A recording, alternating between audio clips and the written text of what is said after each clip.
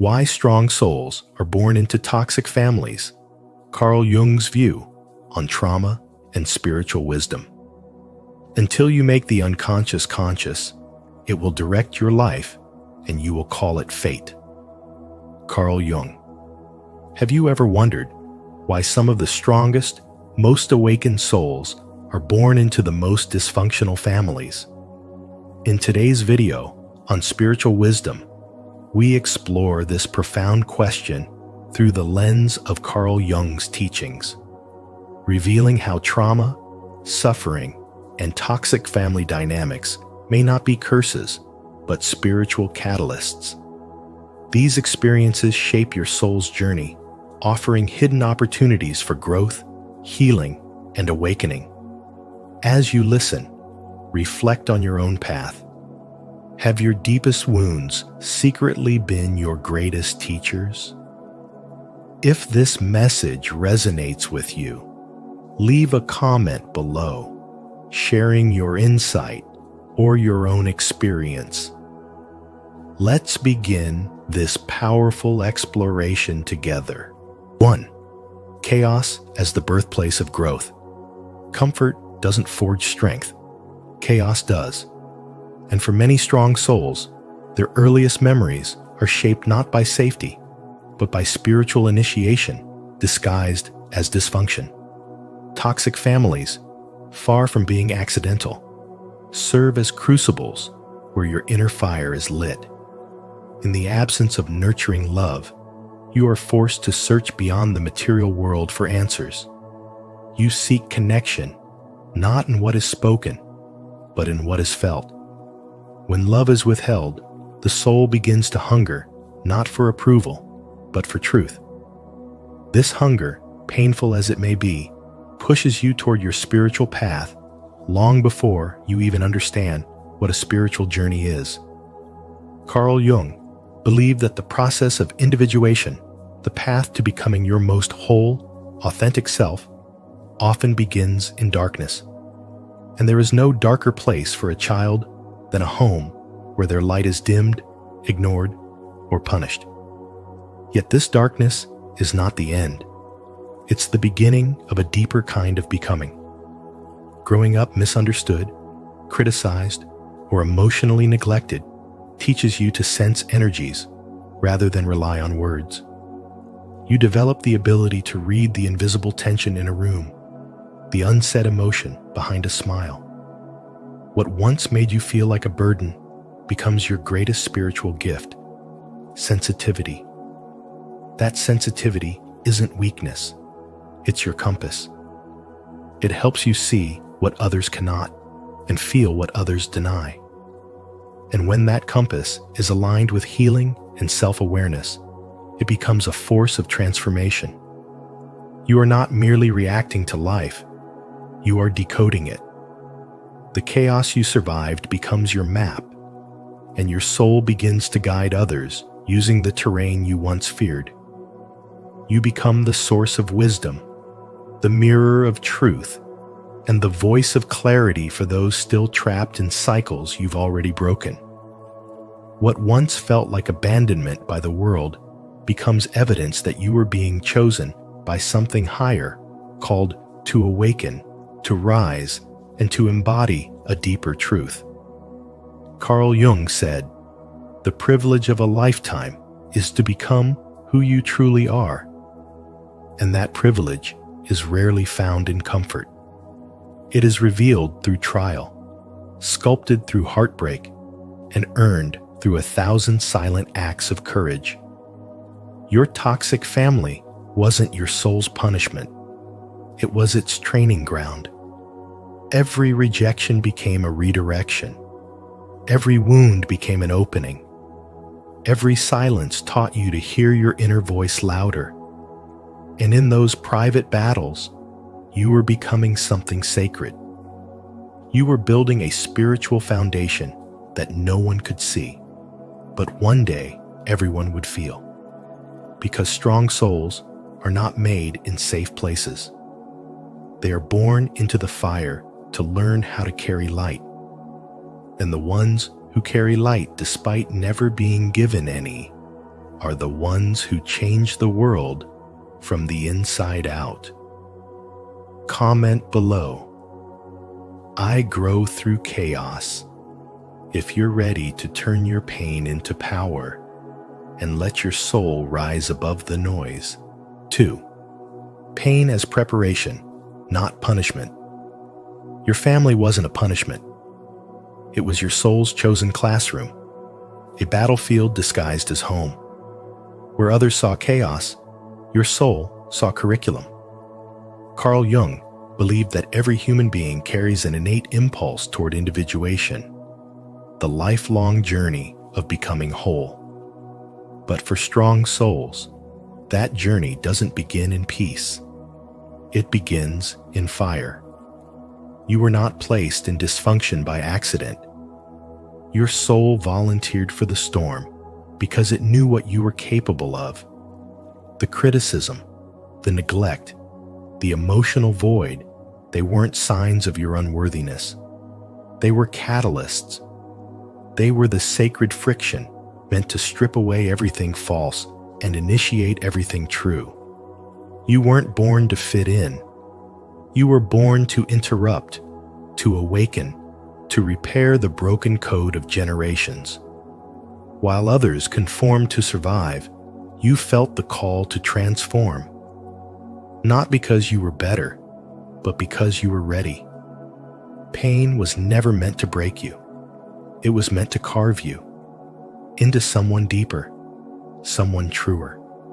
Every betrayal you endured, every moment you were told you were too sensitive, too emotional, too different, it was never about weakness. It was about wiring. That sensitivity is not a defect. It's your divine compass. It's the reason you could sense what others dismissed, feel what others numbed, and see what others denied. You were not just reacting to dysfunction, you were diagnosing it. From a young age, your soul was already doing shadow work, already rejecting illusions, already yearning for something higher. Pain didn't just hurt, it sculpted. Every scar became scripture. Every wound became a window. Through the fire of emotional hardship, your soul was being refined, not ruined. The choice is always the same: become bitter or become a builder. The man who chooses to become a builder doesn't erase his pain. He honors it by transforming it. He uses it as sacred material. He turns the rubble of his childhood into the architecture of his character. Carl Jung taught that the shadow must be faced in order to be integrated. And the first place it reveals itself is in the mirrors we call family. The absent father reflects your longing for structure. The critical mother mirrors the parts of you still seeking approval. The cold sibling reveals the unexpressed rage buried deep in your own soul. These people weren't random, they were reflectors. They exposed the hidden contracts your soul agreed to break. To look at them is to look at yourself. And that is the moment the healing begins, not when you change them, but when you reclaim what they couldn't give you. This is the soul's true power: to stand in the center of dysfunction and refuse to become it, to witness chaos without echoing it, to feel pain without reproducing it. Strong souls are born into toxic families, not because they are cursed, but because they are called. Not to carry the burden, but to end the cycle. They are here not to resent their origin, but to rise from it. Through awareness, through courage, through radical inner work. The soul doesn't seek comfort, it seeks growth. And growth often begins where love was absent, where truth was silenced, and where your very being was questioned. But the soul remembers. It remembers who you are before the conditioning, before the survival mode, before the silence. You are not the wound. You are the healer. You are not the echo. You are the voice. And by becoming whole, you don't just save yourself, you become the doorway for everyone after you to walk through. That is why your path was hard, not because you were weak, but because your soul was ready. Have you ever seen your pain as preparation rather than punishment? If so, share how it's shaped your growth in the comments so others can be inspired. If not, comment, "I'm ready to grow," to affirm your journey toward becoming your truest self. 3. Toxic families as spiritual sharpeners. Toxic families are not the birthplace of your spiritual gifts, but they are the fire where those gifts are forged into something sacred and unshakable. You weren't handed intuition. You were forced to build it in silence, in confusion, in the absence of truth. You didn't wake up one day with emotional intelligence. You developed it through navigating tension, deciphering mixed signals, and surviving the coldness of emotional neglect. Rejection didn't grant you self-worth, but it pushed you to search for it in the only place it could never be taken from within.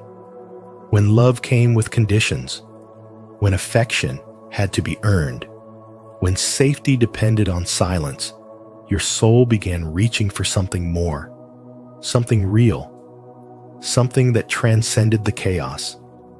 Carl Jung once said, "The privilege of a lifetime is to become who you truly are." And for many strong souls, that journey begins in dysfunction, in the places where the world said you didn't belong, in the very moments where you felt like the outsider in your own home. Spiritual awakening rarely happens in comfort. It begins when everything around you feels fake, fragmented, or dangerous, and the only way forward is inward. You weren't weak because you felt everything. They were simply numb. Being called too sensitive or too emotional was never an insult. It was a projection of their own disconnection. In a family where truth was hidden beneath polite lies and emotional games, your sensitivity was your radar. It warned you when words betrayed intention. It helped you survive unspoken tension. It became your compass when love and cruelty came from the same hands. What others dismissed as fragility was actually your earliest form of discernment. Carl Jung described the process of individuation as the integration of your shadow, the parts of your psyche that were buried by trauma, shame, or denial. That's what you were doing every time you questioned the roles you were given, every time you refused to play along with dysfunction, every time you chose truth over comfort. You weren't rebelling, you were remembering. You weren't broken, you were breaking through. The lies no longer worked on you. The roles no longer fit you. You began to see beyond the pain, and something holy awakened within you. You learned to listen between the lines, to hear what was never said, to read energy instead of words. When physical spaces felt unsafe, you developed a connection to the unseen. While others stayed trapped in survival mode, you began your transformation. Like a man who grows up in a home where nothing is spoken and everything is felt, he becomes a master observer, a quiet healer, a guide for others. Not because it was easy, but because his spirit had no other choice. That's what happened to you. The absence of love didn't destroy you. It made you curious about what love truly is. The emotional starvation didn't make you bitter. It gave you a hunger for depth, for truth, for something spiritual and eternal. Your pain didn't make you cruel. It made you compassionate. You learned to see others clearly because you were never allowed to hide. You learned to love deeply because no one taught you how. You became what you never received. Every misunderstanding became fuel. Every silent scream became a vow to never abandon your own voice again. The toxic family was not your curse. It was your catalyst. It was your soul's initiation into deeper perception. It was the sacred wilderness that taught you how to see in the dark. And when Jung said, "Until you make the unconscious conscious, it will direct your life and you will call it fate," he was pointing to the exact path you walked. You refused to let the past control you. You saw the patterns, named the wounds, and chose to evolve. You stopped chasing approval and started creating peace. You no longer begged for love. You embodied it. That is the divine reversal. That is the soul's victory. That is the spiritual wisdom no one can steal. So what is the lesson? That what tried to break you was actually shaping you. That silence can be sacred. That loneliness can be transformational. That every toxic dynamic was teaching you to awaken, to rise, and to return to yourself. You are not the product of your family's dysfunction. You are the soul who saw through it. You are not a victim of your upbringing. You are the alchemist who turned suffering into strength. Let them call you sensitive. Let them say you feel too much, because those very traits became the tools that saved your life, that built your intuition, that aligned you with truth. And when you chose to love yourself, to rewrite your own story, you didn't just break a cycle, you became a light in the lineage, a living reminder that even in the darkest soil, something holy can grow. That is the power Carl Jung spoke of. That is the soul's silent revolution. If this message speaks to your journey, don't hesitate to like, subscribe, and share your thoughts in the comments below. Let's continue growing stronger through the fire together. 4. Karmic assignment and shadow work. You were born into a karmic classroom, not by accident, but by sacred design, a soul agreement chosen before your first breath, placing you exactly where your spiritual evolution would be triggered.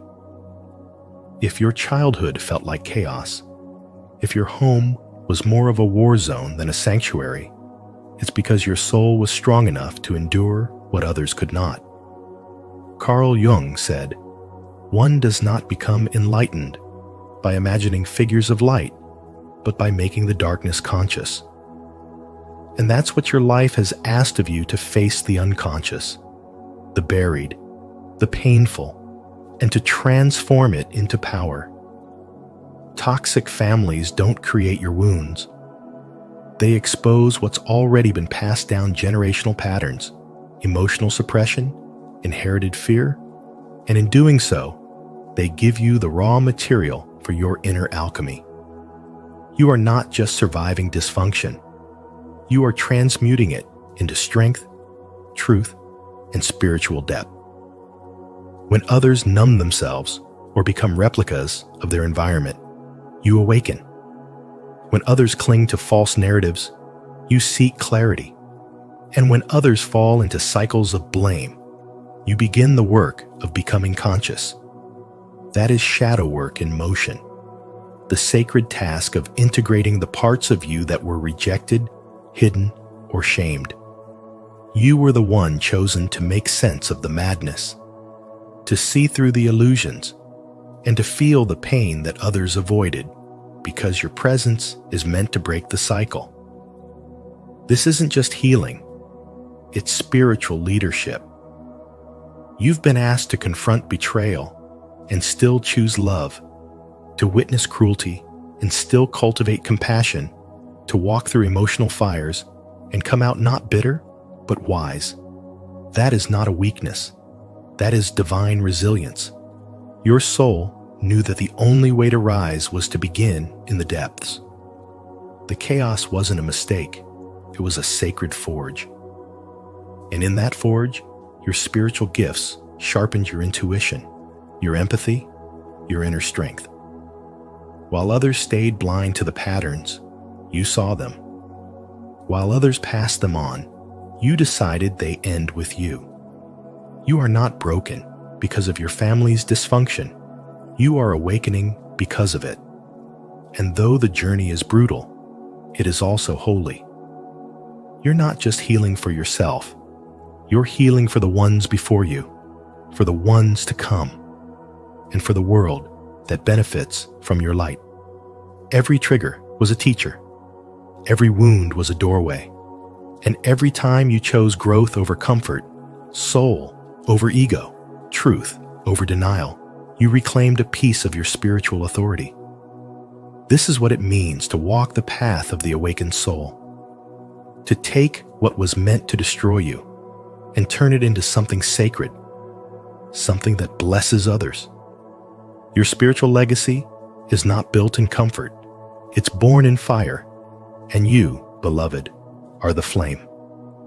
Are you ready to face your karmic lessons and embrace the shadows that shaped you? If so, comment below, "I embrace the shadow," to affirm your commitment to healing and spiritual transformation. 5. The black sheep and spiritual immunity. Being misunderstood or labeled the black sheep is not a flaw. It's often the most visible sign of deep spiritual strength. When your family cannot recognize your light, it is usually because your soul carries a vibration meant to disrupt the generational patterns they are still clinging to. You may feel cast out, invisible, or rejected, but those very wounds are what initiate you into spiritual maturity. Carl Jung taught that the process of individuation, the path to becoming whole, often begins with confrontation, not comfort.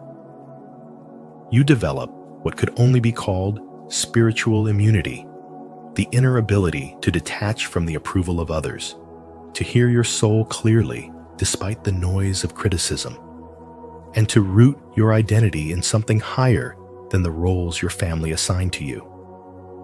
You are not meant to be defined by the wounds they projected onto you. You are meant to rise because of them. In toxic environments where love is conditional, gaslighting is normalized, and silence is used as a weapon, strong souls are forged in isolation. You begin to see that your emotional pain is not a punishment, it's a purification.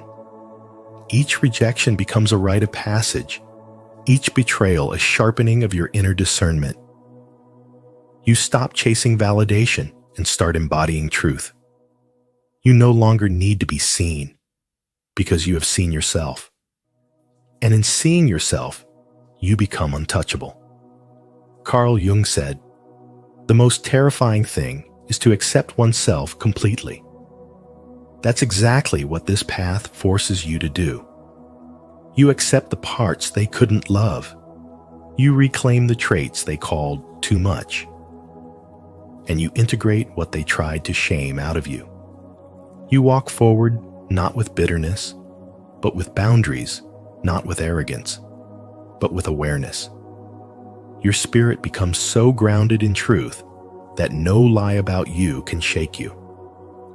This is what it means to be spiritually immune, not numb, not hardened, but sovereign.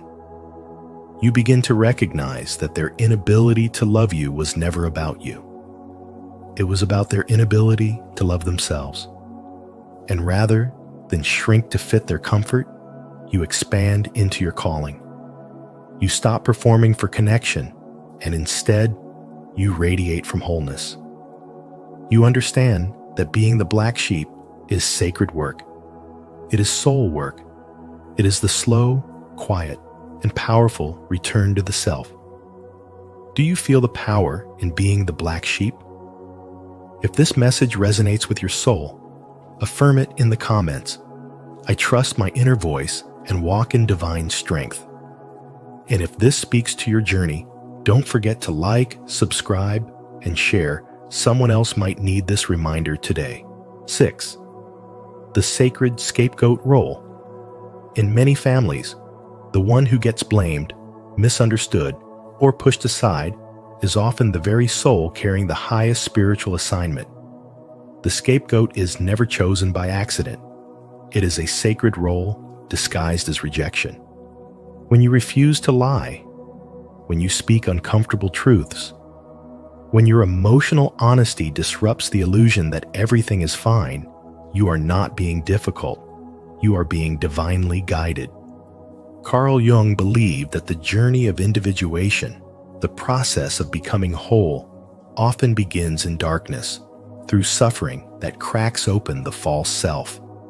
Souls like yours are placed into dysfunctional systems not to mirror them, but to unravel them from within. Your refusal to conform, to fake harmony, or to participate in emotional denial is not defiance. It is spiritual integrity. You are not the weakest link in the family chain. You are the link that refuses to pass the pain forward. This path feels lonely because it is rare. While others numb themselves or pretend, you feel deeply and see clearly. And that vision makes you a threat to systems built on silence. When you challenge toxic behavior, you become the lightning rod for ancestral pain. But your soul knew this before you arrived. It chose this path not for comfort, but for transformation. You were never meant to maintain the family pattern, you were sent to end it. Jung once said, "The privilege of a lifetime is to become who you truly are." And to become who you truly are often means being misunderstood, rejected, or blamed because the truth always stings before it heals. Your soul holds the frequency of change, which is why you trigger those who fear it. But being the scapegoat doesn't mean you are broken. It means your soul is too awake to play small, too aware to lie to itself, and too strong to submit to dysfunction. You were never meant to blend into a broken system. You were meant to expose it lovingly, but powerfully, even when your voice shakes, even when you stand alone. This pain is not punishment. It is preparation. The burden you carry is not yours alone. It is ancestral. And the courage you show by refusing to stay silent is what begins the healing for generations before and after you. You are not here to be accepted by those who cannot see clearly. You are here to shine so brightly that their blindness becomes unbearable. That is the sacred fire you carry. So if your family couldn't handle your light, it's because it wasn't meant to comfort them. It was meant to awaken them. And whether they wake up or not, your soul has done its part. You weren't born to keep the peace. You were born to create real peace by ending what never should have been passed down in the first place. That's the power of the scapegoat. That's the power of your soul. If you've ever felt like the family scapegoat, know that your courage has meaning. Subscribe now for more wisdom on transforming pain into purpose and breaking generational cycles with spiritual strength. 7. 3 soul survival tools. When you're born into a toxic family, your soul isn't being punished. It's being prepared. The pain, the chaos, the constant walking on eggshells aren't signs of weakness. They're soul-forging fires designed to awaken your deeper truth. Carl Jung said, "One does not become enlightened by imagining figures of light, but by making the darkness conscious." And in toxic families, darkness is often all around you. Criticism disguised as concern, rejection masked as tradition, manipulation veiled as love. But even in that storm, your soul is equipped with tools that keep you tethered to your divine purpose. The first is what we can call the divine umbilical cord, an unbreakable, radiant lifeline between you and your source. This inner cord is invisible, yet it holds more power than any earthly bond. When your physical family fails to provide emotional safety, this divine connection offers you spiritual nourishment and emotional regulation. It reminds you that you belong not to dysfunction, but to the divine intelligence that birthed your soul. When the world goes silent or hostile, that chord whispers, "You are not alone." But to navigate this path with clarity, you must also master shadow projection awareness, a principle rooted deeply in Carl Jung's teachings. What your family says about you often reveals more about their inner wounds than your worth. The insults, dismissals, and blame are rarely reflections of your identity. They are projections of their denied and suppressed selves. Jung taught that the shadow is everything within us we refuse to see, and in toxic dynamics, these shadows are constantly hurled outward. The moment you internalize their pain as your truth, you begin to abandon yourself. But when you learn to see their cruelty as a mirror of their inner turmoil, not your failure, you reclaim your emotional power. You become less reactive, more rooted in who you truly are, and you stop bleeding energy over lies that were never yours to carry. Still, awareness is not enough without action, and that's where boundaries and distance come in. It's often said that blood is thicker than water, but the truth is, soul health matters more than tradition. Creating space, whether emotional or physical, from those who harm you is not an act of betrayal. It's an act of sacred protection. Carl Jung once noted that loneliness does not come from having no people around, but from being unable to communicate the things that seem important. In toxic families, your truth is often unwelcome, your light too blinding. Choosing peace over proximity is not giving up, it's growing up. Distance doesn't mean you don't care. It means you care about your healing more. It gives your nervous system room to breathe, your spirit a chance to recalibrate, and your soul the space to remember its own voice. When these three tools are honored, the divine umbilical cord, shadow projection awareness, and boundaries with distance, you begin to transform, not in spite of your story, but because of it. Your soul, forged in fire, doesn't just survive, it evolves. If this message resonated with your soul, affirm your journey in the comments by writing, "I protect my light, I trust my source, and I choose peace." Let this be your declaration of inner strength.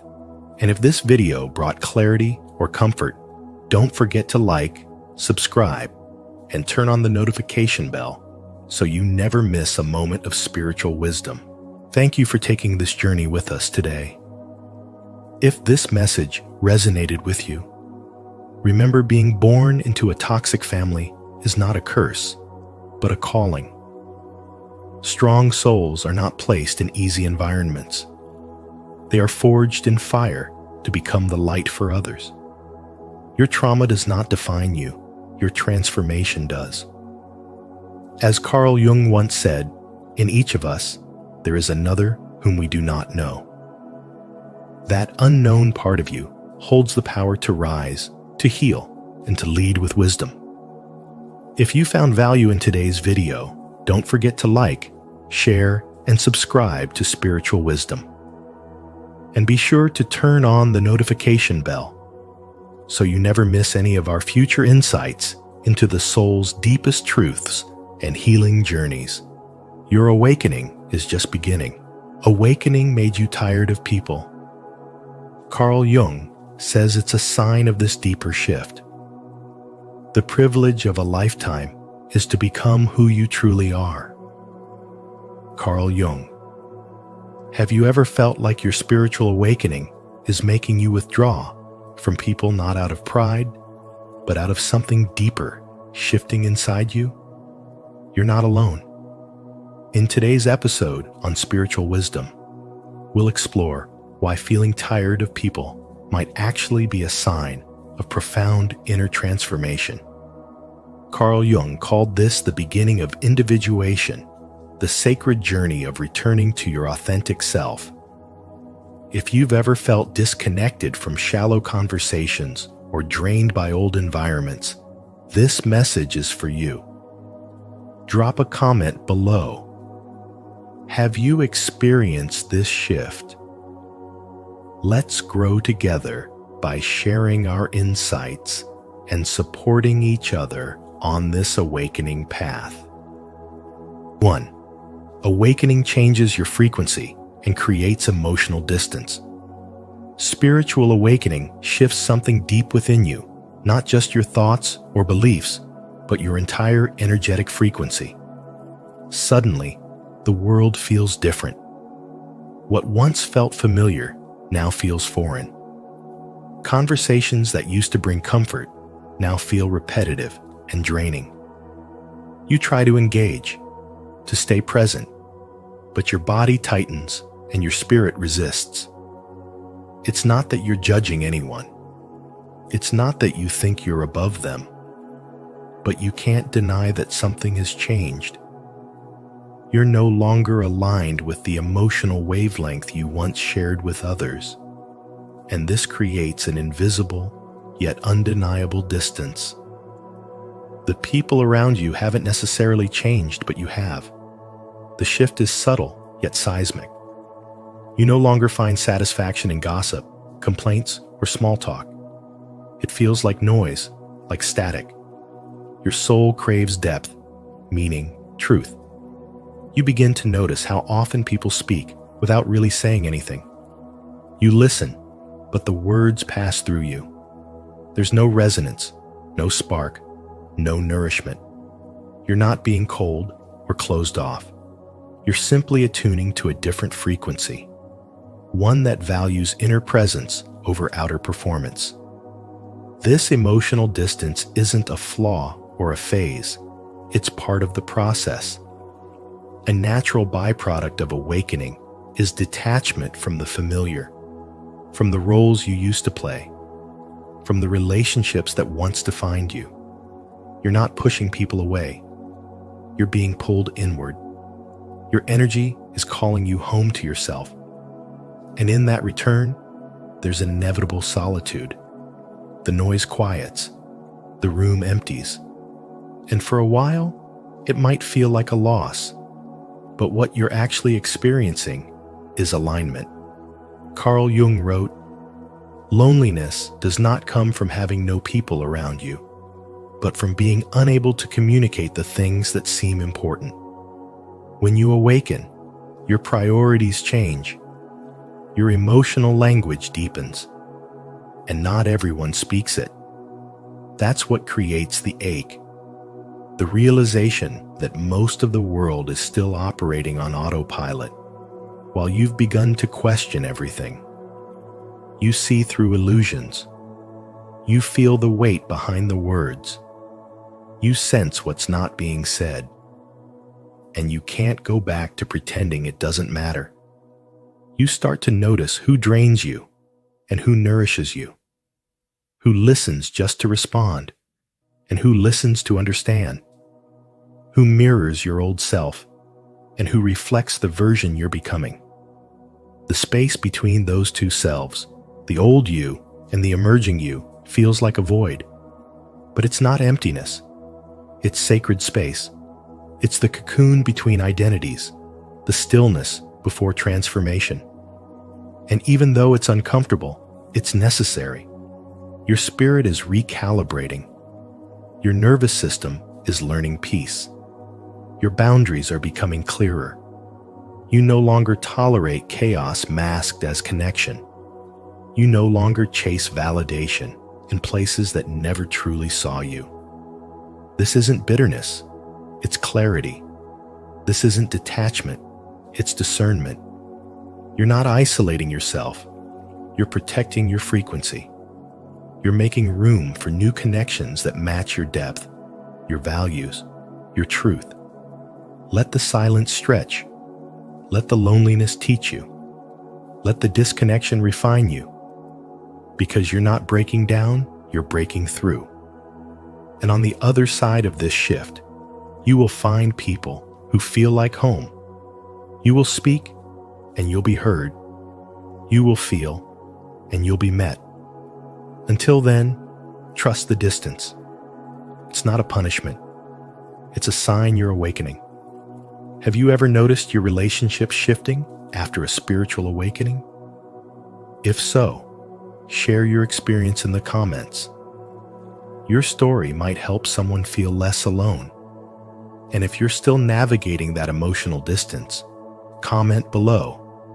I'm learning to honor my new frequency, to affirm your journey. Let's grow together in this space of truth and transformation. 2.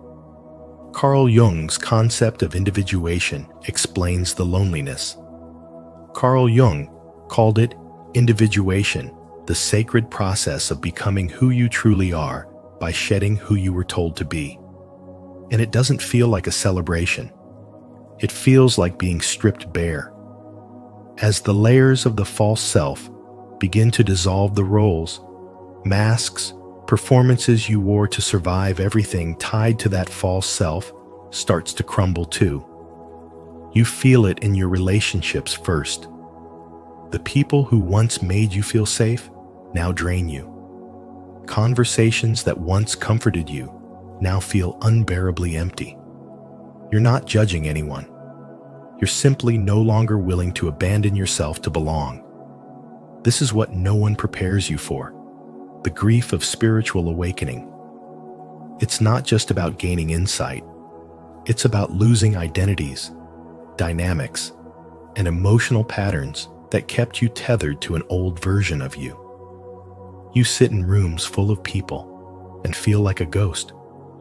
You smile out of habit, but your soul is elsewhere, seeking meaning, craving truth, starving for depth. What you once tolerated now triggers discomfort. What you once ignored now screams for your attention. And in that quiet unraveling, spiritual wisdom begins to whisper. This pain is proof you are waking up. When you awaken, your energy changes. You stop resonating with the frequency of small talk, gossip, approval seeking, and emotional performance. You no longer feel at home in environments that thrive on disconnection and distraction. And so you retreat. You withdraw, not because you hate people, but because your spirit is tired of noise. You're learning to protect your peace. You're learning that being alone is not loneliness, it's recalibration. As your nervous system detoxes from years of overstimulation, your body demands stillness. Your soul demands truth. And in that space, you start to remember who you are without the noise. Jung said, "The privilege of a lifetime is to become who you truly are." But that privilege comes with a cost, the death of who you're not. Awakening is not glamorous. It's raw. It strips you down and asks, what is real? And most of what you thought was real, the friendships based on fear, the love built on codependency, the laughter masking pain dissolves under the light of your new awareness. You mourn not just people, but versions of yourself. You grieve for the years you spent asleep, performing, pretending. And yet, in that grief, there's beauty, because every tear carves space for a more authentic life. Spiritual wisdom teaches you to hold that paradox. You feel more whole than ever, yet more isolated. You see clearer than ever, yet feel misunderstood. But the ache you carry is not emptiness, it's expansion. Your soul is making room for alignment. You're being called to relationships that nourish you, not drain you. To conversations that heal, not distract. To have a presence that feels like home, not performance. And slowly, your loneliness becomes solitude.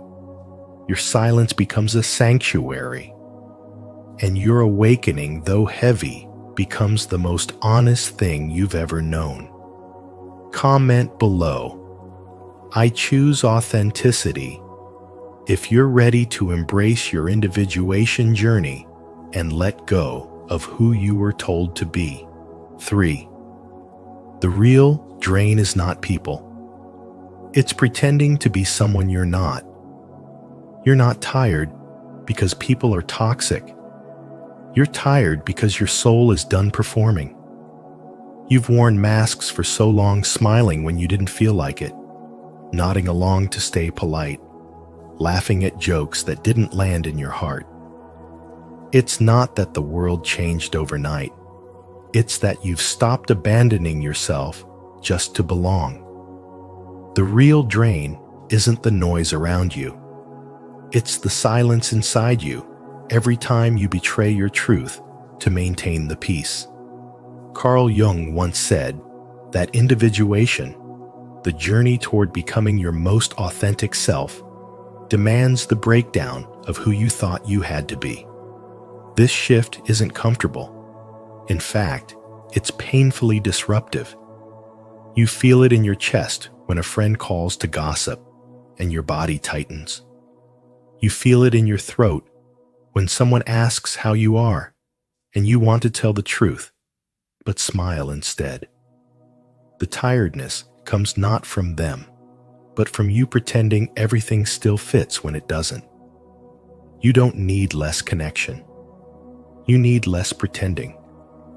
The nervous system, trained for years to seek safety and approval, now fights against your evolution.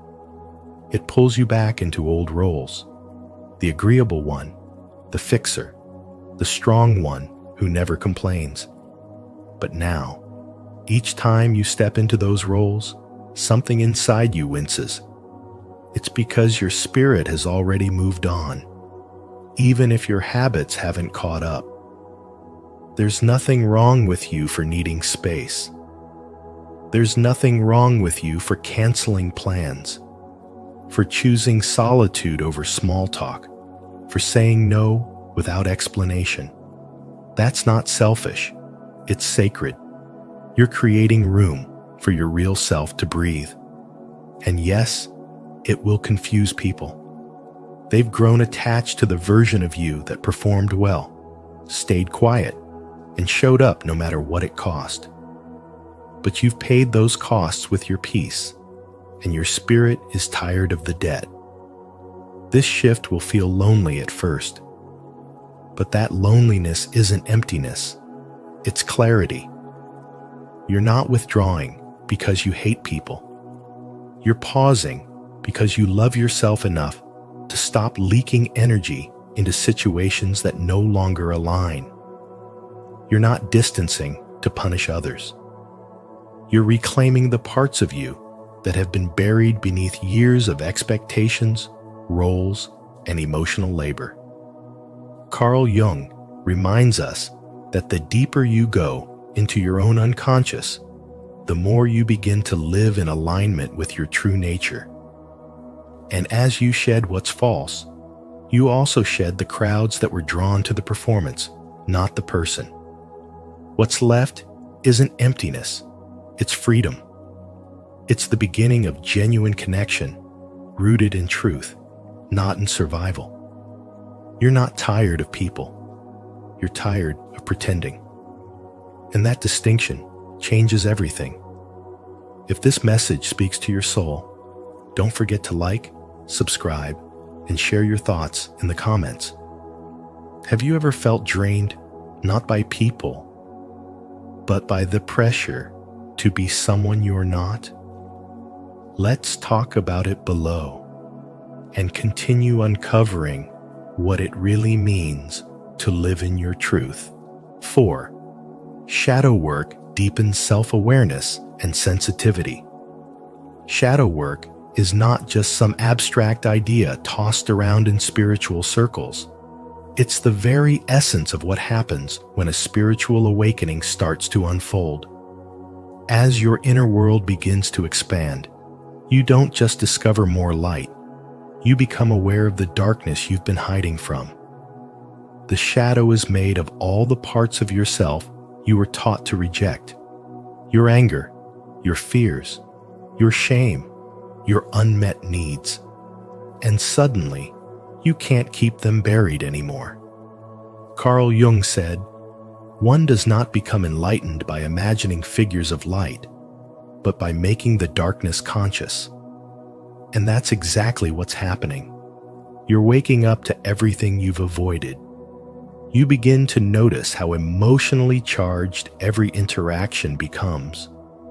It's like you can feel through people's words, piercing beneath their surface to the pain they're not saying aloud. You sit with someone, and while they smile, you feel their anxiety. While they laugh, you sense their sadness. While they complain, you pick up on their hidden longing. You're no longer just hearing voices. You're reading energy, soaking up unspoken truths. This sensitivity isn't a weakness. It's the side effect of becoming deeply self-aware. Because as you start recognizing the masks you once wore, you begin recognizing them in others too. But this level of awareness comes with a cost. You start to feel overstimulated in places you used to enjoy. The party feels too loud. The office gossip feels toxic. Conversations feel like they're draining your soul because they no longer resonate with your spirit. What once felt normal now feels artificial, forced, and flat. This isn't social anxiety. It's soul misalignment. You've outgrown shallow waters, and your spirit is calling you into the deep. The problem is, not everyone wants to dive with you. And that's where the loneliness begins. You might find yourself walking away from friendships that once defined you. Not because you're better than anyone, but because your nervous system now demands peace, not performance. You begin prioritizing solitude, stillness, and truth over noise, chaos, and pretense. You'd rather be alone than shrink yourself to stay connected. This is shadow integration. You're no longer externalizing your discomfort. You're meeting it inside yourself. You see your triggers. You face your wounds. You stop blaming and start healing. And while this journey can feel isolating, it also births immense compassion. Because when you realize that most people are wearing emotional armor, not to deceive you, but to survive, you soften. You no longer take things so personally. You see pain underneath pride, trauma beneath anger, fear behind control. And suddenly, even the most difficult people become mirrors, reflecting what you've conquered and what you still need to embrace. This phase of spiritual awakening isn't always pretty. It's not about light and love all the time.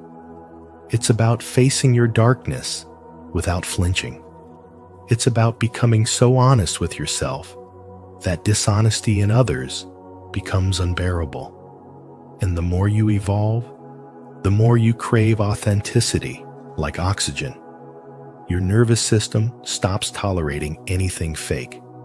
And that's not weakness, that's transformation.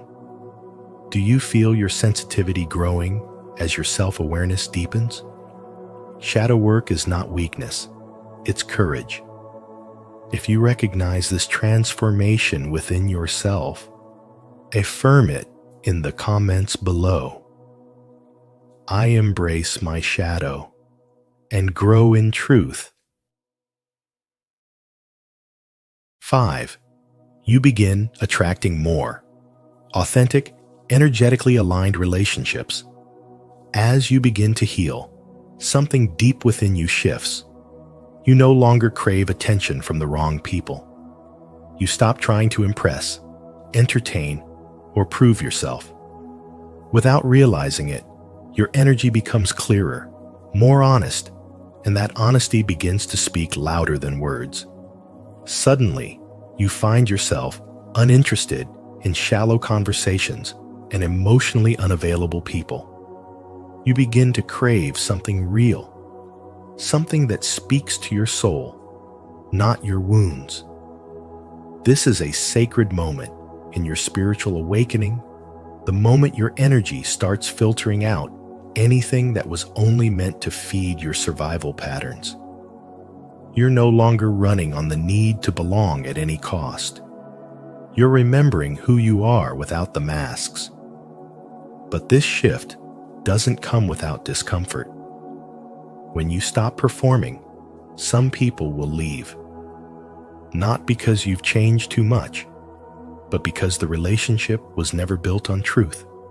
It was built on your performance. As that performance drops, so does the illusion of closeness. This is where solitude steps in, not as a punishment, but as preparation. The silence isn't empty, it's sacred. It's where your intuition becomes louder than your fear. It's where you learn the difference between being alone and being aligned. Carl Jung once said, "Loneliness does not come from being alone, but from being unable to communicate the things that seem important." You're not lonely. You're just no longer interested in communicating in a language that betrays your soul. During this sacred solitude, your energy field recalibrates. You're no longer broadcasting the frequency of fear, approval-seeking, or insecurity. You're radiating something much more powerful, wholeness.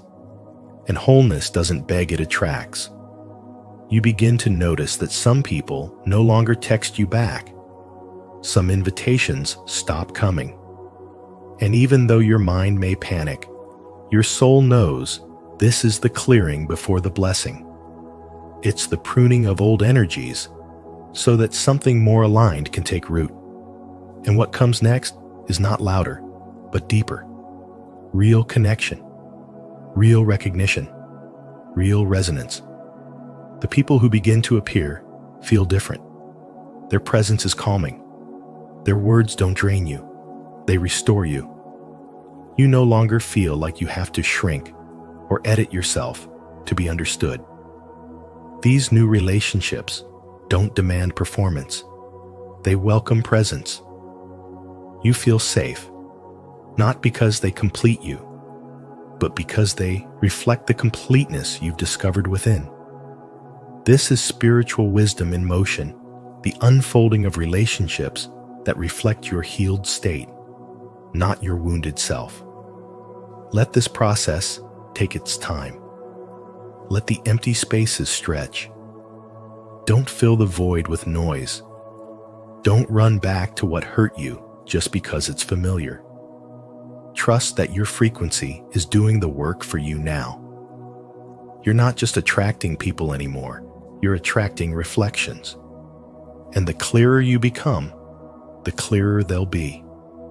This isn't loneliness. This is alignment. This isn't a loss. This is liberation. And this isn't the end of connection. It's the beginning of something real, something sacred, something your soul has been waiting for your entire life. If this message speaks to your soul, take a deep breath and declare it now. I am ready for aligned, soul-nourishing connections.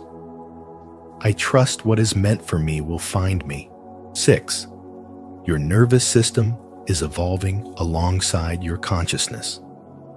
Awakening isn't just something that happens in your mind. It's not just about new thoughts or spiritual beliefs. It runs deeper than that into your nervous system, your physical body, and your energetic field. As your consciousness rises, your body begins to respond. You start to notice how certain environments make you tense, how your heart races in rooms filled with noise or surface-level chatter, and how exhausted you feel after even small conversations. This is not a weakness or social anxiety. This is your nervous system evolving to meet the sensitivity of your expanding awareness. Carl Jung once said, "There is no coming to consciousness without pain."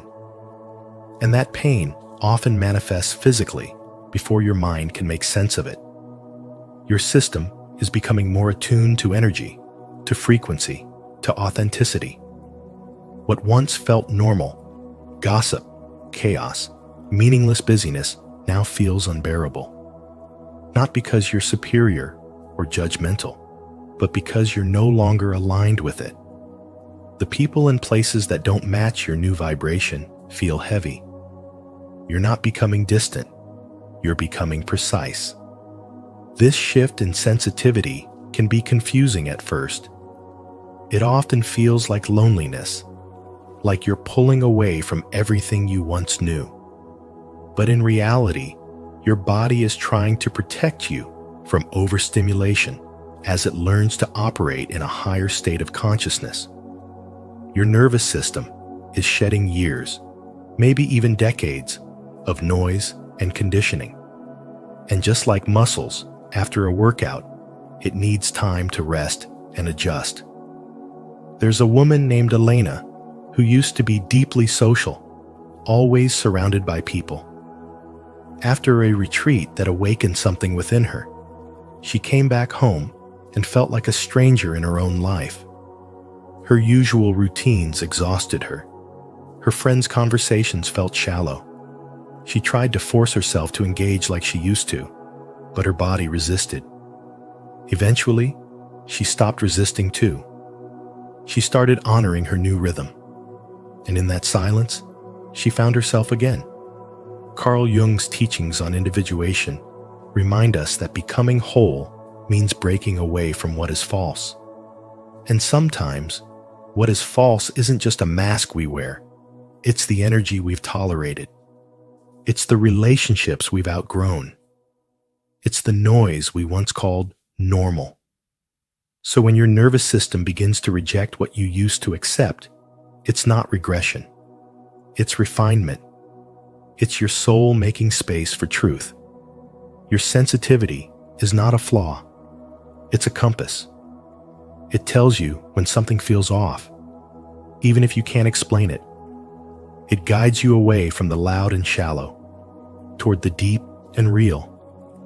And as you keep honoring that truth, even when it makes you tired, even when it makes you lonely, you're building a kind of strength that the world rarely sees: energetic integrity. This process of awakening through the body is sacred. It requires grace, patience, and trust. Your nervous system is not betraying you.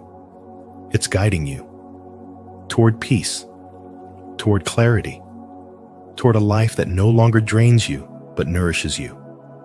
If this message resonates with your journey, leave a like, subscribe to the channel, and tap the notification bell so you never miss powerful insights like this. Your nervous system is evolving for your highest good.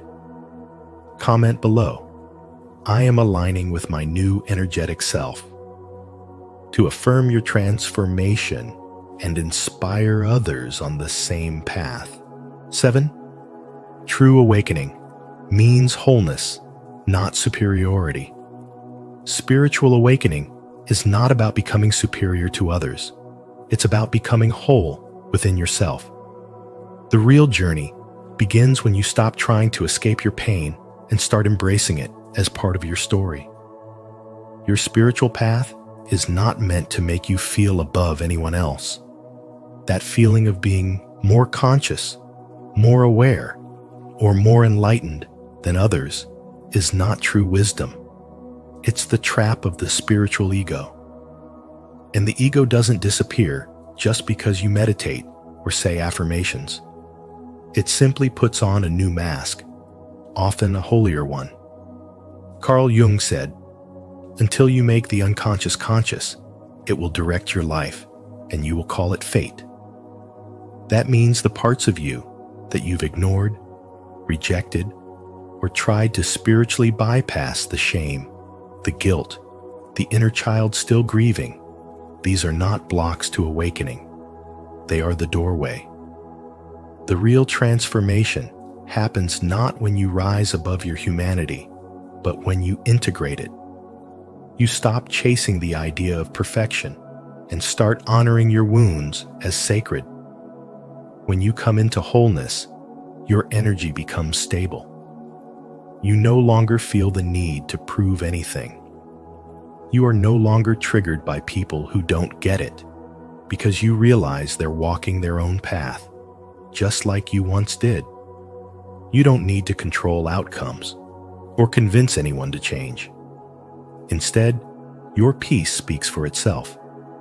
You begin to attract people not through effort, but through presence, not through status, but through sincerity. You also begin to see that the roles you once played, the people pleaser, the overachiever, the fixer, were survival tactics, not your truth. The more you awaken, the less interested you become in playing those roles. You stop reacting from old wounds and start responding from clarity. Conversations that once excited you now feel empty. Environments that once felt like home now feel misaligned. And it's not because you're better than others. It's because you're no longer abandoning yourself to belong. This shift isn't loud. It doesn't look dramatic. It's subtle. You find yourself sitting in silence more. You feel less urgency to be understood. You're not running away from the world, but you're no longer ruled by it either.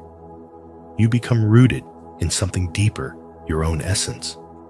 And from this grounded state, you emit a calm, loving, magnetic energy. Some will be drawn to it. Others will misunderstand it. But you no longer take it personally. You've stopped living to be received. You're living to be real. Wholeness is when your inner child, your present self, and your higher self are all sitting at the same table, finally seen, finally heard, finally loved. You are not fragmented. You are not pretending. You are simply being. And in that being, there is power. A quiet, unshakable power. Not because you have risen above the world, but because you have descended into the depths of your own soul and found peace even there. That is the essence of true spiritual awakening. To affirm your dedication to true awakening, declare your commitment to inner wholeness, not superiority. Comment below. I choose wholeness over ego. To honor your journey and inspire others to walk this path with humility, compassion, and truth. And maybe that's the part no one tells you, that awakening doesn't always feel like light and love at first. Sometimes it feels like distance, like silence, like pulling away from the noise so you can finally hear your own soul. But this shift isn't disconnection, it's realignment. You're not losing people, you're finding yourself. If this message spoke to something deep within you, don't forget to like this video, share it with someone who may need it, and subscribe to Spiritual Wisdom. Tap the notification bell so you never miss a moment of truth, healing, and awakening. Your journey is sacred, and we're honored to walk it with you.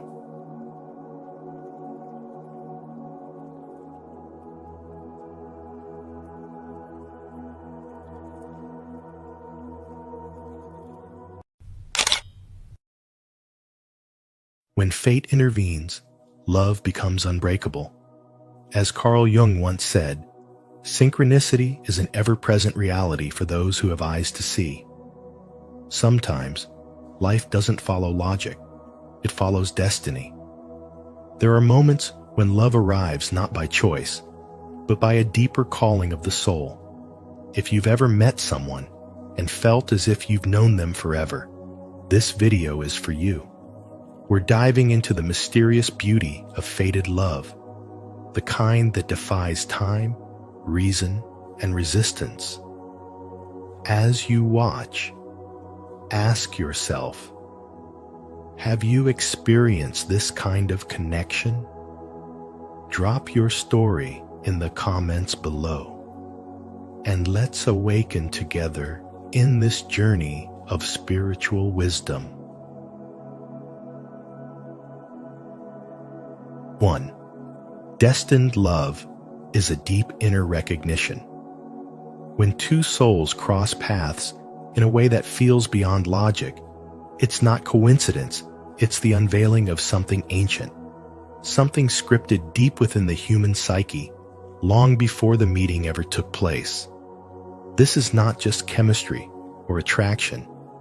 It is a powerful activation of archetypal energy buried in the collective unconscious, as Carl Jung described.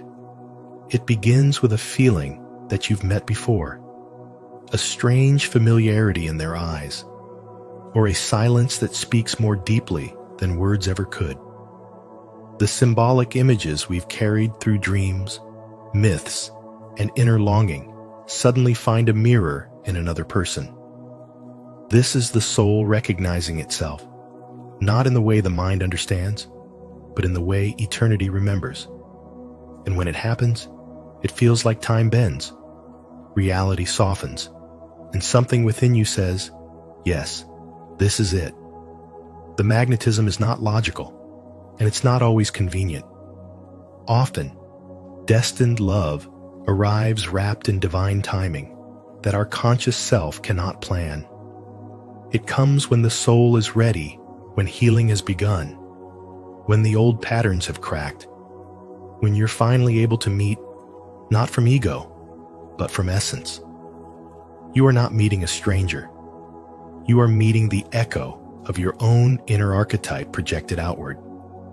It could be the animus, the inner masculine, or the anima, the inner feminine.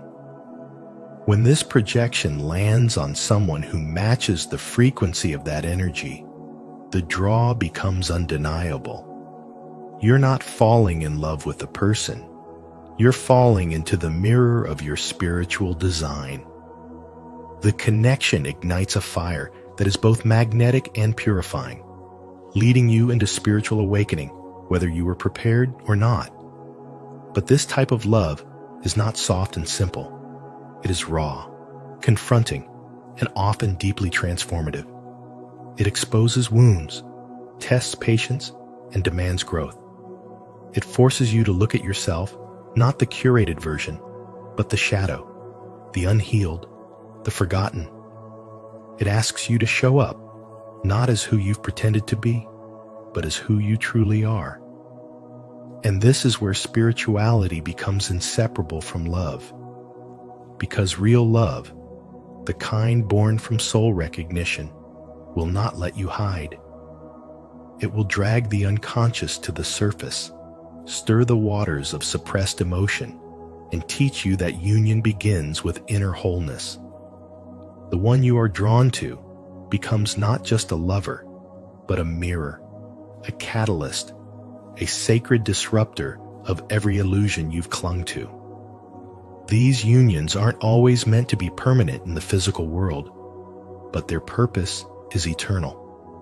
Sometimes the most powerful soul contracts come to awaken you, not to accompany you. They leave an imprint that changes your frequency forever. And even when the form dissolves, the energy remains, guiding your path with a new level of clarity, strength, and emotional depth. Love becomes the spiritual teacher you never knew you needed, the mirror that reflected the parts of you you had forgotten. This is why the soul remembers even when the mind forgets. This is why one encounter can reroute a lifetime. So when fate intervenes and brings someone into your life who activates your soul in a way no one else has, pay attention. The universe does not waste energy. There are no accidents in the language of spirit. You were meant to meet. You were meant to awaken. And whether the journey is long or short, smooth or stormy, it is sacred. Because when love becomes a force, guided by the unconscious, it doesn't just make your heart race, it makes your soul rise. If your soul recognizes the truth of destined love, comment below, "I trust divine timing," to affirm your journey. Let this be the moment you align with the love that was always meant for you. 2. Love as a mirror and catalyst for growth. True love reveals not just who the other person is, but who you are when you stand in their presence. When fate places someone in your path, it's not always about romance in the conventional sense. It's about awakening something ancient, something hidden, something sacred within you. The person you're drawn to becomes a living mirror, not because they complete you, but because they reflect the forgotten, silenced, or unexpressed parts of your soul. Their presence activates courage you didn't know you had, brings tenderness to the surface, or even exposes unresolved wounds you thought were buried. This is not random chemistry. This is a spiritual agreement unfolding in real time. You are not meeting them by chance. You are meeting them by design, drawn into their orbit by an invisible intelligence that wants you to grow. As Carl Jung taught, until you make the unconscious conscious, it will direct your life, and you will call it fate. And in this fated love, you are not just loving someone, you are meeting the unconscious parts of yourself through them. The attraction becomes a spiritual mirror, a reflection of your own potential and your own resistance. Their gaze may soften the hard edges of your ego, or it may challenge your emotional walls to crumble. Either way, they are not here to save you. They are here to remind you that love is the fire through which spiritual development occurs. The reason love feels so powerful isn't because the other person holds power over you, but because their presence uncovers the power within you that has long been asleep. It is through love that your inner child is triggered, your shadows are confronted, your soul contracts are activated, and your patterns are exposed not as punishment, but as opportunity. Because this kind of love is not designed to make life easy. It is designed to make life honest. It forces you to face your emotional truths and shatters the illusions you've built around safety and control. You begin to notice that their presence isn't just comforting, it's confronting. And that confrontation is the very path to transformation. You start speaking more authentically, crying more freely, setting clearer boundaries, and reclaiming parts of yourself you gave away long ago. Love in this form is not predictable. It's not neat. It doesn't follow the scripts of fairy tales. It arrives like a spiritual storm, unapologetic, intense, and deeply revealing. And yet, something in your soul says yes, because you remember them, not with your mind, but with your energy. Something ancient stirs. Something sacred moves. This is when love becomes a portal, not to fantasy, but to truth.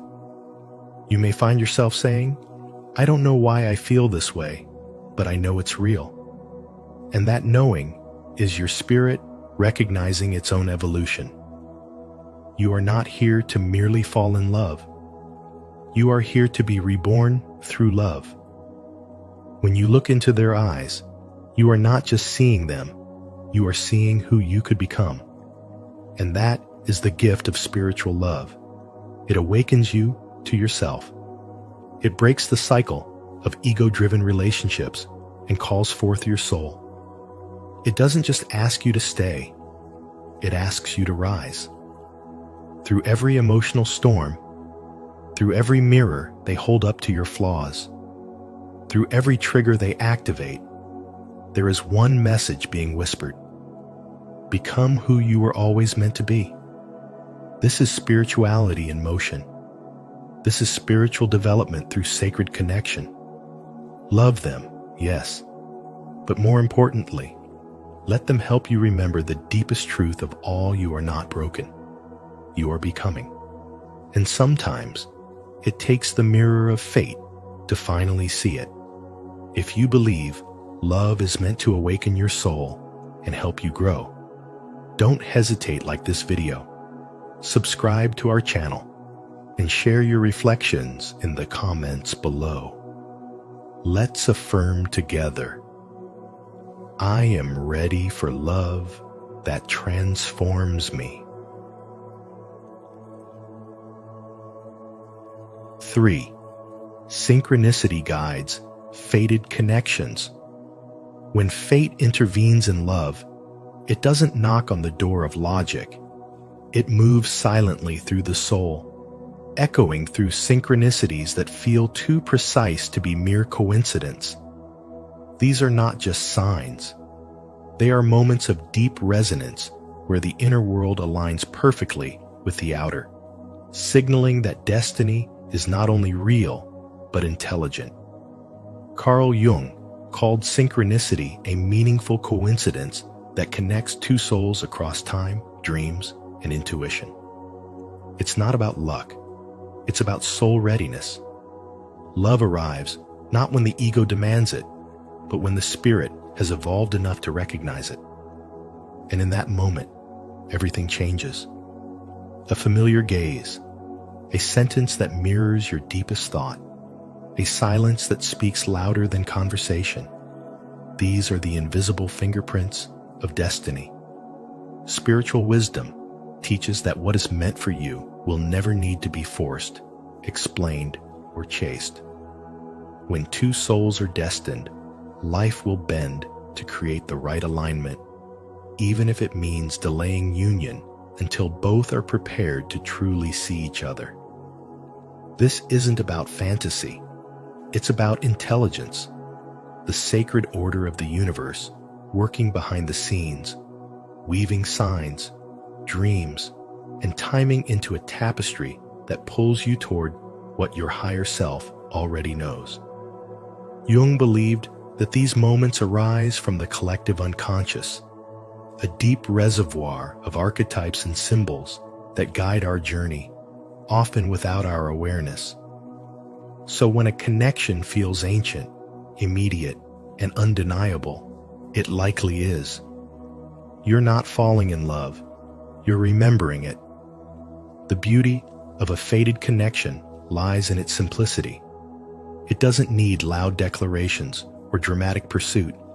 It's quiet, grounded, and magnetic. It's the way their presence feels like home without explanation. It's the way your nervous system calms when they walk in the room.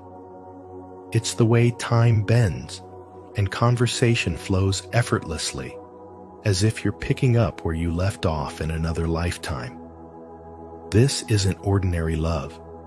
This is archetypal love, rooted in the deepest symbols of union, balance, and divine timing. It transcends need and becomes a calling. And no matter how far apart you may drift, something always brings you back. Not because of unfinished business, but because of a contract written by the soul long before you were born.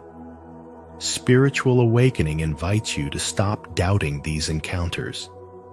Start seeing them as markers on your path, proof that the universe is not chaotic, but deeply aware of your journey. Intelligence is not just found in thoughts, it's found in patterns, energy, and alignment. When everything begins to mirror your inner state, when life starts reflecting back the very love you've been becoming, trust it. Love that is guided by synchronicity does not ask for control.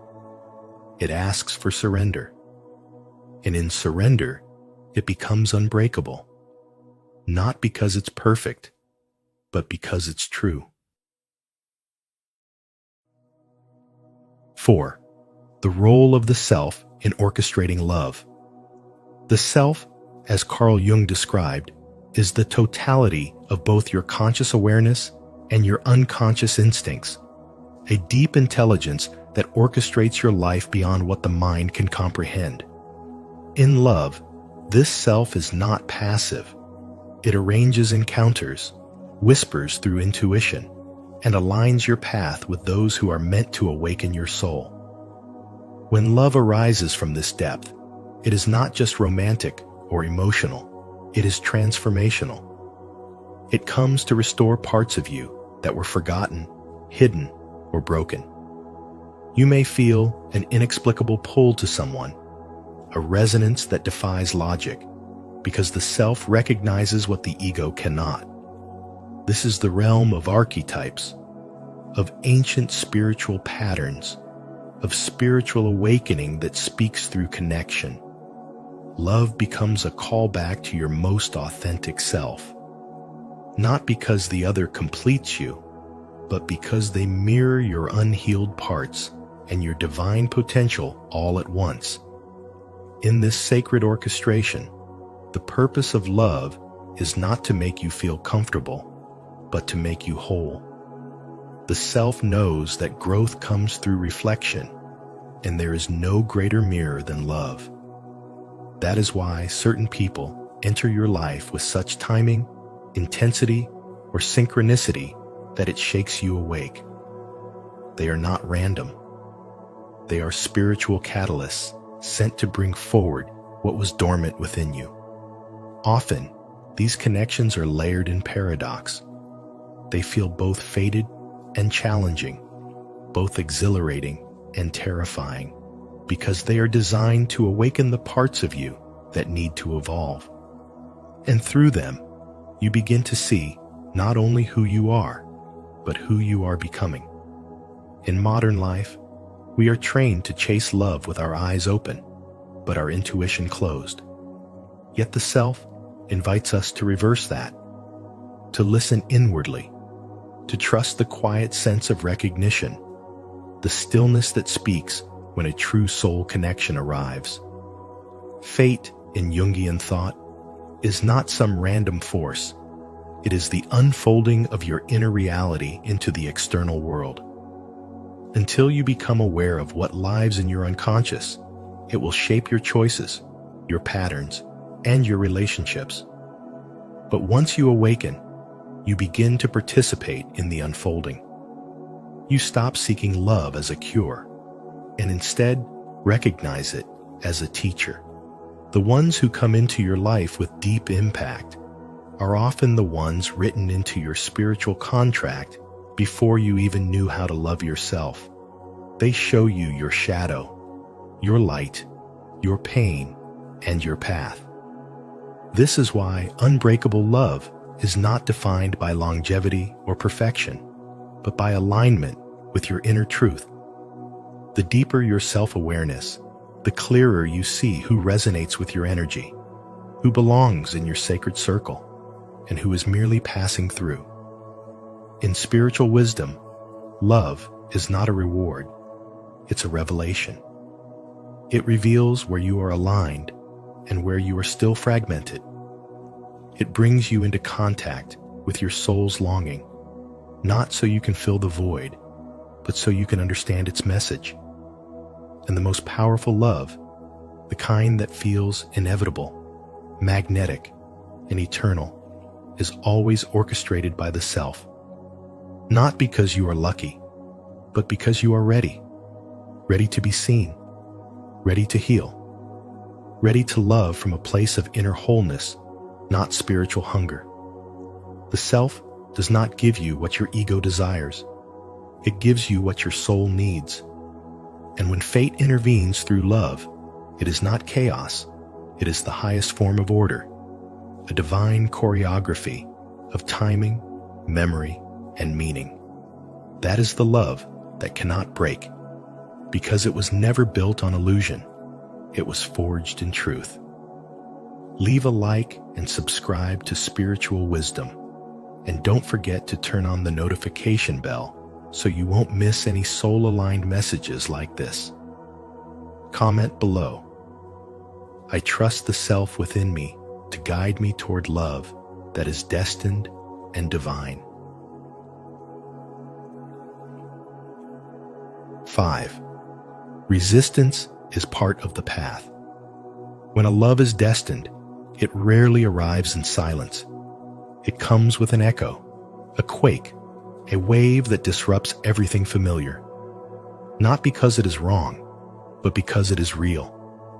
It challenges your carefully constructed identity, confronts the shadow you've hidden from, and demands that you meet yourself honestly.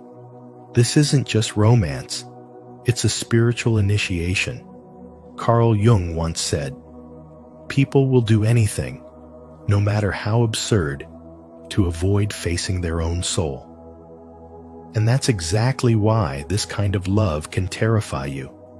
It pulls up old wounds, awakens past fears, and shakes the illusion of control. But the presence of resistance doesn't mean you're on the wrong path. It means you're being pushed beyond the ego and into the realm of the soul, where transformation begins. The emotional chaos, the urge to run, the fear that it's too much, these are not signs to retreat. They are signs that your inner world is being stretched to hold more truth, more light, more presence. When love touches your core, it doesn't ask you to stay the same. It asks you to grow. It tests your capacity to remain open, even when your nervous system screams for safety. It reveals where your heart is still guarded, where your mind still clings to certainty, and where your spirit longs to be free. That very tension is the heat of alchemy, the soul's way of preparing you to become who you were meant to be. Spirituality is not always calm waters. It is also the storm that breaks the dam of false identity. And in that breaking, you begin to awaken. Spiritual development doesn't come through perfect peace. It comes when you're willing to stand still in the fire, knowing it's burning away what no longer serves your highest path. The one you resist may be the very soul you contracted to meet before you were born. Their presence is not an accident. It is the mirror, the messenger, the key. And yes, it will be intense. But intensity is not something to fear. It is something to surrender to, because it often signals depth, not danger. The more you resist, the more it persists, not to punish you, but to remind you that avoidance delays growth. So let your resistance teach you. Let your discomfort reveal you. Let your fear guide you to the place where your healing begins. What feels like chaos is often divine order in disguise. What feels like too much is often exactly enough. And the love that cracks you open is often the one that sets your soul free. 6. Anima and animus shape our attraction. Carl Jung's theory of anima and animus reveals a profound spiritual intelligence behind why we feel such intense, inexplicable attraction to certain people. Within every man lives an unconscious feminine energy, the anima. Within every woman, a masculine counterpart, the animus. These archetypes, rooted in the collective unconscious, shape not only how we relate to love, but how we project our hidden desires and wounds onto others. When you meet someone who mirrors this internal image, the pull can be overwhelming, electric, almost divine.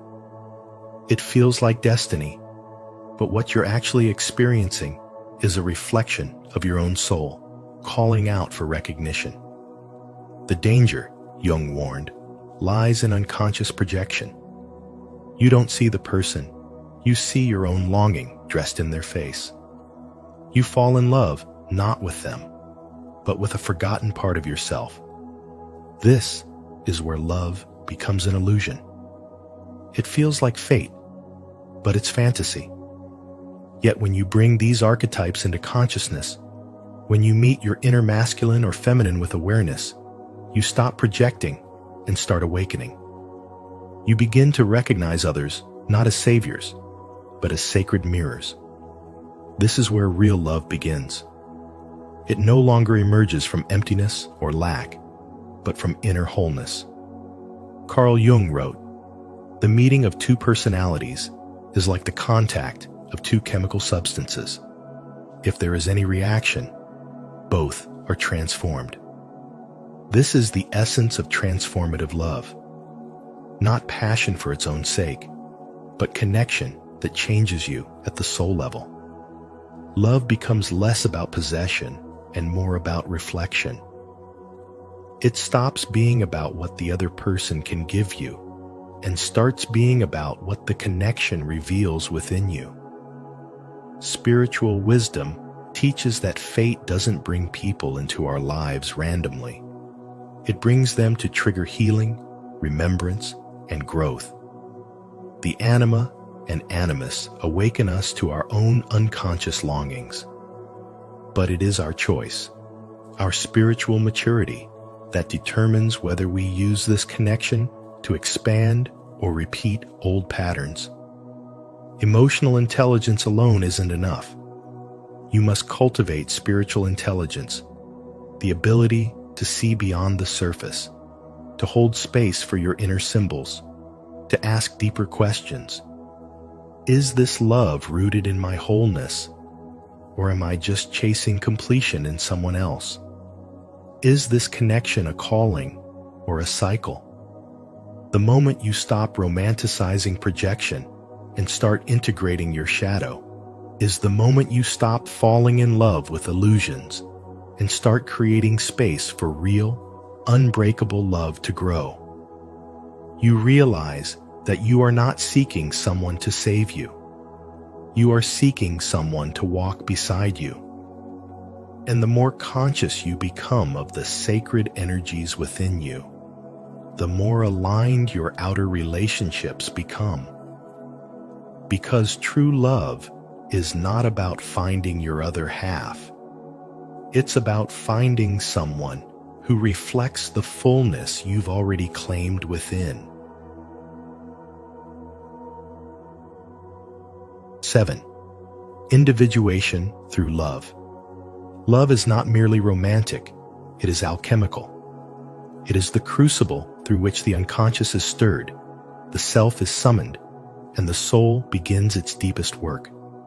Carl Jung understood this when he spoke of individuation as the process of becoming whole, and love, in its purest spiritual form, is the fire that makes this process unavoidable. It does not arrive to soothe our wounds. It comes to expose them. It brings us face to face with our unresolved traumas, our unmet needs, and our unspoken fears, not to destroy us, but to liberate us. In this sacred confrontation, love dismantles illusions. It peels away the layers of ego, the false identities we've constructed for approval or safety, and forces us to witness the raw truth of our inner world. The person we meet through this spiritual awakening is not here to complete us, but to reveal the parts of ourselves we abandoned long ago. They are the mirror, not the medicine. They are the trigger, not the cure. But through that triggering, healing begins not by fixing the other, but by reclaiming the self. This is the paradox of spiritual love. It hurts, and yet it heals. It disrupts, and yet it aligns. It is not about harmony at all costs. It is about truth at all costs. And the truth often arrives in the form of tension, resistance, even chaos, because something deeper is being summoned to the surface. In modern relationships, we're taught to seek compatibility, comfort, convenience. But soul-level love isn't convenient. It's catalytic. It exists to awaken intelligence within your being that you didn't know was there. It reminds you that real love is not found. It is remembered. It is not about ownership. It is about freedom. When two souls are drawn to each other by fate, it's not because they fit like puzzle pieces, but because they are meant to activate each other's growth. And this activation can feel like a storm, but it is actually a cleansing, a spiritual storm that clears away everything that no longer serves the evolution of your soul. In this way, love becomes the arena of awakening. It teaches boundaries, not as walls, but as sacred lines of self-respect. It teaches presence, not as performance, but as spiritual integrity. And above all, it teaches surrender not to another person, but to the process of becoming who you truly are. The person you meet through this spiritual lens is not your destiny. They are your initiation. They are the door you walk through, but the journey is still yours. To walk beside them is a choice, not a need. And if that choice is made from a place of awakened consciousness, not unconscious longing, then love becomes a sacred partnership rooted in truth, not fantasy. It becomes the ground where both people are free to be whole, even as they walk together. This is love as individuation. This is love as spiritual wisdom. 8. Love that endures is a journey, not a destination. Love that endures is not a destination, but a sacred unfolding of the soul, a journey that often begins with heartbreak, confusion, or separation before it leads to true transformation. When fate intervenes, it doesn't always arrive wrapped in ease or clarity. Instead, it often cracks you open so that the light can enter, allowing your spirit to grow. Carl Jung once said, "Until you make the unconscious conscious, it will direct your life, and you will call it fate." And in the realm of love, this could not be more true. The most powerful connections do not always come with logic or perfect timing. They come with a knowing, an ache, a recognition that stirs something ancient inside you. These soul-deep encounters are not built on possession or control, but on presence and spiritual development. Even if time, distance, or circumstance separates two people, the energy between them continues to move, reshape, and whisper lessons into their lives. Love that is written by destiny is not always loud. It's patient, enduring, and transformational. It calls you to rise, to confront your shadows, to release the ego's grip, and to embrace the unfolding of your authentic self. In this space, love becomes a mirror for the soul, revealing wounds and wisdom alike. Spirituality teaches us that the connections that challenge us the most are often the ones that awaken our highest truths. So when someone enters your life and you feel cracked open by their presence, don't rush to label it or cling to outcomes. Let it teach you. Let it stretch you. Let it return you to yourself. The purpose of such love is rarely comfort. It is evolution. These destined meetings are contracts of the soul, not always to stay, but always to awaken. And even if the story doesn't unfold the way your mind hoped, trust that your soul received exactly what it needed. Spiritual development is rarely linear, and neither is love. It comes in waves, in signs, in moments that don't make sense until your heart is ready to understand. Fate is not always what you meet. It's what transforms you. And the most unbreakable bonds are not the ones tightly held by the hands, but the ones deeply anchored in the heart. So walk with faith, not fear. Love deeply, even when the form changes. Trust that if the connection is written in spirit, it will never truly leave you. It will echo through your growth, your strength, and your becoming, not to complete you, but to remind you that you were never incomplete to begin with. And so, when fate weaves its golden thread through the soul of two destined hearts, love becomes more than just emotion. It becomes divine alignment. If today's message spoke to something ancient within you, a truth you've always known, but never quite put into words, then you are exactly where you're meant to be. Let this reminder be your anchor. What's meant for you will not pass you by. If you felt the depth of this truth, let us know in the comments.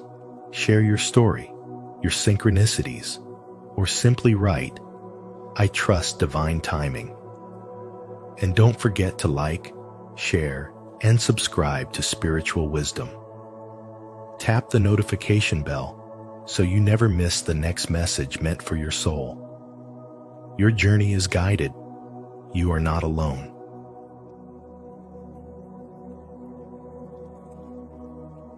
Who's really watching behind your eyes? Until you make the unconscious conscious, it will direct your life and you will call it fate. Carl Jung. Have you ever wondered who or what is truly observing the world through your eyes? In today's video, we'll go deeper than thought, deeper than the ego, and uncover the hidden intelligence behind your awareness, the one Carl Jung hinted at when he spoke of the self watching behind the persona. This isn't just philosophy, it's a mirror held up to your inner life, offering a path to radical self-recognition and transformation. As you listen, ask yourself, who's really behind your eyes right now? And if this sparks something within you, comment below with your thoughts. We'd love to know what this awakening means to you. Let's begin this journey together.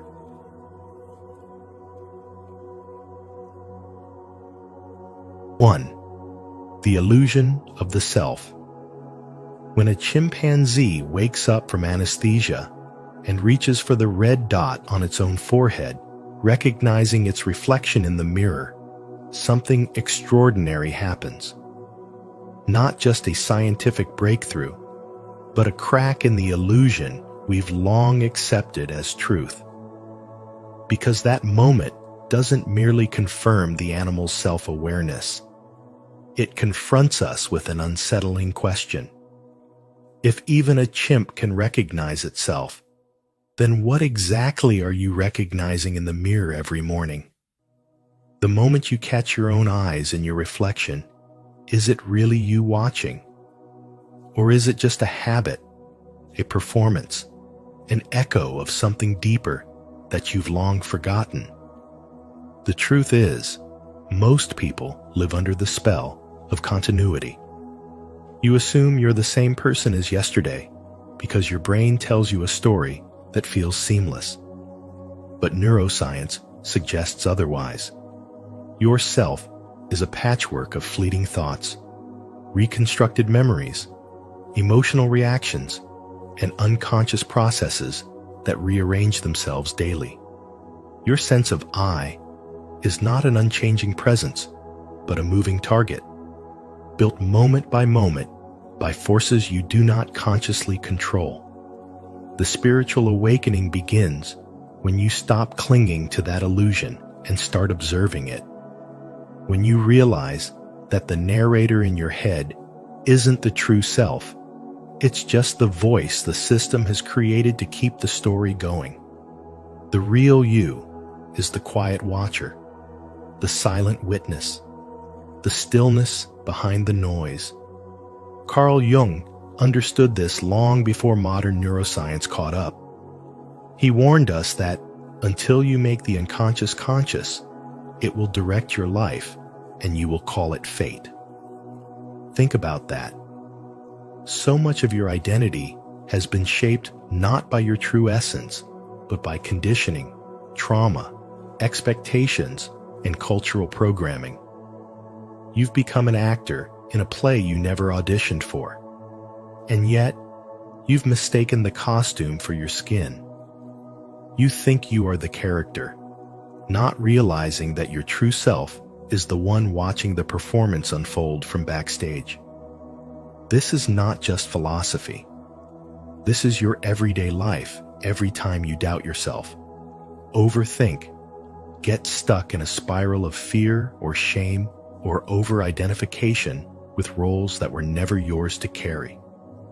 The experiments with split-brain patients show us something shocking. Even when the brain is physically severed, the illusion of one I continues. Each hemisphere generates its own reality, and yet the individual still reports being one unified person. That illusion of unity is maintained by language, narrative, and emotional coherence, but it is still an illusion. When false memories can be implanted, and those memories shape behavior, how can you trust your past to define you? And more importantly, why should you?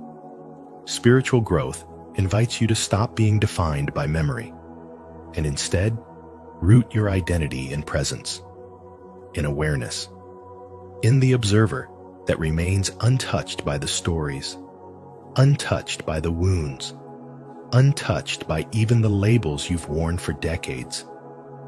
In our modern world, we are constantly pushed to reinforce the illusion. Social media teaches you to curate your identity like a product. Schools train you to fit a mold. Family systems, even well-meaning, can pass down roles that keep you spiritually asleep. You're praised for consistency, for knowing who you are, for having a strong identity. But what if the greatest act of power is not knowing, but witnessing? What if the deepest freedom lies not in becoming more of who you think you are, but in letting go of the need to be anything at all? This is the paradox of awakening. You lose yourself to find the self that was never lost. Not the ego self, but the one who has always been watching, behind your thoughts, behind your face, behind your eyes. That presence cannot be named. It cannot be touched by thought. It is the eternal space where awareness lives, where love arises, where clarity begins. And when you connect to it, even for a moment, the illusion begins to fall apart, not in a terrifying way, but in a liberating one. You see the script, the actors, the stage, and you stop being swept up in the drama. You become the director of your own consciousness, the one who sees clearly, acts consciously, loves deeply, and rests in the stillness of simply being. That is not just spirituality. That is spiritual intelligence. That is true awakening. That is the wisdom Carl Jung tried to leave behind, not as a theory, but as a lived path, a mirror, not for your face, but for your soul. If today's message opened your eyes to the illusion of the self and stirred something deep within you, comment below. I choose to awaken beyond the illusion. Let's create a ripple of spiritual wisdom together. 2. Consciousness as construct, not creator. Right now, your brain is flooded with over 11 million bits of information every single second.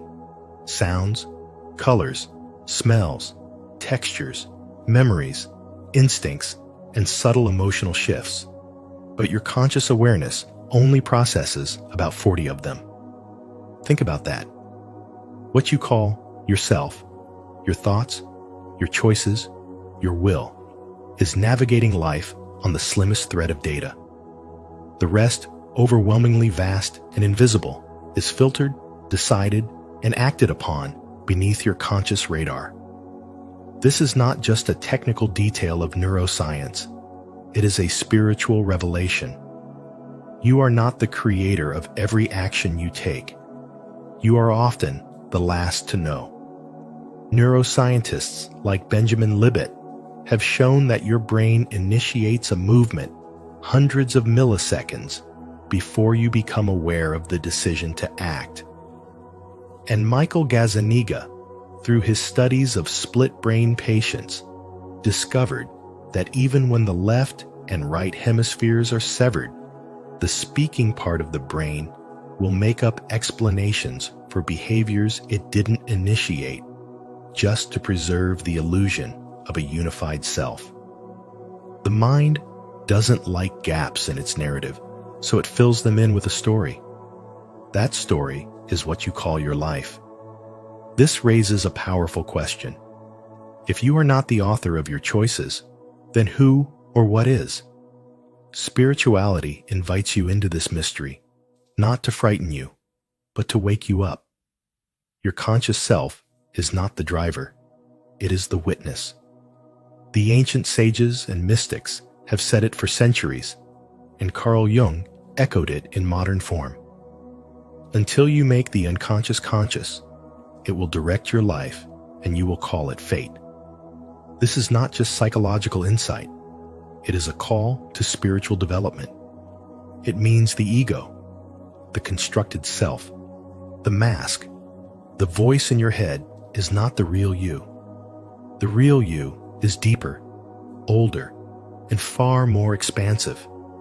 It is the observer behind your eyes, the stillness beneath your thoughts, the presence that watches everything unfold without needing to explain it. Jung understood that consciousness was layered. The ego believes it is the whole of the self, but it is merely a spotlight on a vast, shadowed stage. The unconscious mind holds forgotten memories, archetypes, inherited instincts, suppressed desires, spiritual truths, and it moves you, often more than your waking mind ever could. But here is where spiritual development becomes essential.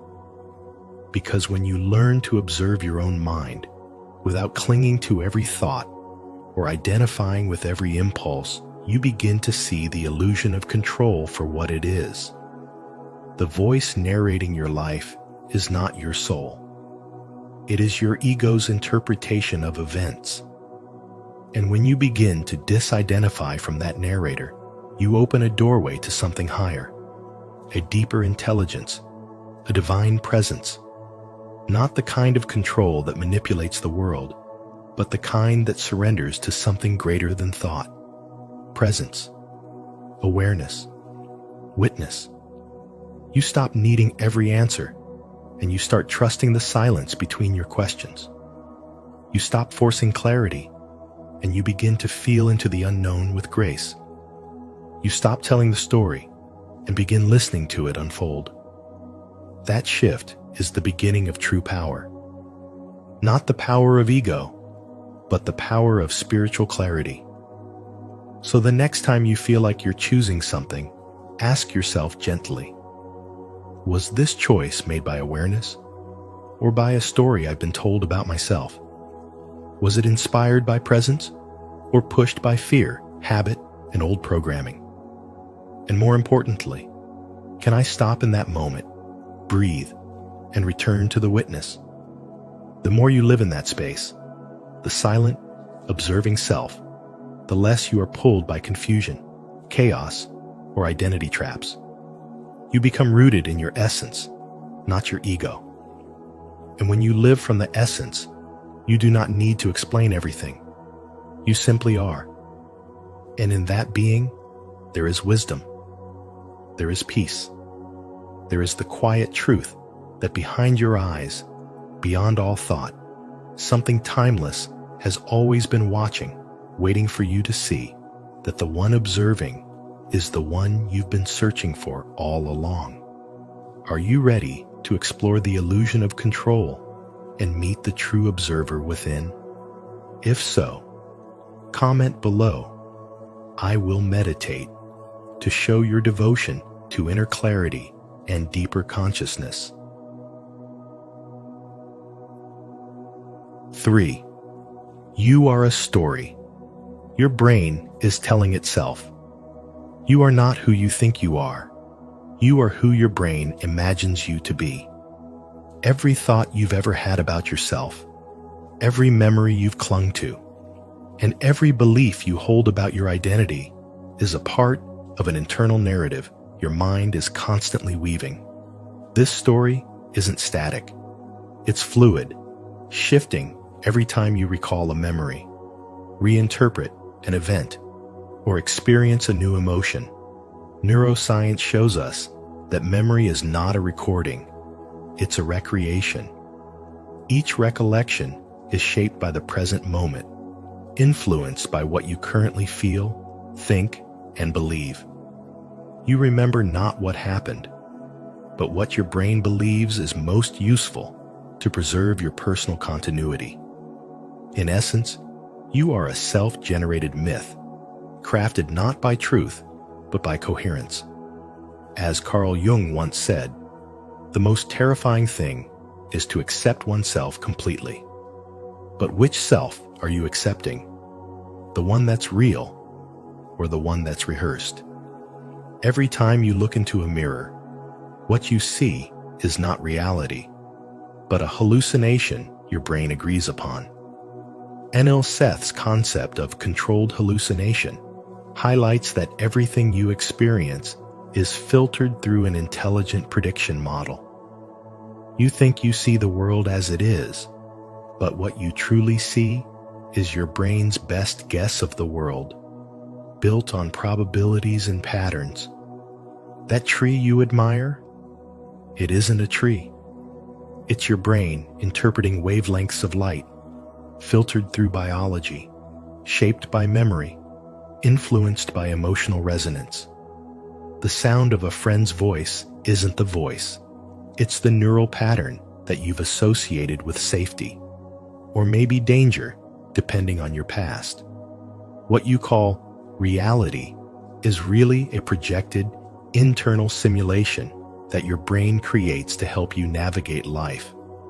This is not a flaw. It's an evolutionary design. It's intelligence. It's spiritual wisdom encoded into your biology, revealing that the boundary between science and soul is thinner than we've been led to believe. The self, the I you identify with, is an illusion of consistency. You believe you are the same person who woke up this morning, who was hurt 5 years ago, who made that choice a decade back. But this continuity is a cognitive overlay, a mental glue that gives your life narrative shape. In truth, the self is an ever-changing stream of consciousness, woven together by stories, habits, language, and ego. You are not a fixed being. You are a verb, not a noun.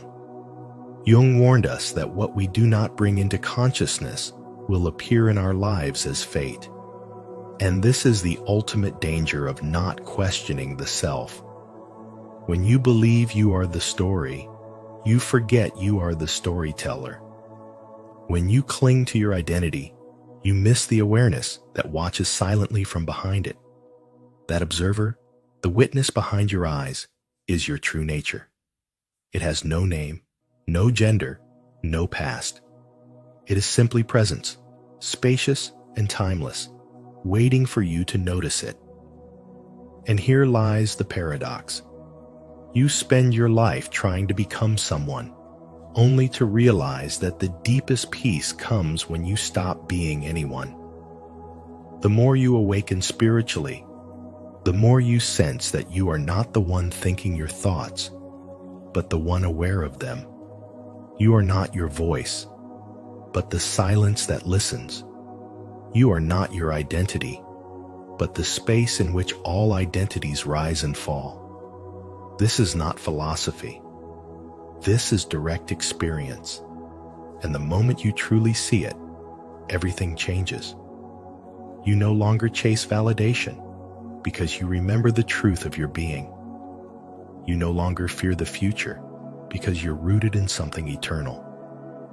This is the spiritual awakening Carl Jung pointed toward, not just understanding your mind, but transcending it. Intelligence is not only knowing who you are, it's realizing who you are not. And spiritual wisdom is the courage to live from that truth. If today's insight opened your eyes to the story your mind is constantly narrating, don't forget to like, subscribe, and share your reflections in the comments. Let's keep exploring the deep layers of consciousness and Carl Jung's spiritual wisdom together.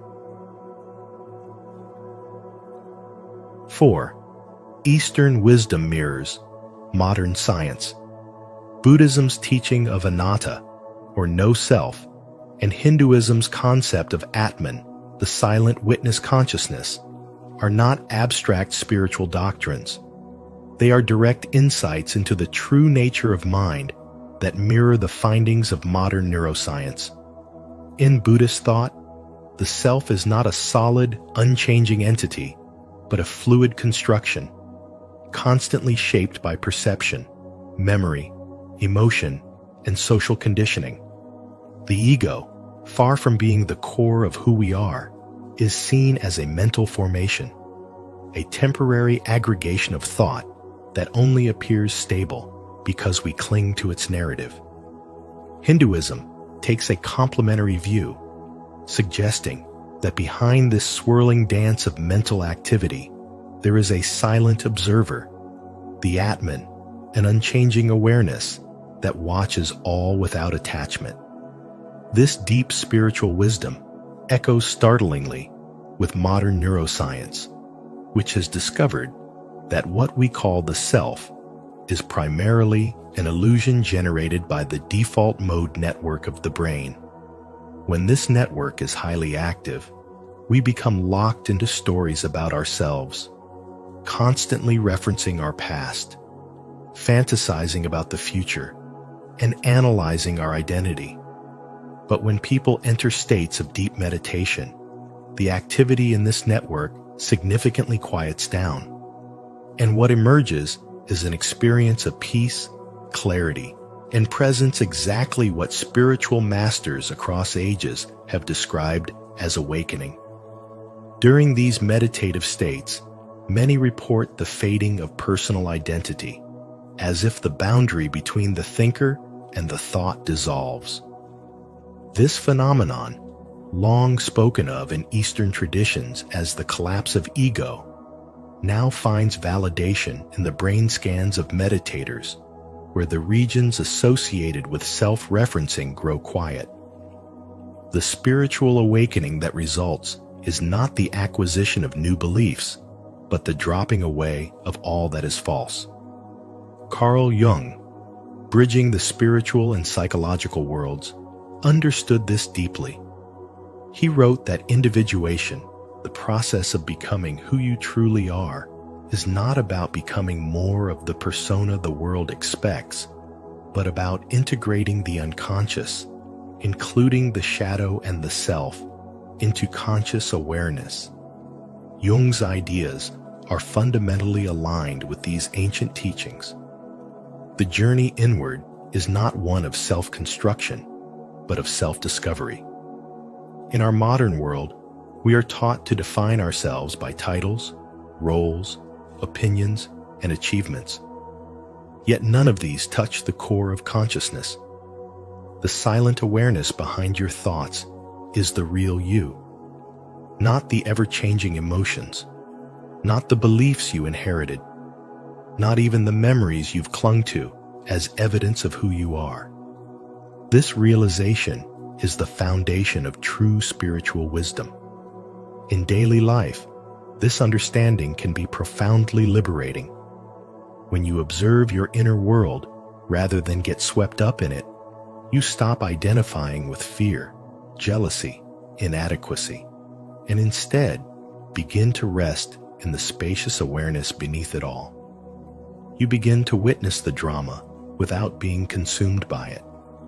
This is not spiritual escapism, it's spiritual intelligence. You're not bypassing life, you're stepping into it with clarity and sovereignty. As Carl Jung reminded us, until you make the unconscious conscious, it will direct your life and you will call it fate. Meditation becomes the gateway to that awareness. Stillness is not inactivity. It is the space in which your most intelligent, authentic responses arise. And as you return, again and again, to this quiet inner witness, you begin to experience life not as something to survive, but as something to truly see. Spirituality, then, is not about retreating from the world. It's about waking up to the part of you that was never asleep. Do you see the harmony between ancient wisdom and modern science? If so, declare your awakening in the comments. I am chosen by God, and I believe. And don't forget to like, subscribe, and turn on the notification bell so you never miss a moment of deep spiritual insight. 5. The observer is not a thought. It's awareness itself. You cannot observe the observer because the observer is not a thing to be grasped. It is the essence of awareness itself. When you turn your gaze inward in search of a self you can point to, that search dissolves into something wordless and ancient.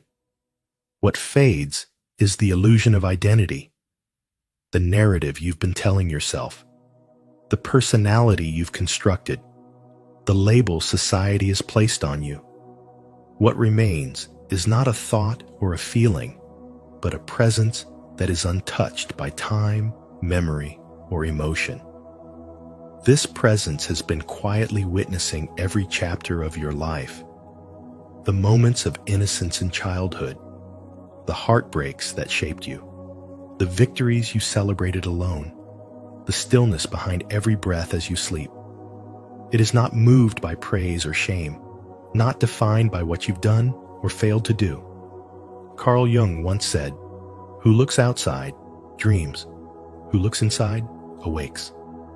This is not poetry. It is a spiritual truth.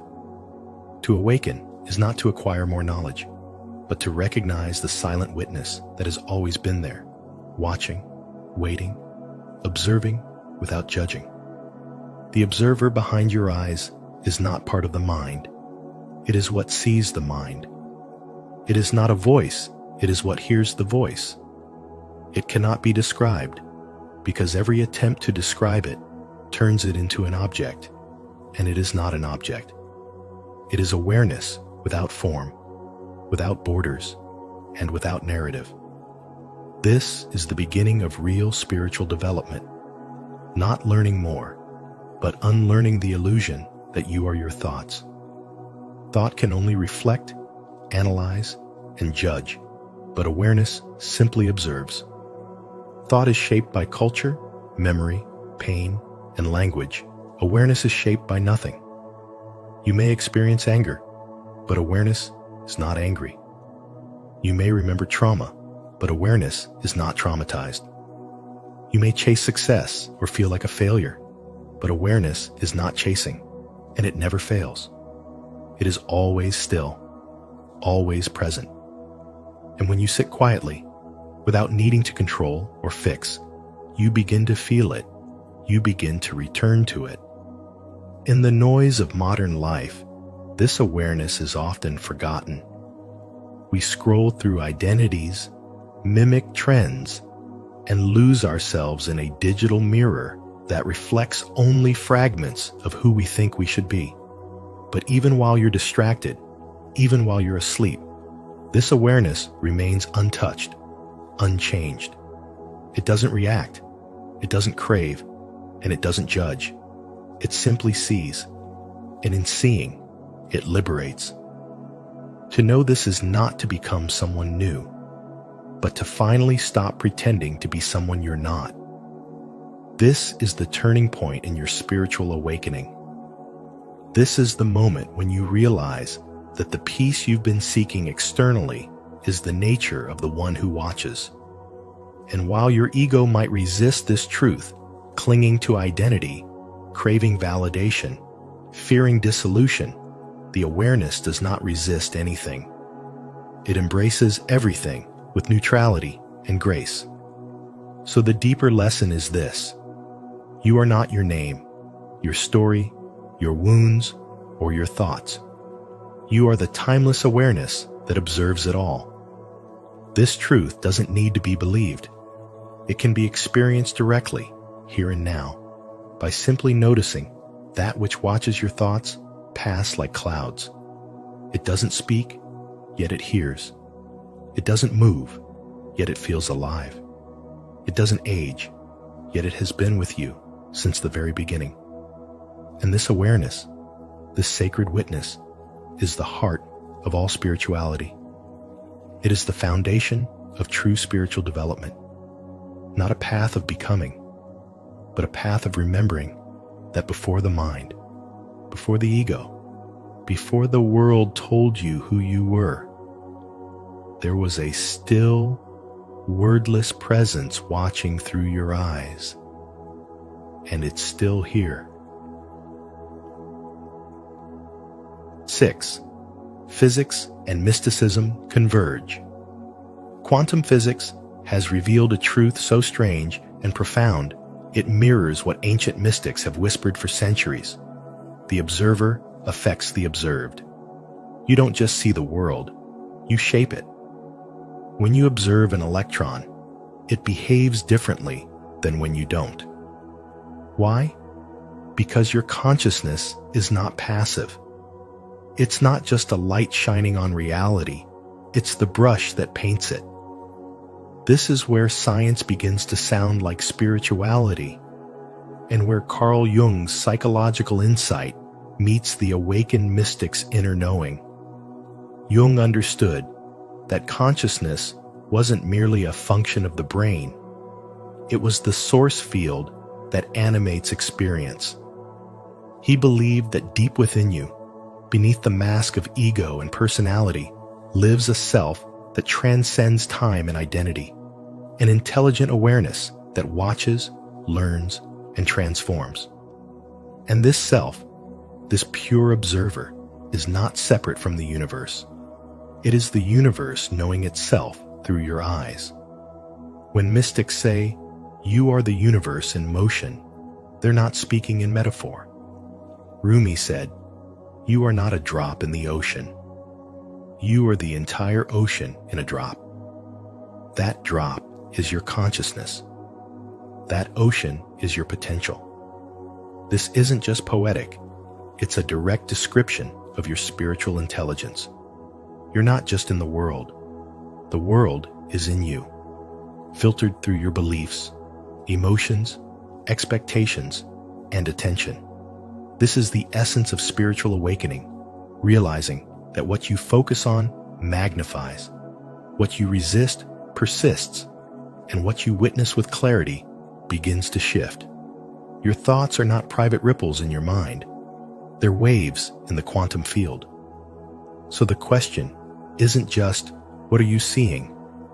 But who is the one seeing it? Who's behind your eyes when no one else is around? Is it the conditioned self, clinging to identity and story? Or is it the aware presence, silently watching without judgment, always still, always whole? This observer within you doesn't need validation. It doesn't fear the unknown. It doesn't chase approval or shrink in the face of uncertainty. It watches, and in that watching lies your greatest power. This is what Jung meant when he spoke of individuation not becoming something new, but remembering who you already are beneath the noise. You become whole, not by adding more, but by seeing more clearly. Not by doing more, but by becoming the one who sees. And the deeper you look, the more you realize. The world is responding to your gaze. You are in relationship with every moment, every person, every thought, and the quality of that relationship is determined by your awareness. There is no such thing as a neutral observer. In this spiritual wisdom, consciousness isn't just a flashlight. It's the sculptor, the stage, and the script. The moment you realize that the universe is looking through your eyes, not at you, but as you, everything changes. The illusion of separation begins to dissolve. You stop reacting and start responding. You stop searching and start seeing. And in that seeing, you come home to the intelligence that's been watching all along. Leave a like and subscribe to Spiritual Wisdom for more insights where physics and mysticism beautifully converge. Tap the notification bell so you never miss a moment of truth. And if this message resonates with you, type in the comments, "I am aligned with the intelligence of the universe." 7. The question that transforms. You have never actually seen your own face, only its mirror image, distorted by glass and shaped by lighting, distance, and perception. You've never truly heard your own voice, either only recordings and echoes, filtered through technology or bouncing back through walls. And if that is the case, then what exactly is doing the seeing? What is doing the hearing? What is aware of all of this experience? That question, subtle yet revolutionary, invites you into a realm far deeper than identity. It calls you into direct encounter with the witness within. Carl Jung once said, "Until you make the unconscious conscious, it will direct your life and you will call it fate." And perhaps nothing pulls the curtain back on the unconscious more powerfully than asking, what is watching from behind your eyes?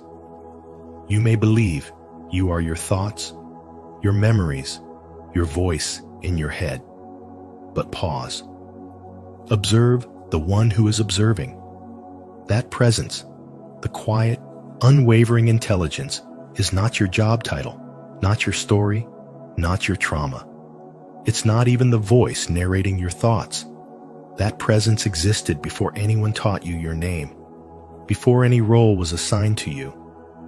In spiritual development, this awareness is often called the higher self or pure consciousness. It is what remains when every thought fades and every mask is removed. It is the seer, untouched by what is seen. And the moment you realize this, your life begins to transform, not because something outside changes, but because you no longer confuse yourself with the noise of the mind. The illusion of the self, the persona you've built and defended, will try to reassert itself. It will whisper to you that you are your wounds, your desires, your history. It will urge you to identify with your social media profile, your bank account, your successes or failures. But something deeper has already awakened. A spiritual intelligence is now aware that it has been watching all along. And once this question has been asked, what is aware of being aware? There is no way back to sleep. You begin to notice the inner space where thoughts come and go. You see emotions rise like waves and fall again, without needing to ride every one of them. You feel pain, but it no longer owns you. You feel joy, and it flows through you without needing to be grasped. This is the threshold of true spiritual awakening. Jung taught that the greatest journeys are inward, and that the goal is not perfection, but wholeness, the integration of what has been hidden. And it is this question, this silent turning of your attention inward, that becomes the portal to wholeness. You begin to live not from reaction, but from presence. Not from illusion, but from clarity. Not from fear, but from deep inner knowing. The more you observe, the more the unconscious is illuminated. And the more you illuminate, the freer you become, not just spiritually, but emotionally, psychologically, and existentially. Because once you recognize that you are the witness behind your own eyes, the entire world changes. Not because the world has changed, but because you have awakened to the truth of who is watching it all. Thank you for joining us on this journey into the unseen layers of self-awareness and the mysteries Carl Jung dared to explore. Remember, the observer behind your eyes might not be who you think it is, but awakening to that truth is where your spiritual growth begins. If today's message sparked a new insight or left you questioning your own perception, that's a sign you're exactly where you need to be. Don't forget to like this video, share it with someone who's ready to awaken, and subscribe to Spiritual Wisdom. Be sure to hit the notification bell so you never miss another moment of deep reflection and transformative discovery. We'll see you in the next video. Until then, stay conscious, stay curious, stay connected.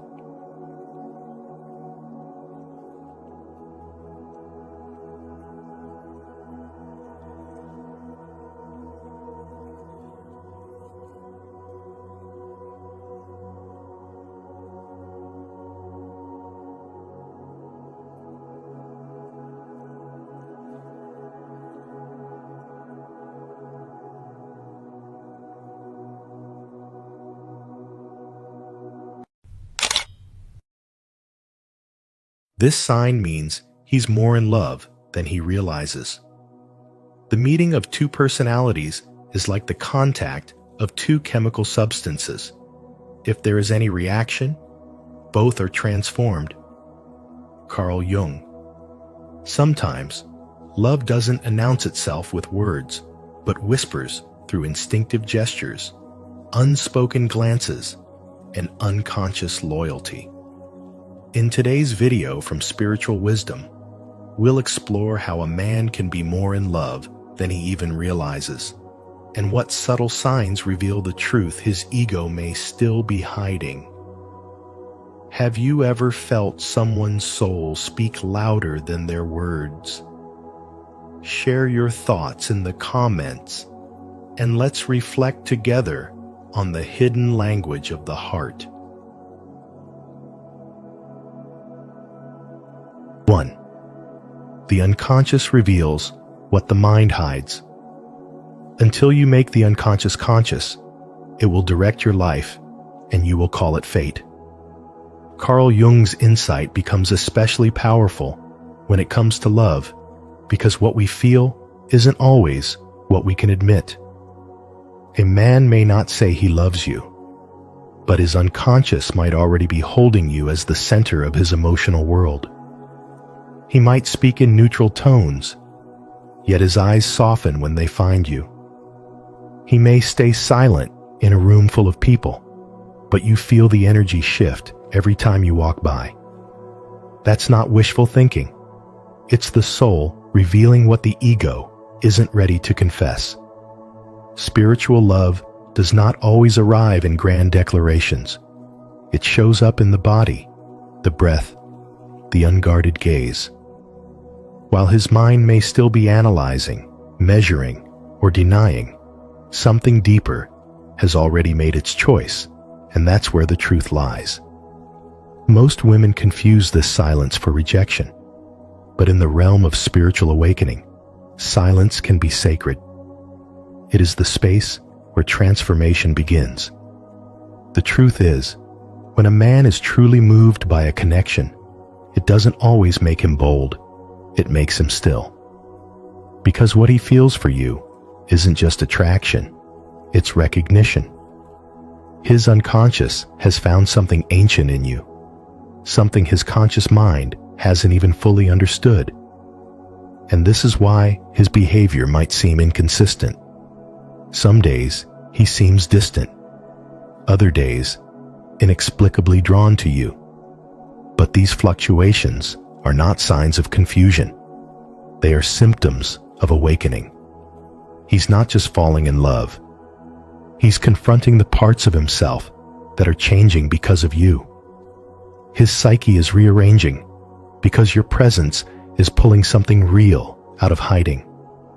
This is not modern romance. This is a spiritual connection, and it follows a deeper rhythm. The more intuitive you are, the more you'll feel it not in his words, but in his hesitation, his glances, his quiet reverence. It's in how he remembers small things you say. It's in how his body faces you in a crowded room.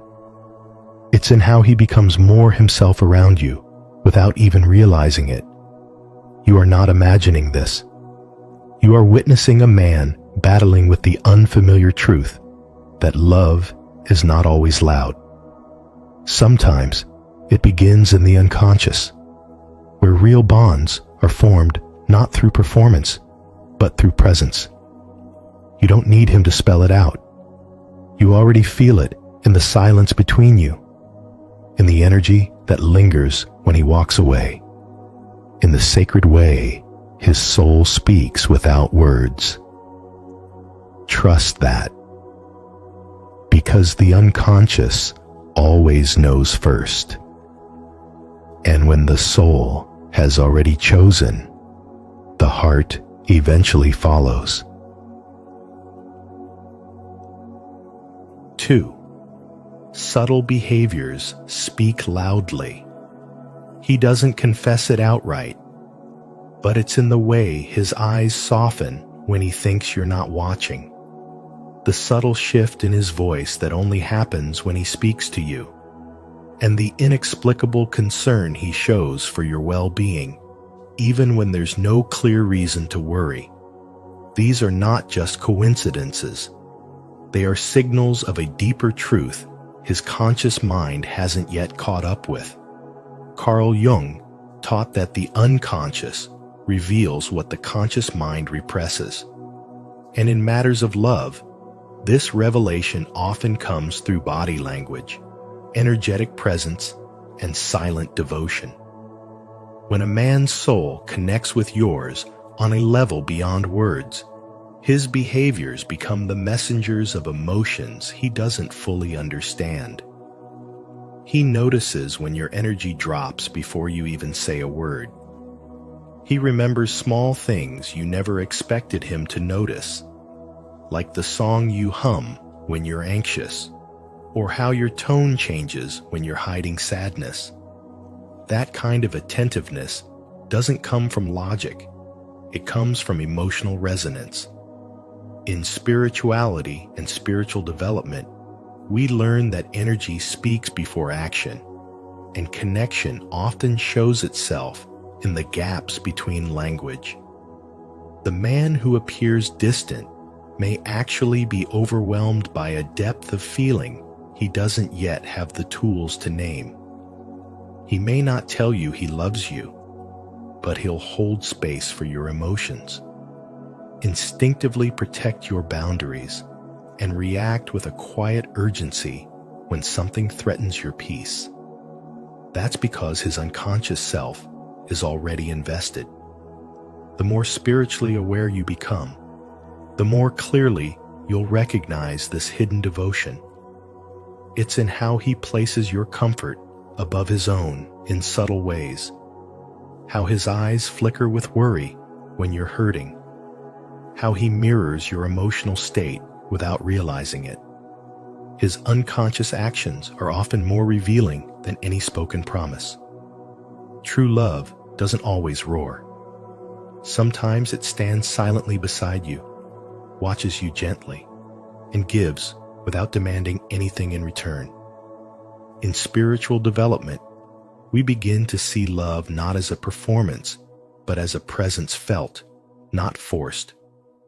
The world tells us to look for grand gestures, but real love often hides in the quiet.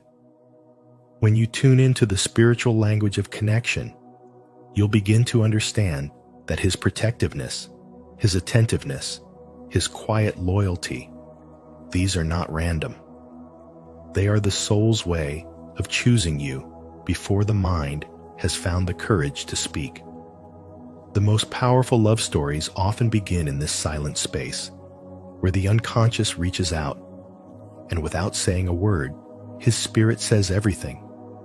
Do you feel the unspoken signs too? Then claim it with a faith comment below. I am chosen by love. I believe. And if this message resonates with your heart, don't forget to like, subscribe, and turn on the notification bell to keep growing with us on this journey of spiritual wisdom. 3. Silence and presence. Hold meaning. True love doesn't always arrive with loud declarations or dramatic gestures. Sometimes it speaks in silence, in presence, in energy.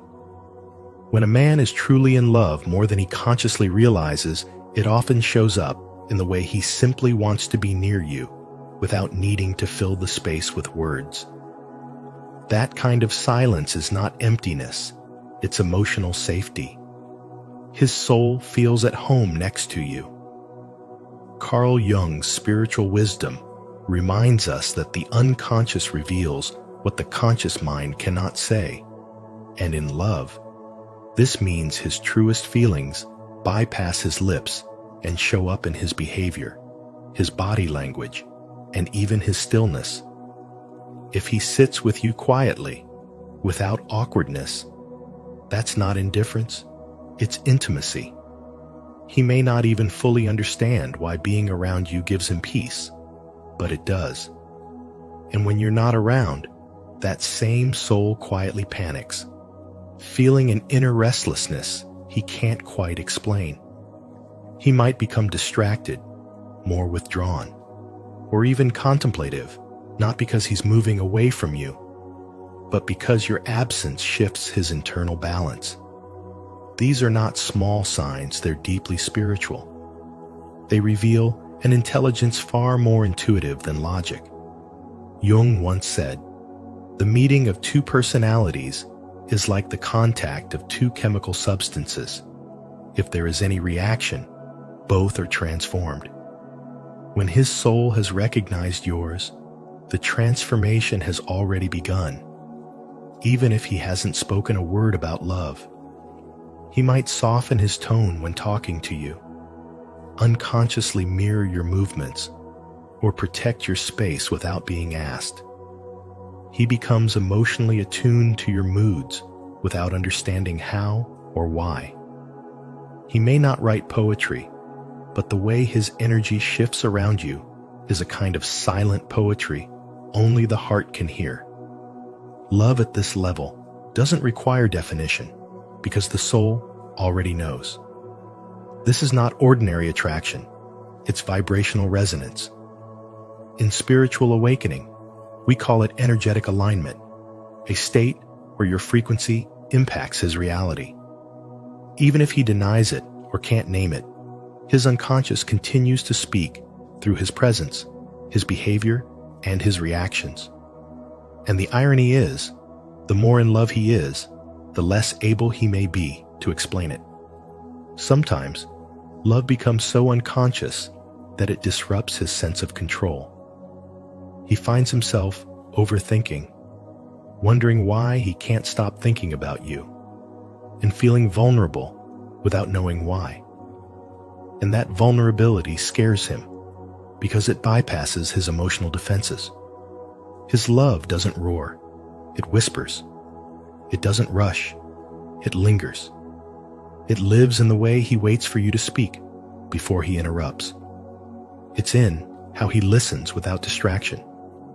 It's how he remembers the small things, the subtle things, the details no one else would notice. His presence becomes the proof, and in that presence, you discover something more sacred than spoken love, a kind of emotional intelligence that reflects a spiritual bond beyond reason. He may not say he's in love with you, but his soul has already decided, and in every quiet moment, he's revealing a truth that words cannot contain. 4.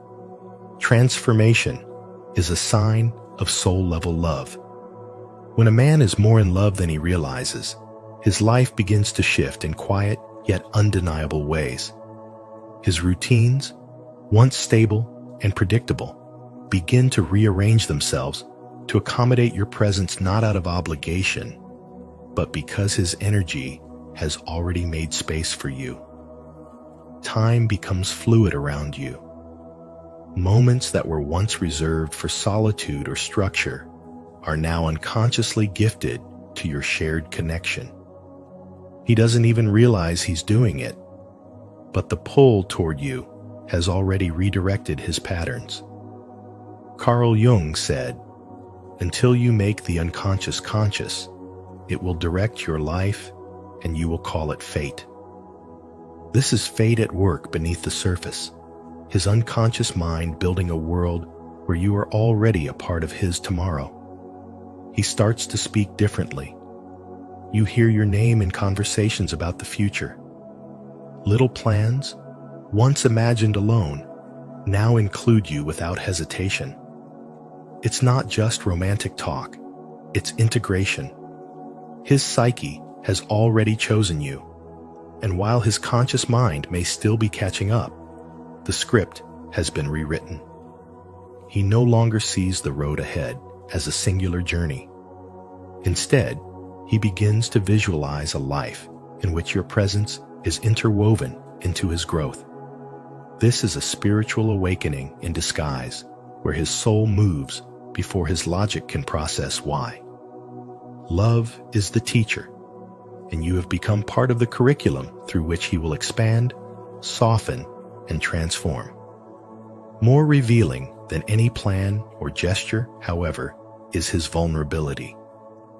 You notice he begins to show sides of himself that were once hidden in shadow. His pain, his doubts, his quiet fears, he begins to offer them not as burdens, but as bridges. When a man trusts you with what he hides from the world, he's telling you something sacred. You are his safe space. This is not weakness, it's spiritual wisdom. In a society where strength is often equated with silence, vulnerability is a revolution, and he chooses to bring that revolution to you. That's not random. That's love evolving past ego. Carl Jung taught that only the wounded physician heals. And here, in his unveiling, you are witnessing the beginning of his healing journey. Not because he needs you to fix him, but because the connection itself allows him to be seen without shame. These shifts, reorganized routines, imagined futures, and surrendered hearts are the soul's quiet language of love. He may not say the words yet. He may not even understand what's happening within him. But the signs are all there. Transformation is the evidence. Spirituality is not always about grand awakenings under moonlight. Sometimes it's about how deeply a person begins to change in your presence without even knowing why. Love is alchemy. And when you see him evolving, not just for you, but because of you, you can trust that something divine is unfolding in real time. His unconscious knows it. His behavior shows it. His soul has already made the choice. 5. Emotional resonance without words. Even when he hasn't spoken the words, his soul responds to yours with a quiet certainty that defies logic. He instinctively shields your name when you're not around, defending your character in conversations where you're completely absent, not because he's trying to impress anyone, but because something deep within him feels responsible for your peace. His care isn't performative. It's woven into his natural responses, like making sure you're okay without needing a reason, like listening closely to your energy even when you say everything's fine. This is a man whose unconscious is already entangled with yours, whose emotional rhythm has started to move in sync with yours so intimately that your joy lifts him and your pain silently echoes through him. According to Carl Jung, the meeting of two personalities is like the contact of two chemical substances. If there is any reaction, both are transformed. That reaction isn't always dramatic. It can be silent, sacred, and deeply spiritual. A form of love that matures through presence instead of promises. Many people confuse emotional stillness with indifference. But in the realm of spirituality and spiritual development, stillness is often the ground where love first roots itself before blooming into action. When a man begins to reflect your emotions like a mirror, not through imitation, but resonance, it's because something within him recognizes something within you. This type of emotional resonance is not learned. It is remembered at the soul level, activated by a connection that feels destined rather than deliberate. He may not fully understand it himself, but his body, his instincts, and his heart have already made the choice his mind hasn't caught up to. In a world that often prioritizes verbal confessions, we forget that love speaks in energy, in patterns, in presence. So if he defends you, if he nurtures you without being asked, if your sadness finds a home in his chest, don't overlook it. This is love in its most raw, unfiltered form, spiritual, unconscious, transformative. And when it happens, it's not just about romance. It becomes a sign of your own spiritual growth, a mirror reflecting the maturity of your soul and the kind of energy you now attract. Let this emotional resonance guide your heart beyond words. If you feel the truth in this message, comment below. I trust the silence of love. And don't forget to subscribe, like, and turn on the notification bell to continue this journey with us into deeper spiritual wisdom. 6. Effort without expectation. When a man puts in effort without needing to be seen, praised, or rewarded, that is not just affection, it is unconscious love quietly blooming. He remembers the smallest things you said in passing, not because he tries to impress you, but because your voice lives rent-free in his memory. He shows up without warning, not for attention, but because something in him is drawn to your presence, as if his soul has already made its decision before his conscious mind can catch up. Carl Jung once said, "Until you make the unconscious conscious, it will direct your life, and you will call it fate." And in love, this is exactly what happens. His unconscious reveals truths his words are too slow to confess. Spiritual wisdom teaches us that the deepest form of love isn't loud, it's intelligent. It operates beneath the surface, weaving into daily life, showing up in subtle ways. How he aligns with your world without being asked. How he becomes curious about the things you love. How his routines bend gently to accommodate your energy. This is not manipulation or game playing. This is soul-level intelligence awakening through love. And yet, he may not even realize why he's doing it. Because in Jungian psychology, the heart often makes decisions long before the mind is ready to admit them. His silence is not lack of feeling. It's the storm of feeling before it finds the right words. Real love doesn't always look like romantic speeches or dramatic gestures. Sometimes it's his willingness to support your dreams, to show up during your hard days, or to simply be near you without needing anything in return. These are not accidents. These are signs from the unconscious, expressing what the ego is still learning to process. Jung believed that the self, the core of our being, uses relationships as a path to wholeness.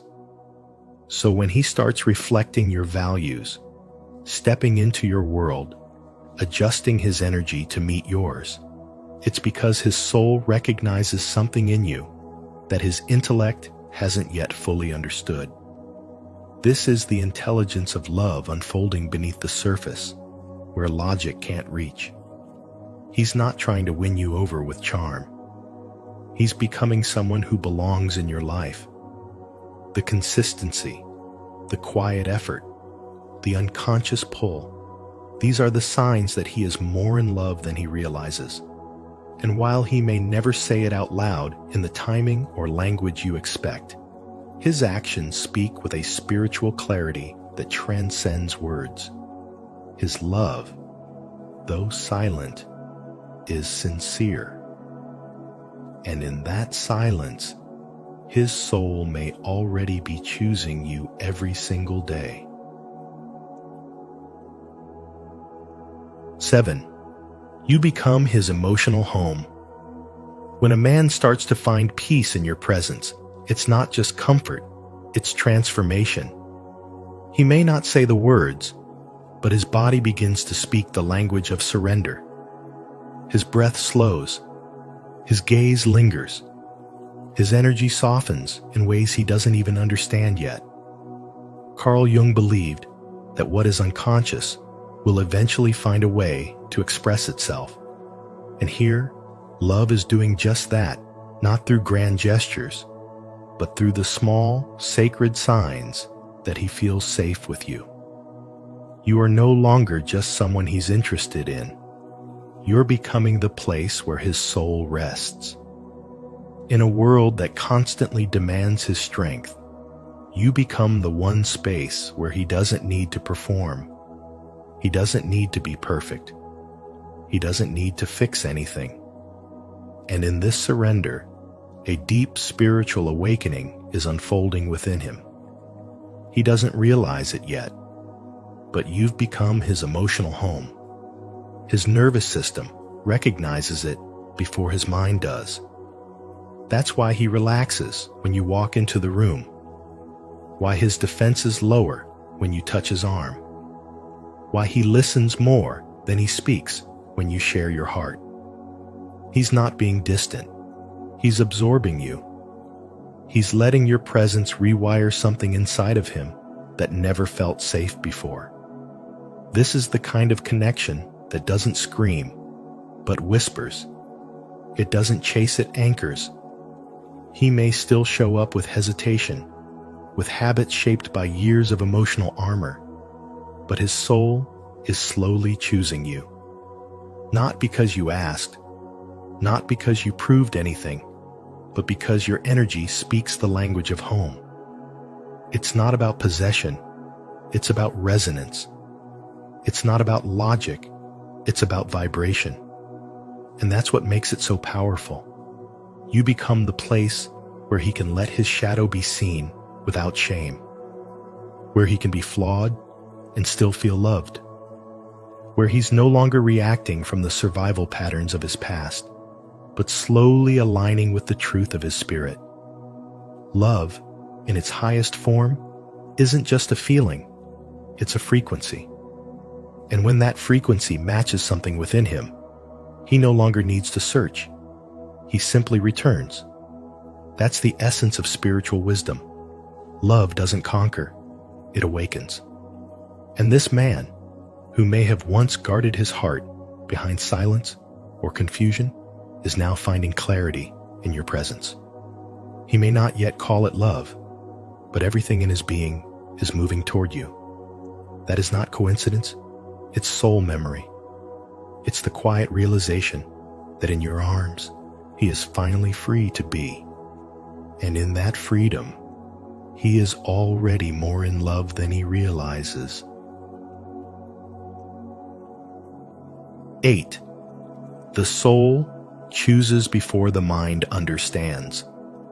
When Carl Jung said that the unconscious chooses long before the mind understands, he wasn't just speaking as a psychologist, he was revealing a hidden truth about how love moves beneath the surface of our awareness.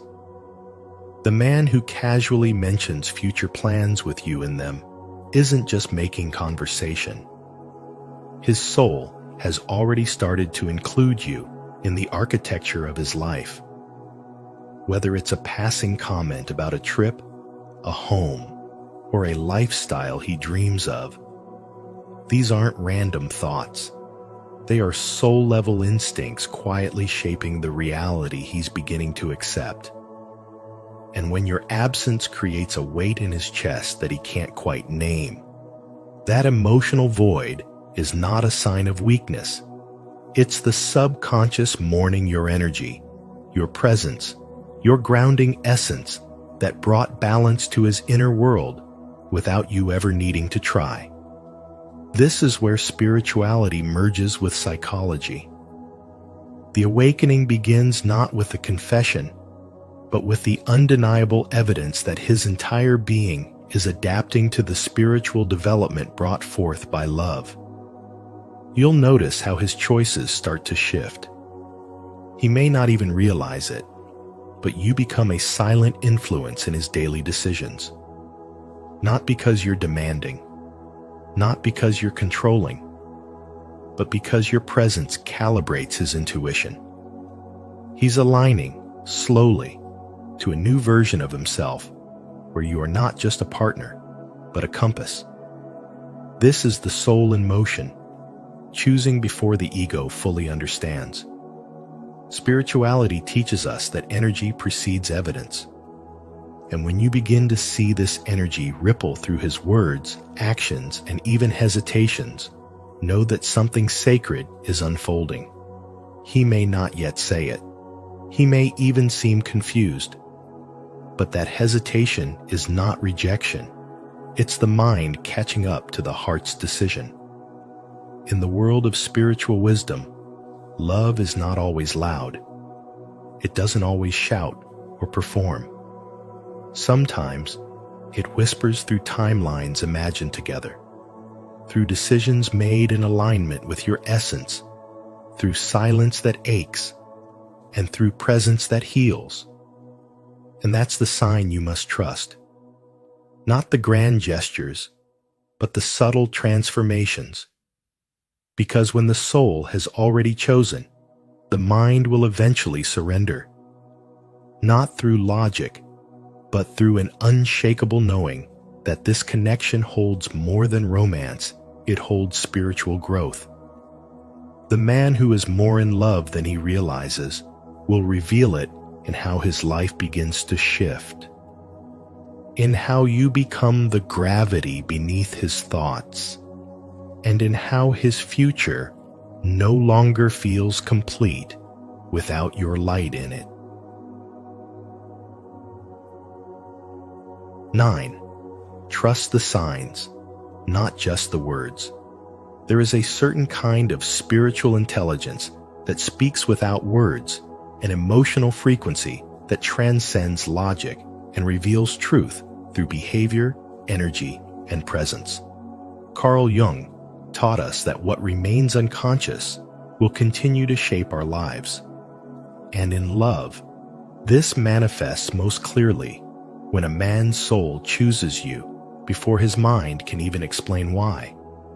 He might not say it out loud, but the way he subtly orbits your life, the way his voice softens when he speaks to you, or how his eyes find you in a crowded room.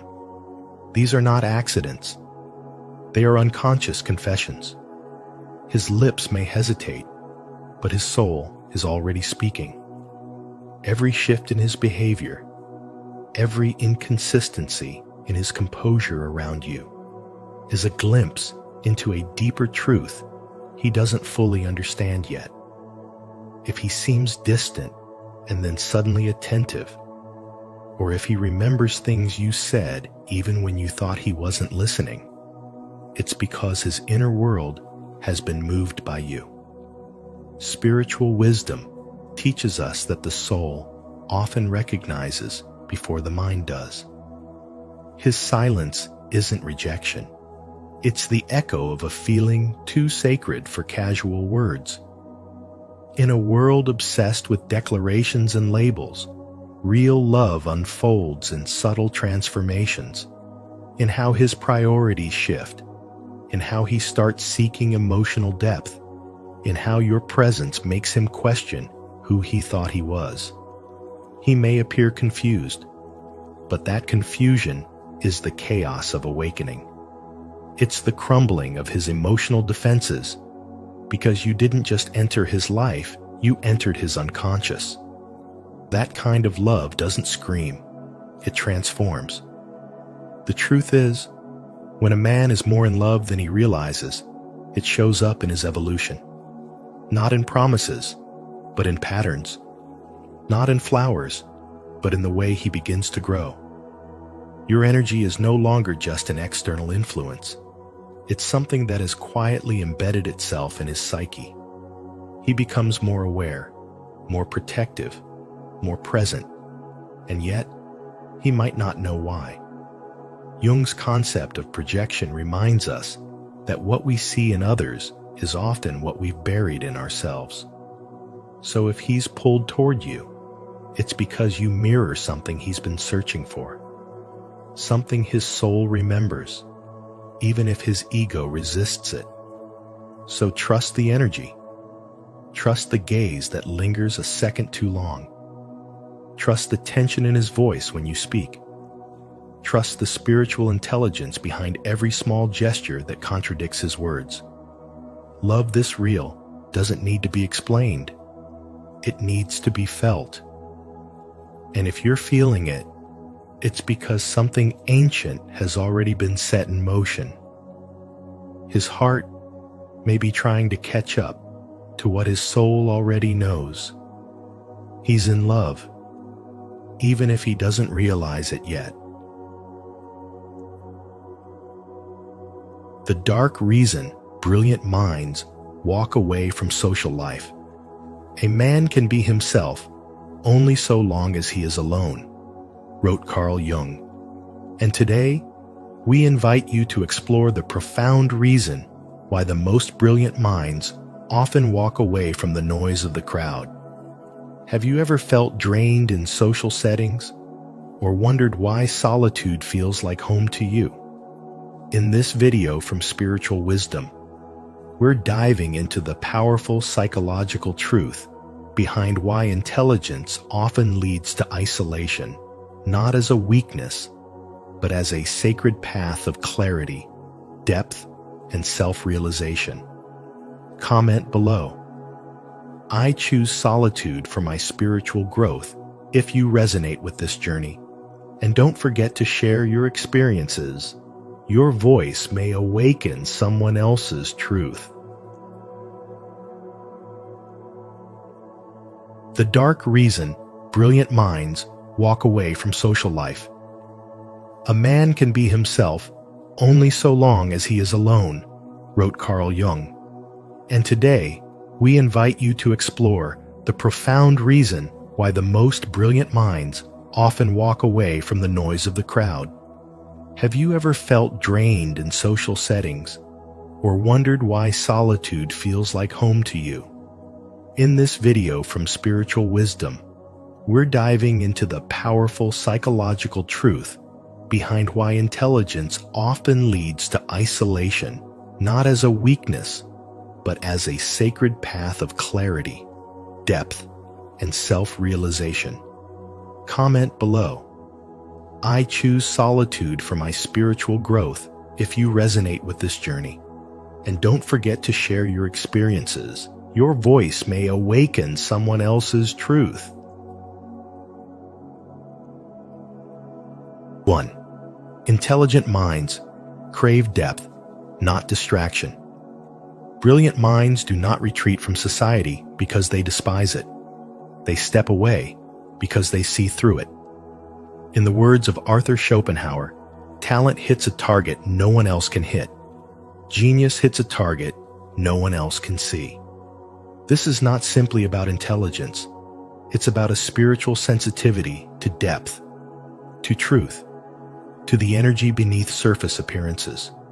Carl Jung, a master of depth psychology, observed that many intellectually gifted and spiritually awakened individuals begin to feel estranged from the superficial rituals of social life. They are not interested in climbing social ladders built on performance and pretense. They are seekers of inner truth. To them, constant noise, artificial smiles, and status-driven conversations feel like a betrayal of authenticity. They see the game's ego-driven performances masked as friendship, gossip disguised as bonding, competition dressed up as casual talk. what the average person calls socializing, the awakened mind often experiences as spiritual noise, cluttering their clarity, distorting their energy, and diluting their purpose. These rare individuals crave a different frequency, one where silence speaks louder than words, and where solitude becomes a sacred space for expansion rather than a void to escape. They understand that social approval often comes at the cost of self-abandonment, and so they choose stillness. They are not antisocial, they are energetically discerning. They sense the weight of every room, every glance, every conversation. Their nervous systems reject small talk because their souls are designed for truth. The moment an interaction lacks sincerity, their entire being withdraws. This is not arrogance, it is spiritual intelligence. They understand that not every circle is meant for their energy, and not every conversation is worthy of their attention. They seek conversations that nourish the spirit, not performances that drain it. They don't isolate to disconnect from others. They withdraw to reconnect with themselves. In solitude, they hear the truth behind the noise. They remember who they are. In a world addicted to stimulation, their silence becomes a rebellion. In a culture obsessed with visibility, their invisibility becomes a source of power. They do not crave to be seen. They crave to see clearly. And clarity rarely lives in crowds. In their solitude, they don't find loneliness. They find alignment. They reflect. They journal. They question. They observe patterns. They trace emotions to their roots. They engage with their inner world like an artist refining a masterpiece. This sacred withdrawal is not weakness. It is preparation. They are not running from life. They are preparing to live it more consciously. Their retreat is their training ground. Their detachment is their devotion. Their solitude is their sanctuary. In this space, spirituality is no longer a concept. It becomes a lived, breathing force. This is not a rejection of the world, but a deeper engagement with the soul's calling. Spiritual awakening is not loud. It is subtle, quiet, and often misunderstood. But for those who know, who feel, who remember, it is the only path that makes sense. 2. Solitude is not loneliness. It's liberation. Solitude is not a prison. It is the sacred workshop of the soul. For brilliant minds, it is not the absence of people, but the presence of deeper truths, where authenticity no longer needs to compete with performance. Carl Jung didn't view solitude as isolation, but as a necessary container for inner integration, a place where the unconscious can rise into the light without distraction. In a world obsessed with connection, noise, validation, and approval, the spiritual seeker often finds themselves fatigued by the superficial, sensing that something more honest waits beyond the applause. This is where solitude enters not as a punishment, but as a return to the self. It is in solitude that the masks fall away. You no longer have to perform. You no longer have to edit your truth to make others comfortable. You no longer have to dilute your brilliance to avoid standing out. You simply are, and in that state of being, something sacred begins to unfold. As Schopenhauer said, the intelligent person seeks solitude not because they hate people, but because they find richness in their inner world that the outer one rarely reflects. They are not antisocial. They are inwardly nourished by contemplation, by silence, by depth. This is not an escape. It is a conscious choice to shift from external approval to internal alignment. Spirituality, at its highest form, does not bloom in the noise of the world, but in the stillness of the heart. And for the awakened mind, solitude is the gateway to spiritual development. It becomes the place where intuition sharpens, where emotional wounds are observed without judgment, and where higher awareness is no longer clouded by the expectations of society.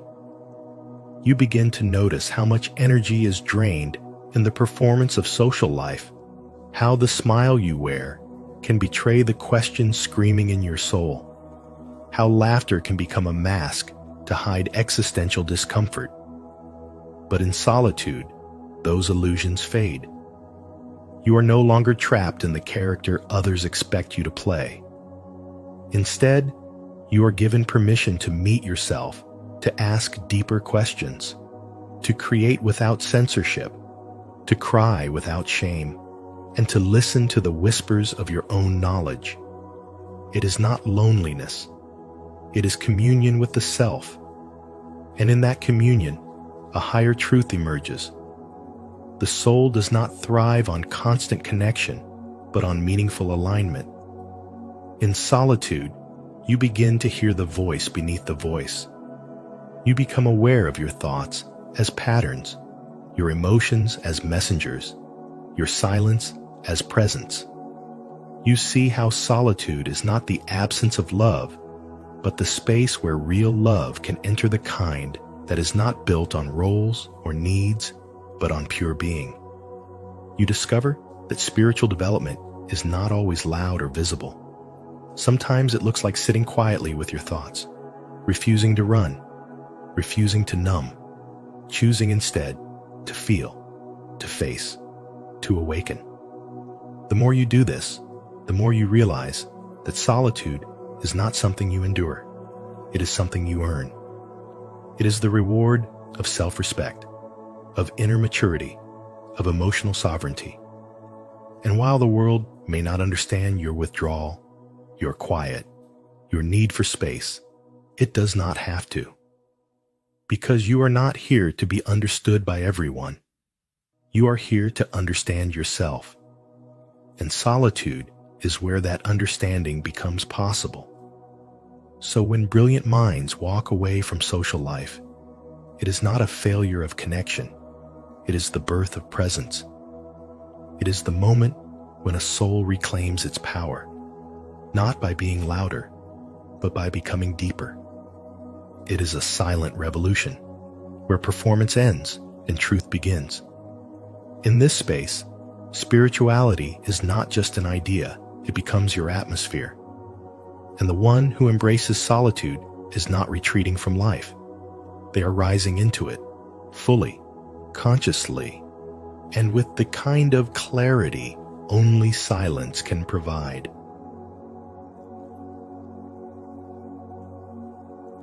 Three, social settings feel misaligned with inner depth. The more spiritually awakened you become, the harder it is to tolerate the superficiality that defines most social interactions. It's not that you believe you're better than others. It's that your inner world has become too deep to be fed by shallow conversations. You walk into rooms where people are laughing, talking, performing roles they've been conditioned to play, but none of it reaches you.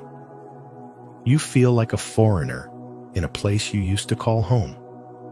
Carl Jung understood this dissonance well. He saw that as the psyche becomes more individuated, it becomes less compatible with the collective mask society wears. What used to be acceptable now feels artificial. What used to entertain now feels empty. And so, without drama or conflict, the intelligent mind begins to drift not out of anger, but out of necessity. Not because it hates people, but because it finally loves itself enough to stop draining its energy in places where its essence is not seen, heard, or honored. In most social settings, you are not truly there. You may smile, nod, or offer polite words, But inside, you're somewhere else, disconnected, observing, retreating inward. The crowd talks about the weather, the news, or what someone else did, but your soul craves silence, truth, meaning. You're not antisocial. You're selectively social. You're not avoiding people. You're protecting your peace. The more self-aware you become, the more sensitive you become to energy, inauthentic energy, performative energy, draining energy. And in protecting your energy, you walk away, not out of superiority, but survival. The choice to walk away becomes a spiritual act, a declaration that your inner world matters more than outer approval. You stop forcing yourself into environments that require you to shrink, pretend, or conform. You'd rather be alone in truth than surrounded in illusion. You'd rather sit with your thoughts than scream over noise. Intelligence, when paired with spiritual wisdom, becomes unbearable in false spaces. That's the dark reason brilliant minds walk away, not because they are cold or broken, but because they've tasted the stillness of presence and can no longer stomach the chaos of pretense. Arthur Schopenhauer once wrote, "The more unintelligent a man is, the less mysterious existence seems to him. For those who see the mystery, the sacred, the invisible fabric of life, small talk is too loud, and empty rooms are more alive than crowded spaces. Solitude becomes a sanctuary, silence becomes a song, and presence becomes the only performance worth showing up for." So the brilliant mind slips away, not to isolate, but to integrate, not to disconnect, but to reconnect with something purer.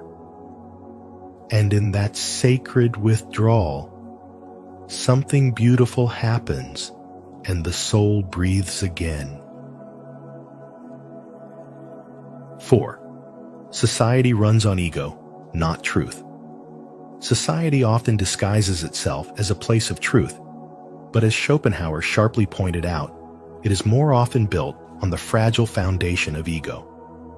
People gather, speak, and interact not always to share wisdom or authenticity, but to seek validation, to reinforce their sense of control, or to escape the discomfort of being alone with themselves.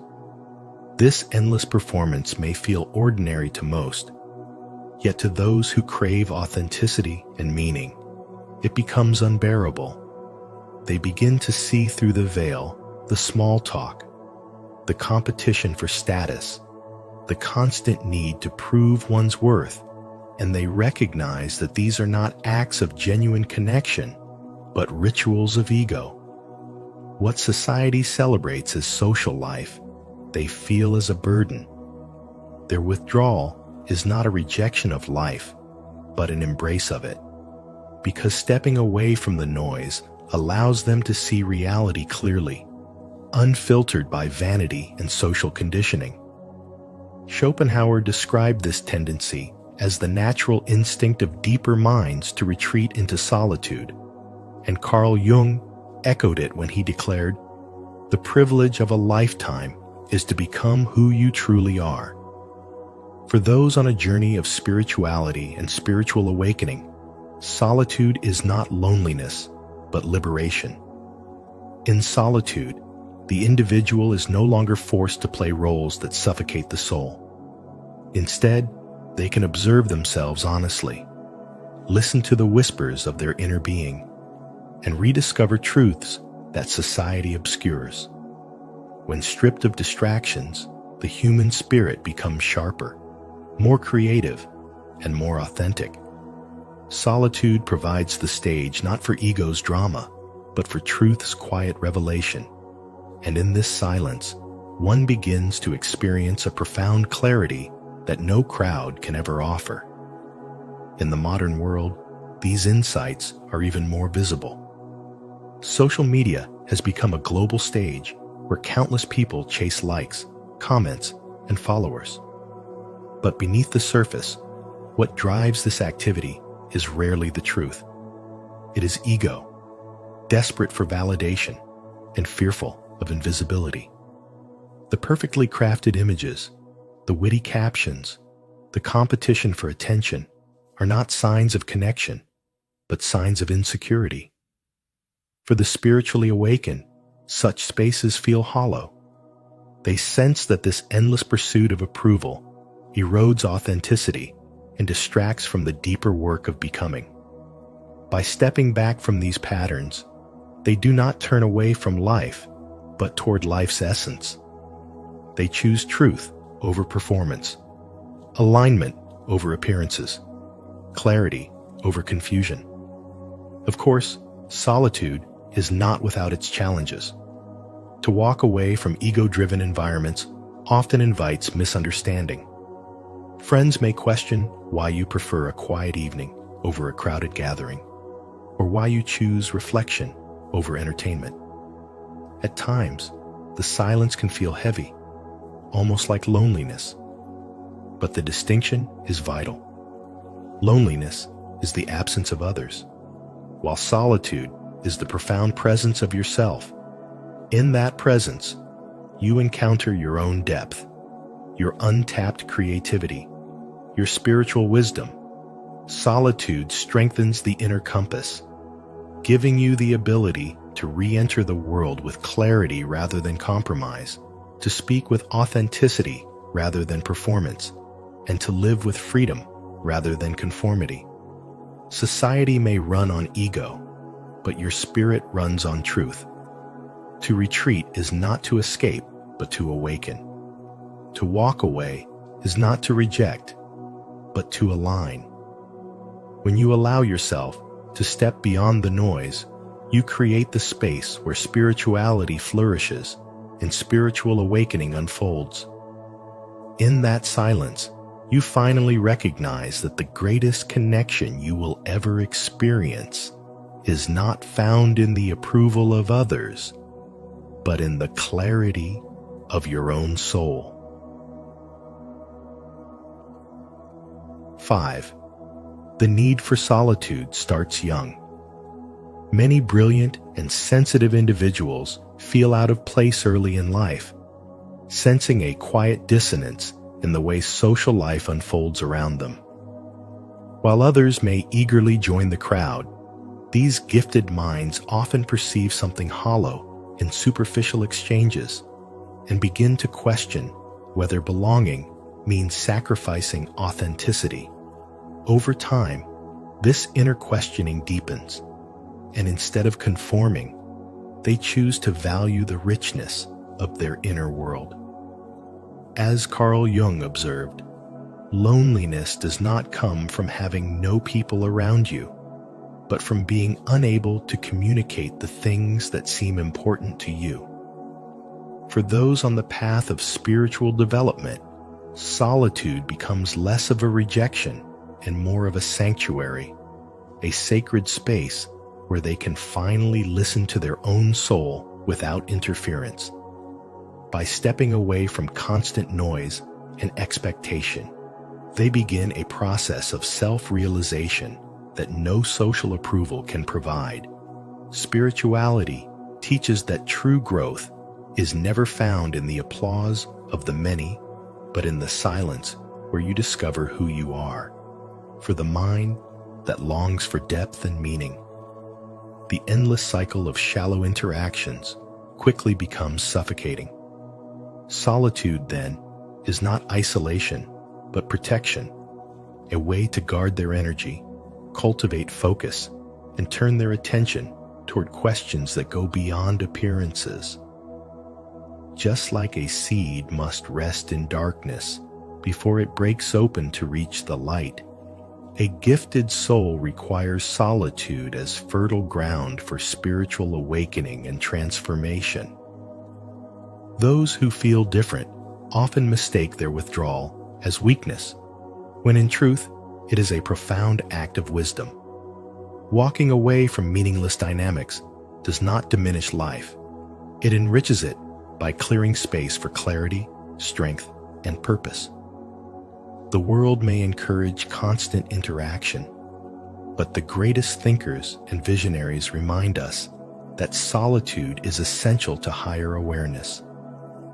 They did not embrace quiet because they despised people, but because they understood that their true work required inner stillness.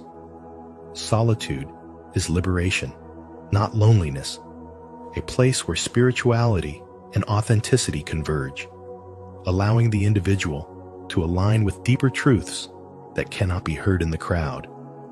To feel the pull of solitude is to recognize that your inner voice is growing louder than external noise, guiding you toward a stage of spiritual development where authenticity matters more than acceptance.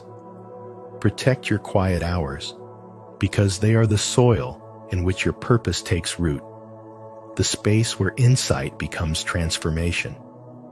When the world feels shallow, turning inward does not separate you from life. It prepares you to connect with it more deeply, to give back with greater authenticity and wisdom. 6. Solitude enables self-mastery and awakening. When you enter solitude, you are stripped of every mask that society places upon you, and what remains is the unfiltered truth of who you really are. Carl Jung once said, "Who looks outside, dreams. Who looks inside, awakes." Alone, you come face to face with your fears, your doubts, your desires, and your hidden brilliance. This is not always comfortable. Silence has a way of exposing the very things we often run from.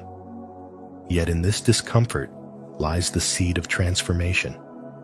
Without the noise of others, without the endless need to perform or please, you discover the values, the creativity, and the purpose that were buried under layers of expectation. Arthur Schopenhauer, a philosopher Jung admired, wrote, "We forfeit 3/4 of ourselves in order to be like other people." Social life, with its rules, masks, and small talk, can easily become a stage where authenticity is sacrificed. The brilliant mind senses this loss more keenly than most. That is why so many intelligent people step away from the crowd, not because they despise others, but because they understand that constant conformity erodes the essence of their being. Solitude, then, is not a prison. It is a liberation. It is the soil where intelligence deepens and spiritual wisdom begins to awaken. The dark reason behind their withdrawal is that intelligent individuals see through the emptiness of shallow interaction. They notice how conversations circle around trivialities, how gatherings drain energy instead of feeding the soul, and how people cling to roles instead of truth. For them, such environments feel suffocating. Instead, they turn inward, where meaning, insight, and creativity reside. This is not escapism, it is survival. It is the realization that spiritual awakening requires silence, and silence requires courage.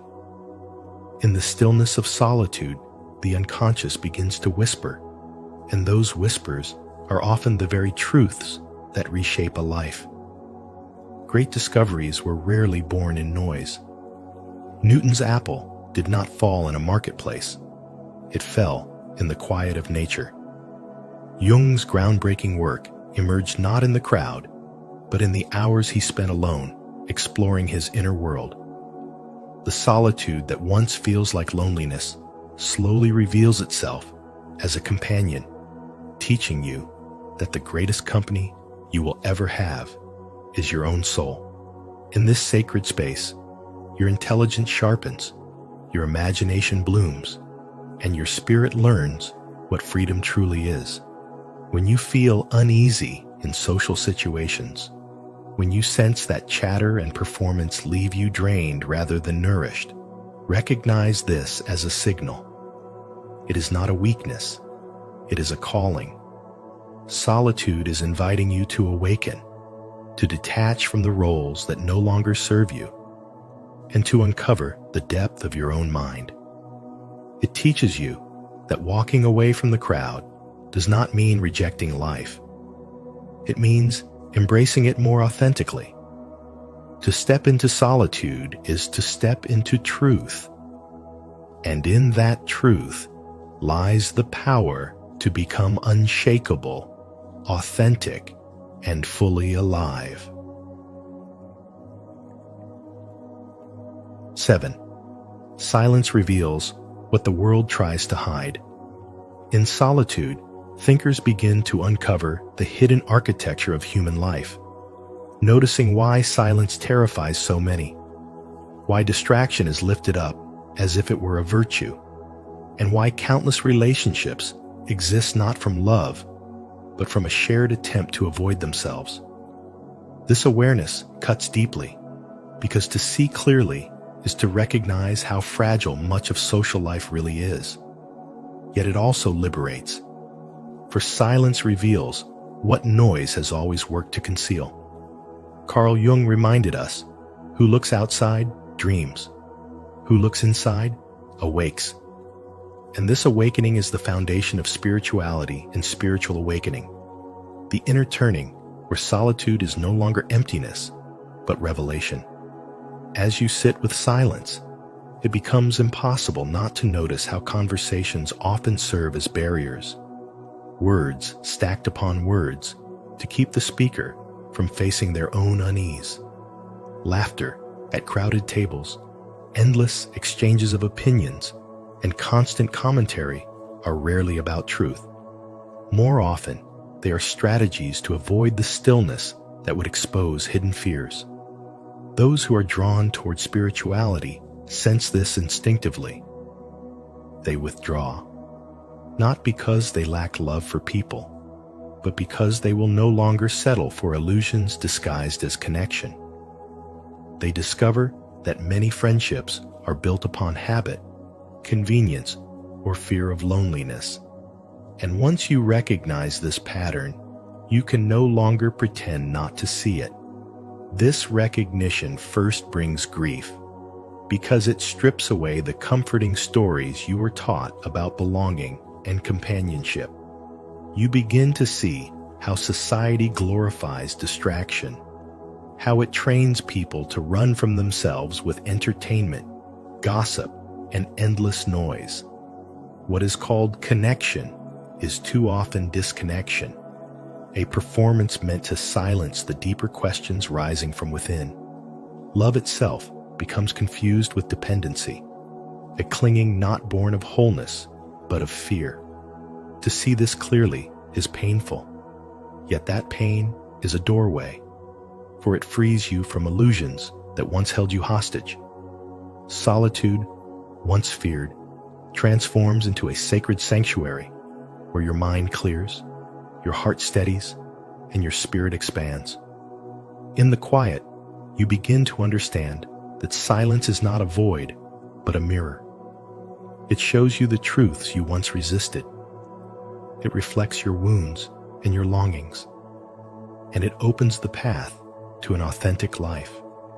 Spiritual awakening is nothing less than the courage to face this mirror without flinching, to let silence strip away every mask until you are left with only what is real. This is why brilliant minds often walk away from social life.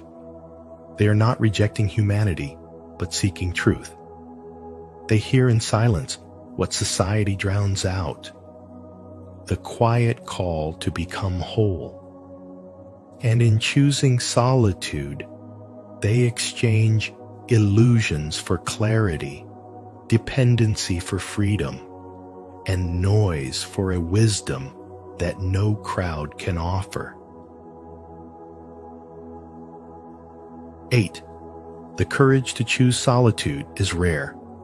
Society often misunderstands solitude, mistaking it for antisocial behavior, depression, or cold detachment. Yet for the wise and for brilliant minds, solitude is never about escape, but about elevation. To choose solitude is to choose clarity over noise, depth over distraction, truth over superficial approval. It is a deliberate act of courage, for it requires stepping away from the crowd to stand face to face with yourself. Solitude allows you to reclaim your power, not the kind that dominates others, but the inner mastery that no one can take away. As Carl Jung said, "Who looks outside, dreams. Who looks inside, awakes." And it is in the silence of solitude that this awakening begins. When you are alone, the expectations of society fall away, and what remains is your raw essence, the part of you that yearns not for applause, but for alignment with a higher purpose.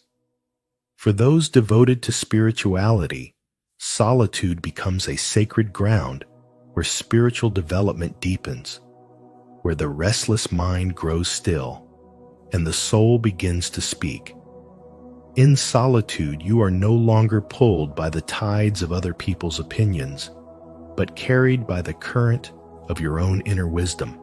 History shows us that many of the greatest thinkers, visionaries, and creators sought solitude not because they rejected humanity, but because they understood that creativity and wisdom often bloom in silence. Solitude becomes the soil where your imagination grows strong roots, where your thoughts become sharper, and where clarity emerges like sunlight breaking through the fog. What the world calls loneliness, the awakened spirit calls liberation. For solitude is not emptiness, but presence, the presence of your truest self, unmasked and unshaken. In choosing solitude, you discover that you were never truly alone. For in that silence, you find connection to something greater than yourself. It is in solitude that you encounter the divine, hear the whispers of intuition, and awaken to the higher truths hidden beneath life's distractions. This choice is rare because it demands courage, but it is also transformative, for it teaches you that fulfillment is not found in the noise of the world, but in the depth of your own being. Solitude gives you back to yourself, reminding you that true strength lies not in the acceptance of others, but in the alignment of your spirit with its purpose.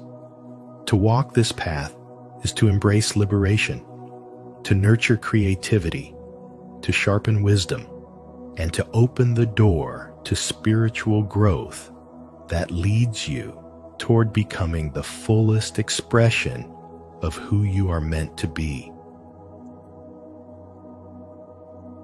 9. Solitude is a spiritual rebellion.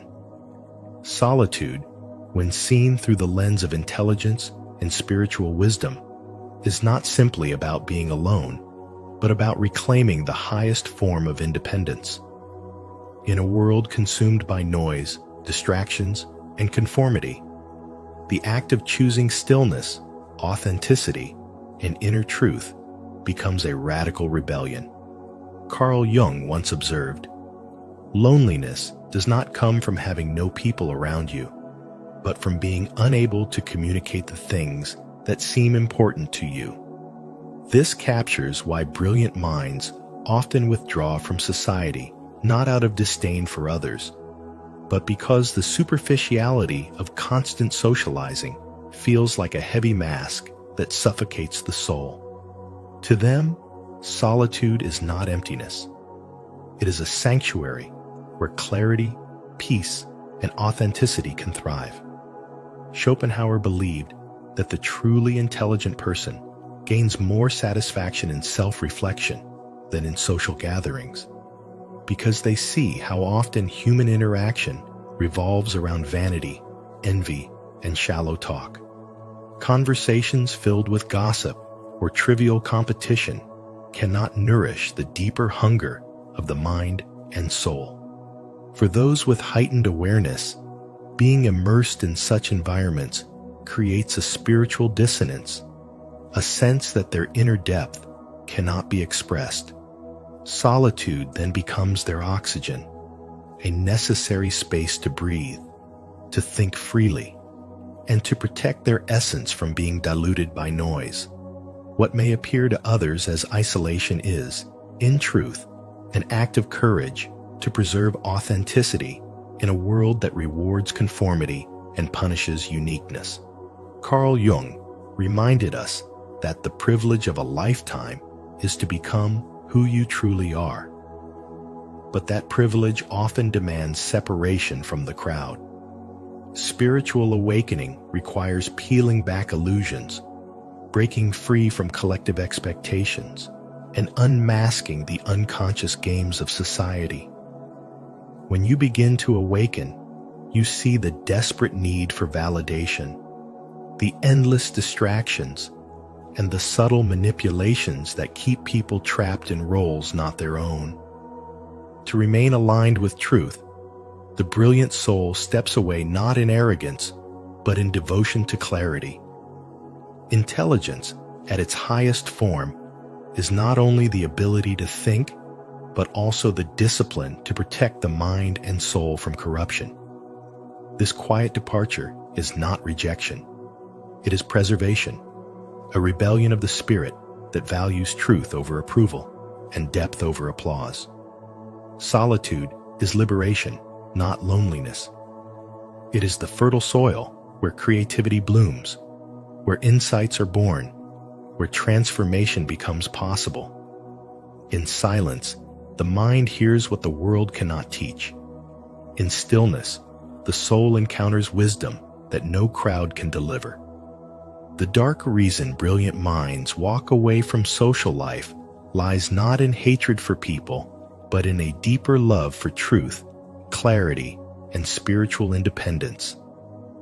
Misunderstood by many, their choice is actually a luminous act of protection, guarding their essence so that it may continue to expand and evolve. And while the world may see it as detachment, it is in fact the most profound act of connection, a connection to one's truest self, a connection to the eternal source of wisdom, and a connection to the freedom that only solitude can give. And perhaps now you understand why some of the most brilliant minds retreat from the noise of the world not out of arrogance or fear, but as a sacred act of preservation and clarity. As Carl Jung taught us, loneliness does not come from having no people around you, but from being unable to communicate the things that seem important to you. If this message resonated with your soul, let it be a reminder that solitude is not a flaw, it's a sanctuary for transformation. If you found value in today's video, please like, share, and subscribe to Spiritual Wisdom. And don't forget to turn on the notification bell so you won't miss the powerful truths we reveal in our upcoming episodes. Your journey matters, and you're not walking it alone.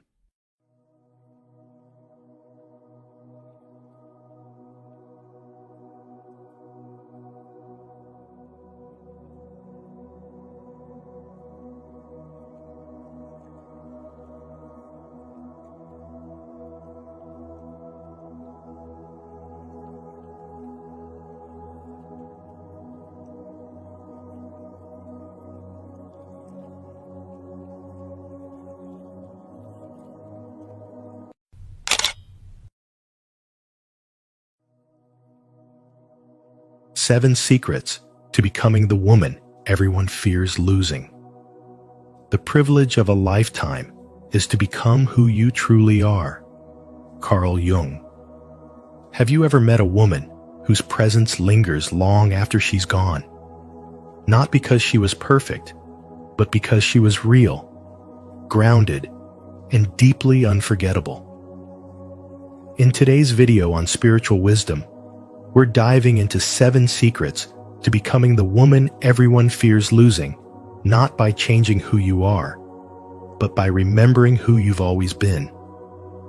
These powerful principles, rooted in Jungian psychology and spiritual truth, can help you reclaim your worth radiate authenticity, and build the kind of inner strength that leaves an impact. If even one idea resonates with your soul, I invite you to comment below. I am becoming the woman I was born to be. Let's explore what it means to live from your deepest truth and become unforgettable from the inside out. Secrets 1. Unshakable authenticity. She doesn't wear masks to please others. She's not interested in impressing the crowd or playing a role that feels hollow inside. Her presence is powerful because it's real, unapologetically raw.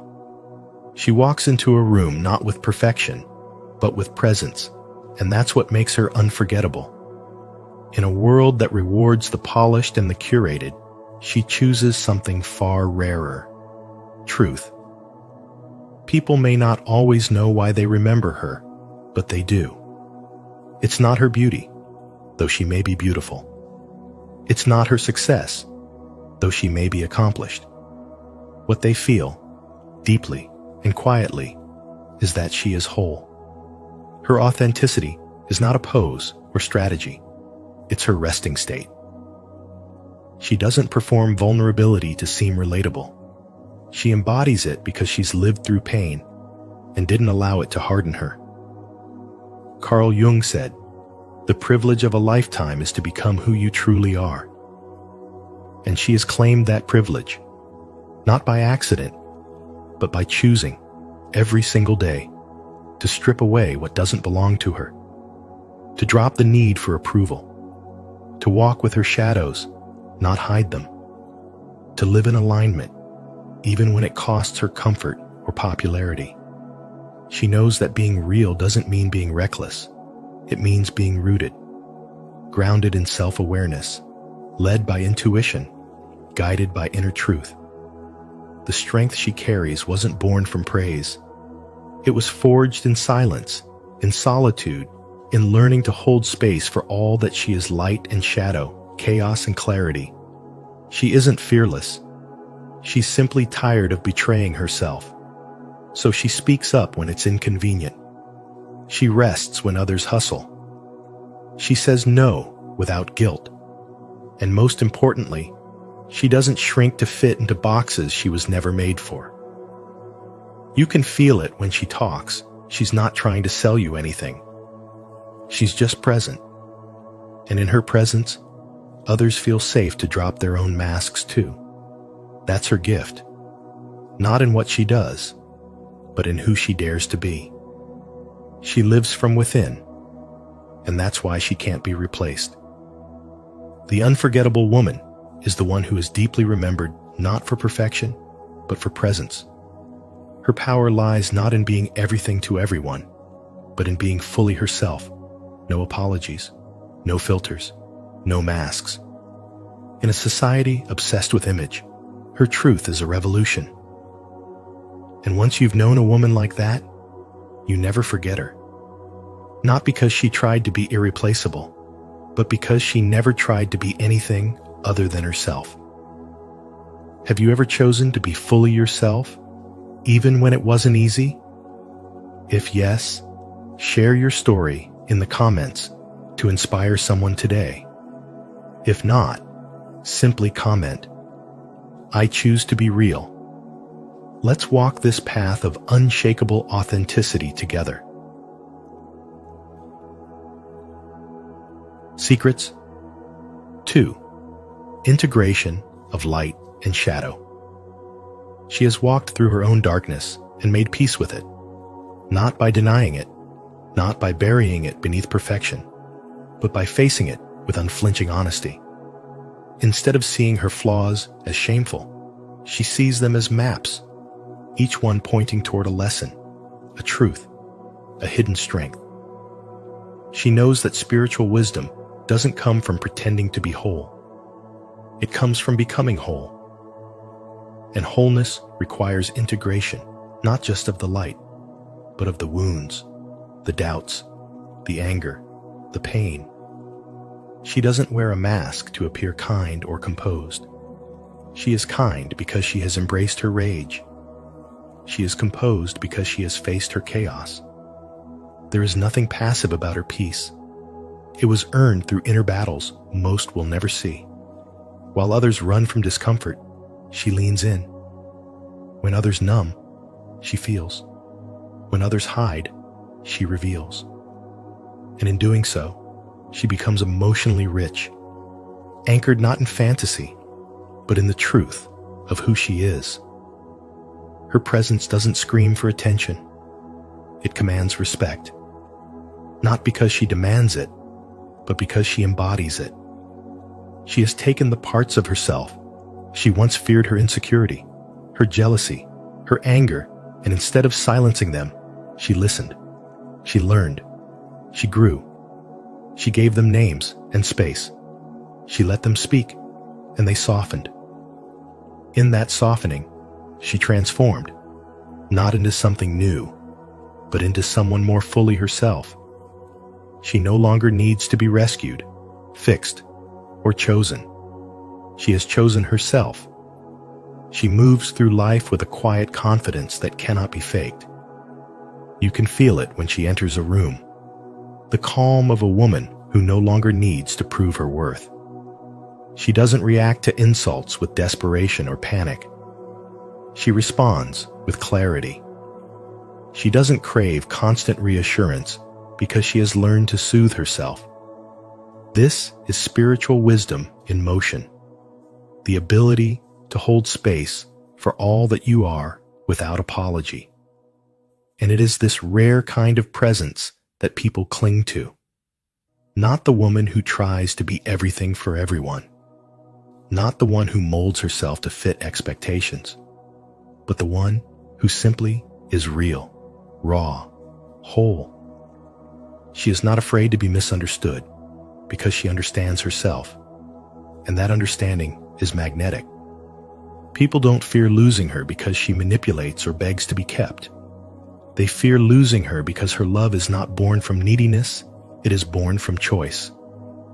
Her love is sacred, not transactional. It cannot be earned through performance or control. It is given freely, but only to those who see her, truly see her, in all her layers.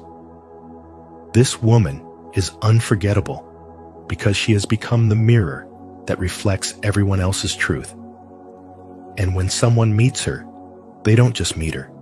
They meet a part of themselves they had long buried. And that, more than anything, is why no one wants to let her go.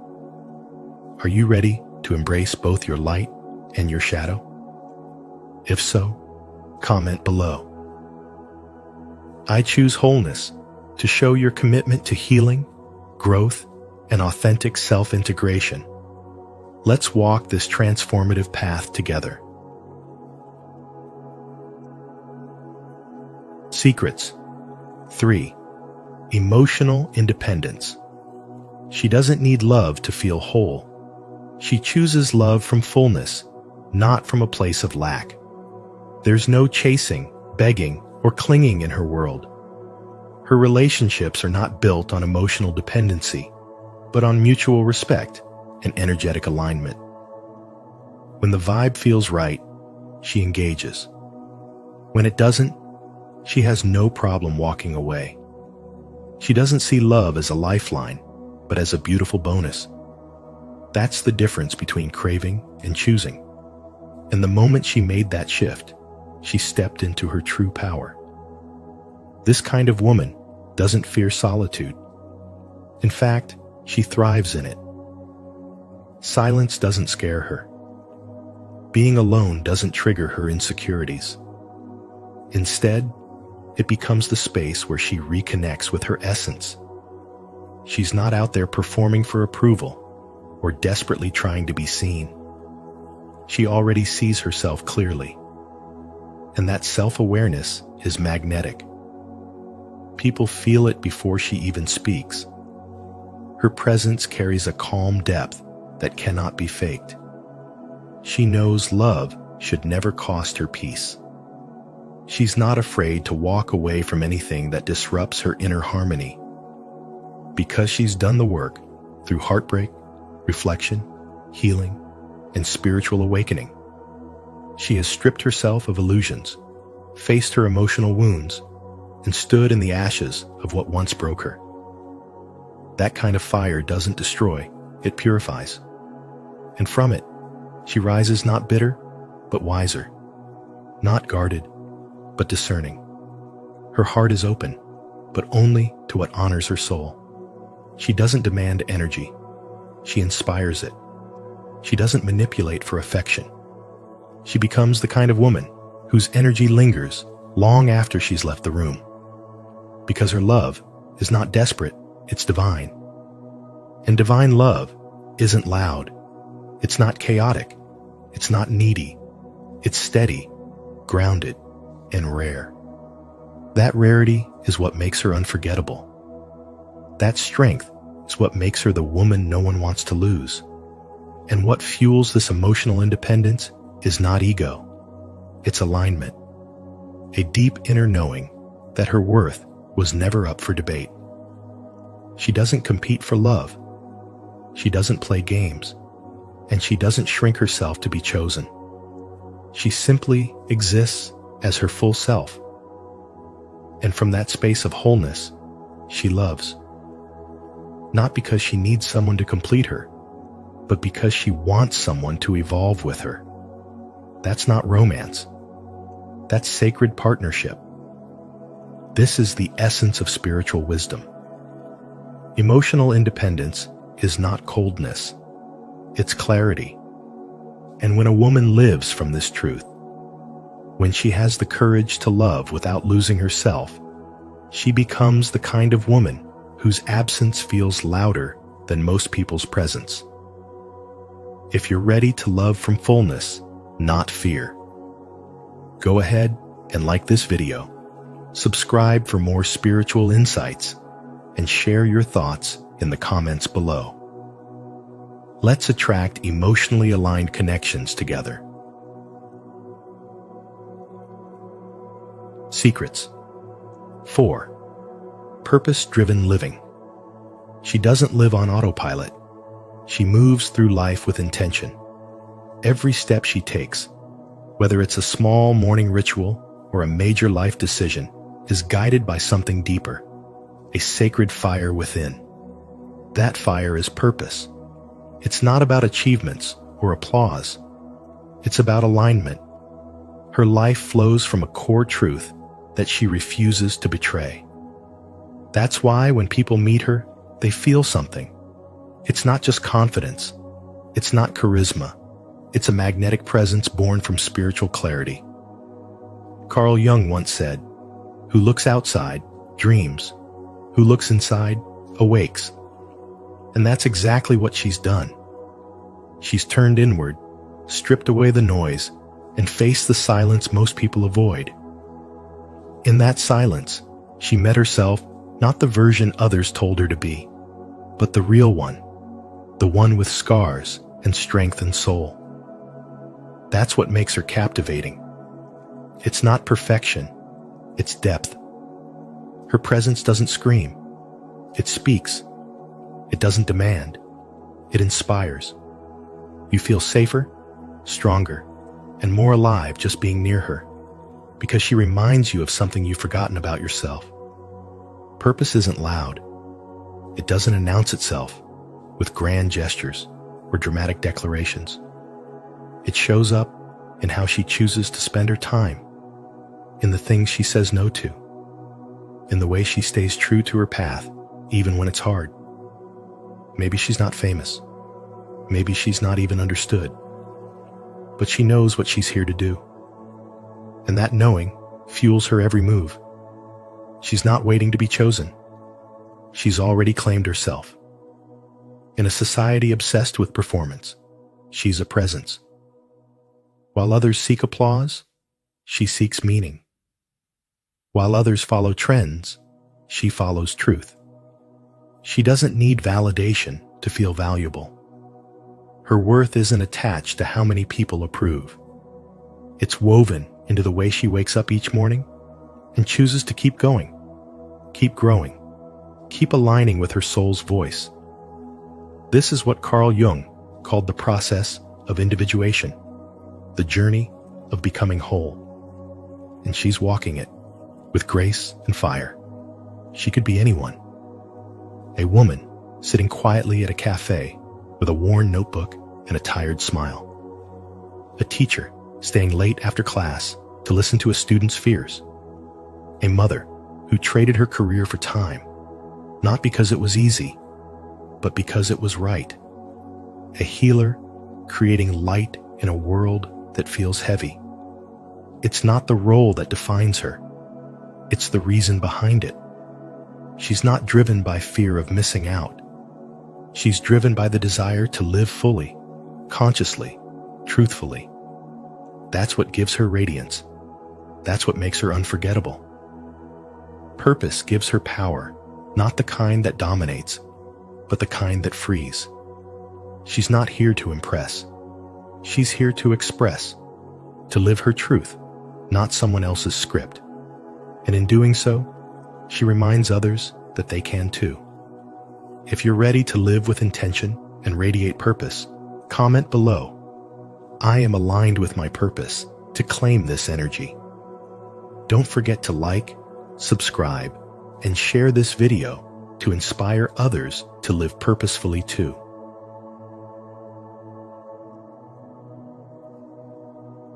Secrets. 5. Sacred boundaries and self-respect. Not everyone deserves access to her. She knows this not in bitterness, but in clarity. She protects her energy like a sacred flame, refusing to let just anyone draw from her light. There's a quiet strength in her presence, the kind that doesn't shout for attention, but commands it nonetheless. She doesn't explain her worth or justify her limits. She lives them. When people ask for more than she's willing to give, she doesn't argue or apologize. She simply honors herself. Her boundaries are not fences to keep love out, but filters to keep chaos from getting in. She understands the power of no, not as rejection, but as redirection. Her no means she respects herself enough not to betray her needs for someone else's comfort. This kind of inner discipline is rare. In a culture that rewards self-sacrifice and performative kindness, she chooses something different: alignment. She doesn't chase people, doesn't beg for understanding, and doesn't linger where she's not valued. She doesn't need to be validated by others because she is already rooted in her own knowing. That's not coldness, that's spiritual wisdom. She has learned that her peace is more important than their approval. And when she walks away, she does so with grace, not out of spite, but out of sovereignty. She doesn't waste time trying to fix what she didn't break. She's not afraid of distance because she understands that solitude sharpens intuition. She's learned to befriend silence, to listen to her own heart, to stand still in her own power.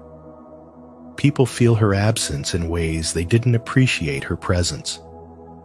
That's the paradox of the woman who lives in truth. The more she honors herself, the more unforgettable she becomes. She doesn't try to prove her worth through service, beauty, or sacrifice. She proves it through presence, through the way she holds herself, through the way she protects her time, her space, her emotional bandwidth. She's selective, not because she thinks she's better than anyone, but because she finally realized she's not for everyone. And that's her liberation. Her energy isn't random, it's intentional. And that intentionality becomes magnetic. People are drawn to her, not because she gives endlessly, but because she doesn't. Her life is curated by choice, not obligation. She's no longer available for people who test her boundaries, drain her spirit, or mistake her compassion for weakness. And when she loves with depth, but never at the cost of herself. She has stopped romanticizing emotional labor as proof of devotion. She now understands that real love begins where self-respect lives. Her presence is a privilege, and she knows it. Not because she thinks she's superior, but because she has finally stopped abandoning herself to belong. This is what spiritual wisdom looks like in a woman. The fierce commitment to self, the gentle refusal to betray her soul, the graceful exit from anything that no longer nourishes her. She is not easy to access. She is not easy to forget. And that is exactly why no one wants to lose her. If this message speaks to your soul, repeat after me. I honor my energy. I set sacred boundaries. I choose self-respect. Let these words anchor you today. Secrets 6. Feminine-masculine balance. She has reached a rare and magnetic state, the inner union of her feminine and masculine energies. In Jungian terms, she has integrated her anima and animus not as opposites, but as two sacred forces within her. She flows with intuition and tenderness, yet stands with clarity and strength.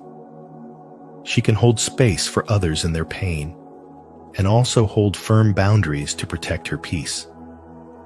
This balanced polarity within her is not only empowering, it's irresistibly attractive.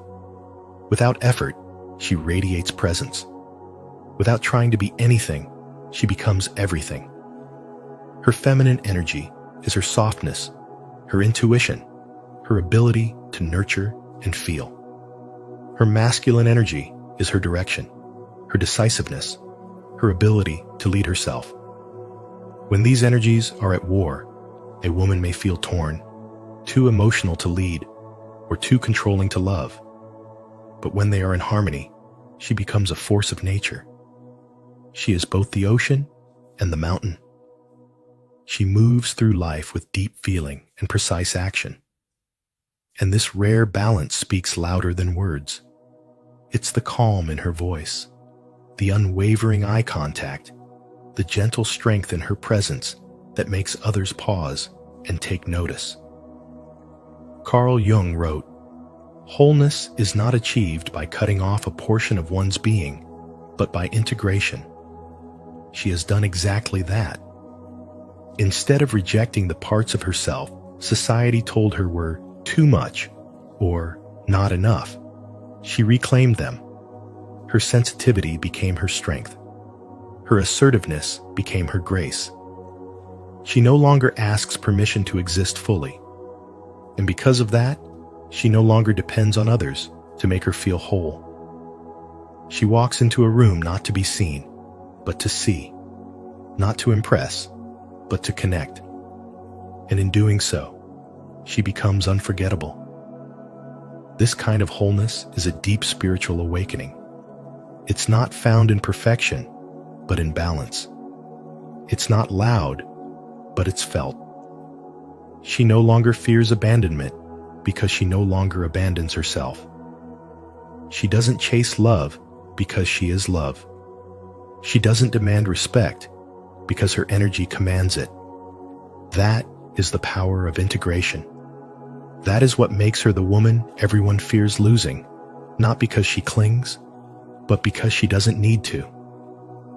In a world addicted to extremes, she is the rare middle path, soft and strong, loving and sovereign, intuitive and clear. She doesn't choose between being the goddess or the warrior. She is both. And that is what sets her free. That is the embodiment of spiritual wisdom. Do you feel the power of your inner balance awakening? If so, declare it in the comments. I embody divine harmony, strong, soft, and whole. Secrets 7. Fearless evolution. She doesn't cling to who she used to be. She lets go of expired labels, outdated roles, and expectations that no longer match the truth of her soul. While others stay stuck in identities that feel safe, She embraces the unknown with open arms. Her evolution isn't loud, it's steady. It isn't for applause, it's for alignment. She changes, but never at the cost of her essence. And that's why people remember her, because she is both fire and foundation, both fluid and unwavering. Carl Jung said, "The privilege of a lifetime is to become who you truly are." And she lives by that. She doesn't resist transformation. She invites it. She allows herself to break down so she can rise clearer, freer, more whole. Even when it's uncomfortable, she trusts the deeper wisdom moving through her. That is what sets her apart. Not her perfection, not her performance, but her willingness to rebuild herself from truth, again and again, without apology. There was a time when she might have stayed silent to be accepted. Now she speaks, not to impress, but to express. There was a time when she molded herself to fit into someone else's life. Now she creates a life that fits her soul. Every version of her that she leaves behind becomes a layer of wisdom. She doesn't fear walking away from people who only loved the past version of her. They were never truly in love with her, only with who she pretended to be. And she's done pretending. Her power comes from presence. When she enters a room, it's not her looks or status that captivates. It's the quiet confidence of someone who knows who she is becoming. She doesn't need to prove herself because she is already grounded in purpose. Her spiritual awakening didn't arrive in lightning bolts. It came in quiet choices to let go, to trust, to choose herself. Again and again. And every time she chose herself, she became more magnetic, more real, more unforgettable. People fear losing her, not because she makes them dependent, but because she awakens something sacred in them.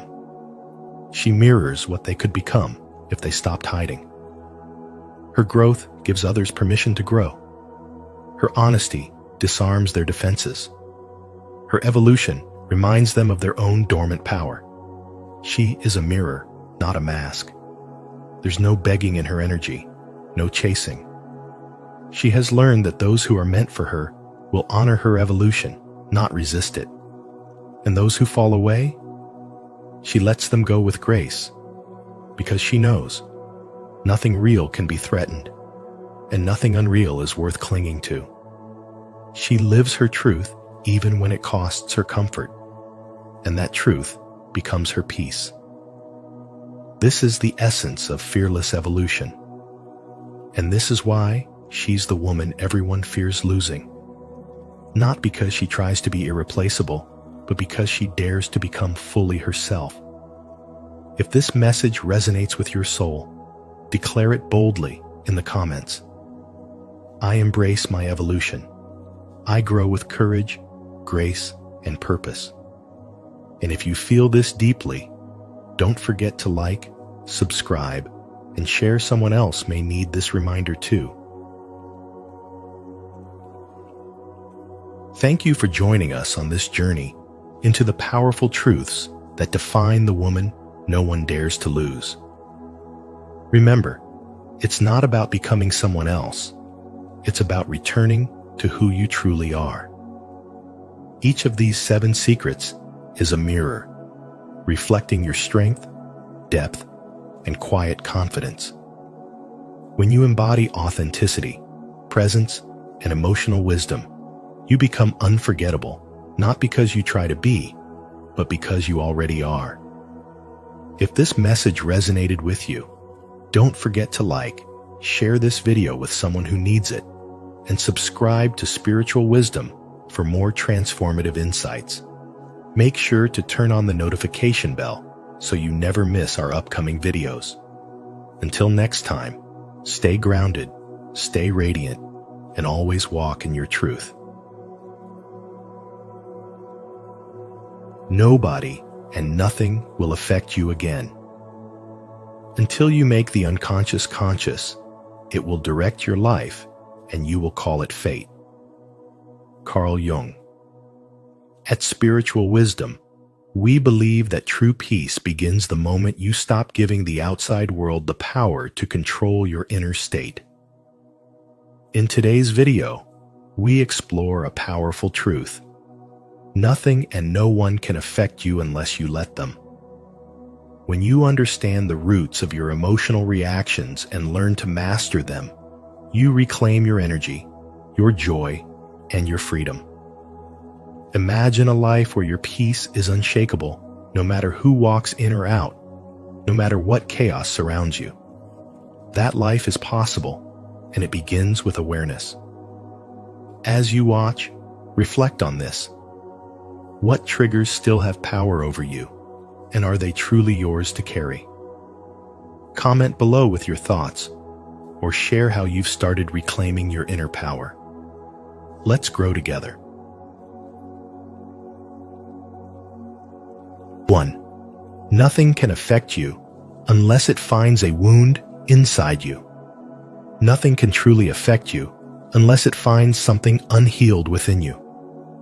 This truth, echoed by Carl Jung, reveals that the world outside you holds no real power unless your inner world allows it. When someone insults you and it hits a nerve, it's not because their words have magical force. It's because a part of you believes it might be true. Emotional pain doesn't arise from the comment itself. It's the inner wound that reacts. That's where the work begins. People often live like emotional puppets, pulled by strings they can't see. A strange look, a cold tone, a careless word suddenly. The day is ruined. But why? Because deep within, there's something unresolved, waiting to be acknowledged. Carl Jung taught that most of our suffering comes not from the event itself, but from our resistance to the message it carries. Every trigger is an arrow, pointing to a part of us that's still asking to be healed. There's a silent freedom in realizing this. Because once you understand that nothing external has power over you unless it resonates with something internal, you stop being a victim of circumstance. You start becoming the observer. And in that space, transformation begins. You no longer react out of old pain. You respond from present awareness. That's the essence of spiritual wisdom, turning emotional chaos into clarity by listening deeply to what your inner world is trying to say. Take the story of a young man named Daniel. At work, a supervisor once accused him of being unreliable. Just a few years earlier, those words would have shattered him. He would have gone home drowning in self-doubt, replaying the moment over and over. But Daniel had done the work. He had faced the root of that insecurity, which stemmed from a father who never kept promises and made him feel like he didn't matter. So this time, instead of spiraling, he paused. He checked in with himself and realized, this isn't about me. It's their projection, and I don't have to carry it. He responded with calm and walked away with his peace intact. Carl Jung often spoke of the shadow, the part of us we don't want to see. But when we ignore it, we give it power. When we face it, we reclaim that power. That's why someone can be insulted and feel nothing, while another person hears the same words and crumbles. The difference isn't in the insult, it's in the wound. Until the wound is healed, we keep reacting as if we're still bleeding. Healing doesn't mean you won't ever feel discomfort again. It means discomfort won't control you. You become aware. You begin to witness your reactions with curiosity instead of judgment. You ask yourself, why did that hurt me? Instead of blaming others for your pain. And slowly, layer by layer, the wound loses its grip. You become grounded. You become whole. Emotional mastery isn't about becoming cold or indifferent.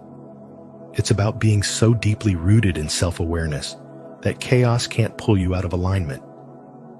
The goal isn't to avoid conflict, but to rise above it, not in arrogance, but in calm understanding. That's when nobody and nothing can affect you, not because the world changed, but because you did. Have you ever paused to ask yourself why something affected you so deeply? If this video helped you uncover a hidden wound or brought clarity to an emotional trigger, share your experience in the comments below. Your story might help someone else heal too. And if you're ready to face your inner truth, comment, "I'm ready to heal," to begin this powerful journey of self-discovery. 2. Emotional mastery begins with self-awareness. Carl Jung taught that making the unconscious conscious is the path to self-mastery. Most people move through life unaware of the inner forces controlling their emotions. They think the world is doing something to them, but in truth, life is only reflecting what's already within. Reactions don't come from outside circumstances. They come from the unresolved parts of us. If someone ignores you and it triggers anger, it's not their behavior that holds the power. It's the hidden wound inside you that feels unworthy, unseen, or dismissed. Once you realize this, you stop giving your power away. True emotional mastery begins with self-awareness. The moment you recognize your reactions are mirrors, not attacks, you begin reclaiming your strength. You are no longer tossed around by every insult, delay, or inconvenience. You become the observer of your inner world. You begin to ask, why am I reacting this way? What part of me is being touched right now? This act of mindful observation breaks the cycle of automatic emotional responses. Instead of reacting from pain, you begin responding from awareness. That space between stimulus and response becomes sacred. It is where spiritual wisdom lives. Spiritual wisdom teaches us that the things that trigger us the most are the greatest opportunities for growth.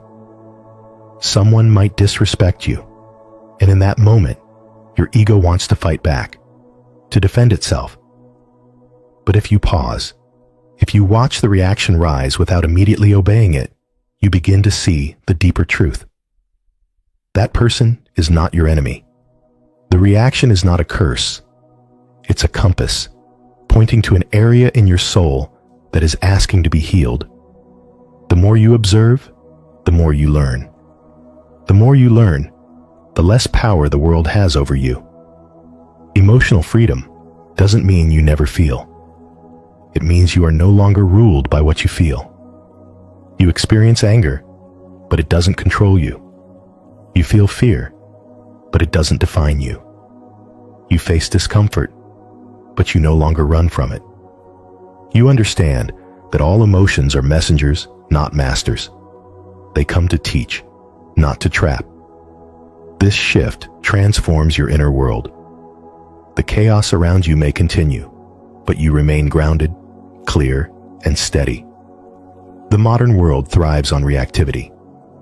Social media, traffic, news cycles, they all invite you to be triggered, to be outraged, to be unsettled.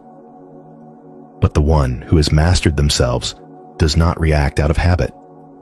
They respond from presence. This presence creates peace that no one can steal. That is the mark of true strength. And it all begins with the quiet decision to observe your emotions instead of becoming them. This is not avoidance, it is awakening. It is remembering that nothing and no one can affect you unless you let them. The storm may rage around you, but the stillness within becomes your power. If you're ready to reclaim your power through self-awareness, comment below. I choose mindful mastery. 3. Shadow work is the key to inner freedom. Shadow work means turning inward to face the uncomfortable truths We've buried our fears, our shame, our suppressed emotions, and the parts of ourselves we've rejected in order to be accepted.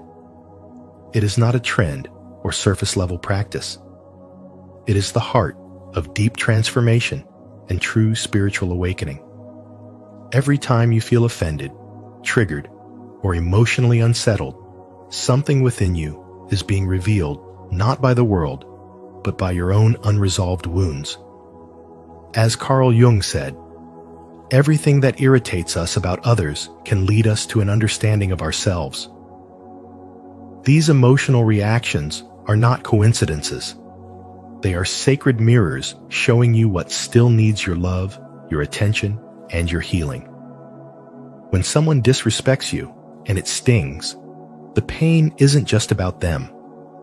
The reaction comes from a deeper place inside you, perhaps a childhood memory of being ignored, unworthy, or unseen.